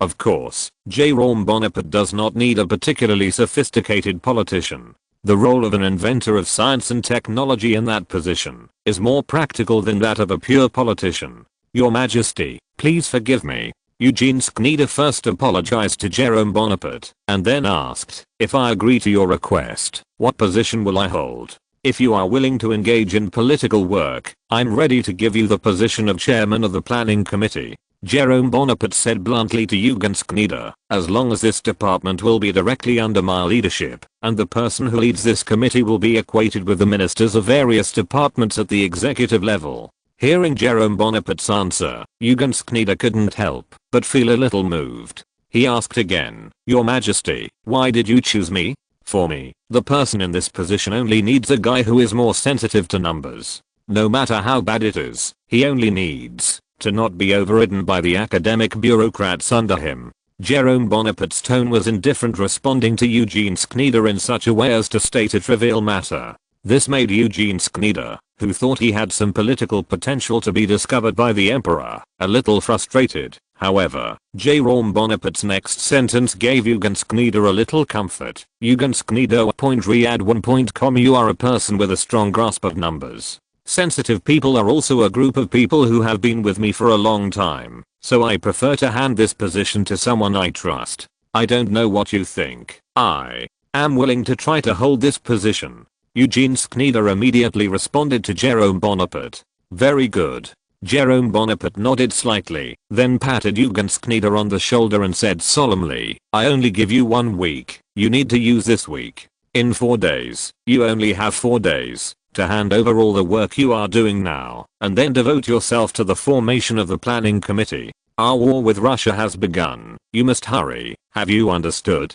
Eugene Schneider, who heard the urgency in Jerome Bonaparte's words, immediately responded, Understood. Okay. You can go back and prepare. Jerome Bonaparte said to Eugen Schneider. Eugen Schneider bowed to Jerome Bonaparte and left the industrial park. Jerome Bonaparte walked straight towards the Rifle Research Institute along the road paved with cement. Chapter 450, Mortar and Metal Cartridges. No. Father, your design ideas have been wrong from the beginning. Your Majesty, what you need is not an enhanced version of the Dreza rifle, Paul. What you need now is to learn more from your father's side, not to refute your father here. No. Paul's right. Your Majesty, what is needed is innovation, not for us to continue down Dreza's path. Oh. Damn, I'm full of asterisk Dreza right now. That.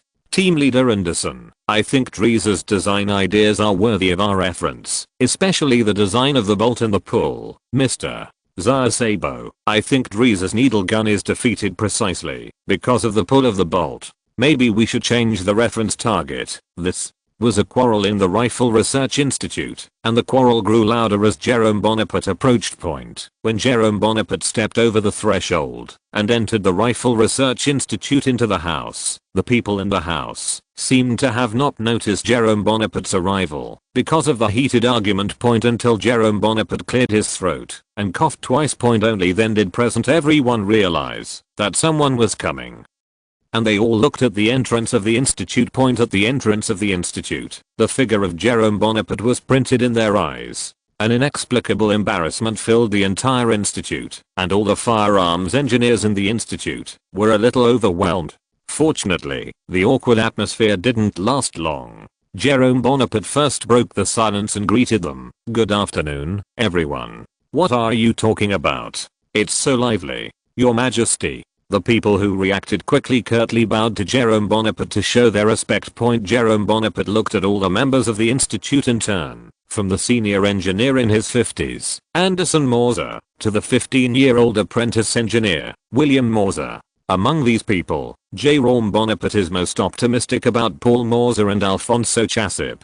One of them invented the Mauser series of rifles that dominated Germany for more than half a century. A Chassepot rifle that pioneered the French breech gun point of course. The 15-year-old William Mauser is also one of the key targets of Jerome Bonaparte's plan. It can be said that the vast majority of engineers in the institute are talents that Jerome Bonaparte dug from his old father-in-law after giving up his old face and letting his mother-in-law go home. Jerome Bonaparte walked slowly among them, glanced at the Drieser needle gun that had been dismantled into pieces on the table, and asked Anderson William, "Anderson, are you right now? Debate on the pros and cons of the Drieser?" "Yes, Your Majesty." Anderson Mauser, the head of the research institute, responded. "My son." Anderson William suddenly realized that there was no father and son in the institute, and hurriedly changed his words. "No, Paul Mauser believes that our existing design ideas have always been limited by the Drieser needle gun, and we need to further broaden our ideas." "Oh." Jerome Bonaparte turned his eyes to Paul William and encouraged, "Mr. Paul Mauser, what do you think differently?" Paul Mauser, who was watched and honored by Jerome Bonaparte, was a little nervous. After all, not everyone was fortunate enough to have a conversation with the leader of an empire. However, since Jerome Bonaparte asked a question, Paul Mauser naturally stuttered for Jerome Bonaparte to summon the courage to answer. "I think the idea of the team leader Anderson is to attach to the rifle itself. This paragraph time, he has been thinking about how to strengthen the airtightness of the Drieser rifle. Then, where do you think we should start?" Jerome Bonaparte looked at Paul Mauser with interest. Somehow, he felt that the future gun master in front of him could be handed over to him. Wanted answer. "Your Majesty, I don't know if my thinking is correct, but I think the reason for the air leak in Drieser is not the gun itself. In other words, Mr. Drieser has done everything he can. We should find the reason from the bullet too much." After Paul Mauser explained to Jerome Bonaparte, he subconsciously glanced at Jerome Bonaparte's facial expression. "Very good." Jerome Bonaparte applauded Paul Mauser. He especially liked engineers with ideas like Paul Mauser, because they can always put their ideas into action. "Since you have the bullet problem was mentioned, so Mr. Paul Mauser, do you have any solution to this problem?" "Your Majesty, I think the new rifle needs to have a bullet that is exclusive to it like the magnet rifle. This bullet has better air tightness and is preferably made of metal. When the hammer hits the primer, the Empire can quickly ignite the propellant, then the propellant expands and shoots the head of the bullet," Paul Mauser said to Jerome Bonaparte, while gesturing in the air with his hands. After listening to Paul Mauser's explanation, Jerome Bonaparte immediately realized that the special bullet in Paul Mauser's mouth was not the metal fixed loading bullet in the future. From time travel to now, he didn't even think about the metal fixed loading bullet once. It really shouldn't be. Thinking of this, Jerome Bonaparte looked at Paul Mauser with approval, then patted Paul Mauser on the shoulder and said, "You said it very well. I hope you can show some courage to say it in the future come out." The approval of Jerome Bonaparte made Paul Mauser, who was not very confident, regained his confidence. He gathered up the courage and said to Jerome Bonaparte, "Your Majesty, in fact, I have designed a bullet." As soon as this statement came out, everyone present looked at him. "Paul, what nonsense are you talking about?" Anderson Mauser hurriedly reprimanded Paul Mauser upon seeing this. The reason why Anderson Mauser reprimanded Paul Mauser was not because he was jealous that his son was more powerful than him, or because he didn't believe in his own son's ability, but because he knew the child's ability too well to protect his son. Years of work experience in the royal arsenal told him never to boast in front of the monarch. Otherwise, once the monarch's desired goal is not achieved, he will be treated as a liar by the monarch and be neglected, and colleagues around him will automatically reject you for this vain attempt, the guy who stepped on their body.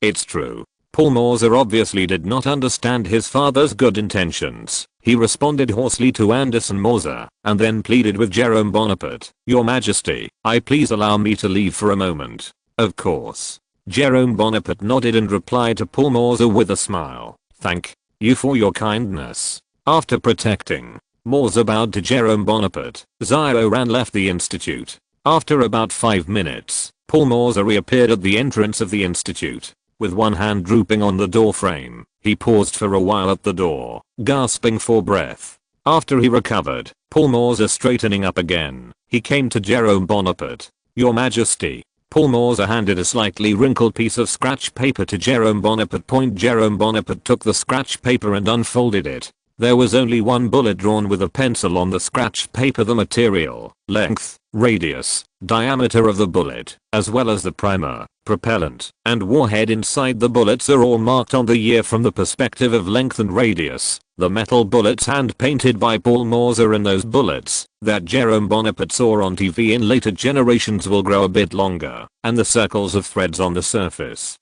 of the bullet are obviously imitations. Miguel's masterpiece. Your Majesty, this is the bullet I designed. Paul Mauser raised his chest and proudly introduced to Jerome Bonaparte. The shell of the bullet is made of brass, and the hammer hits the primer from the tail and ignites it.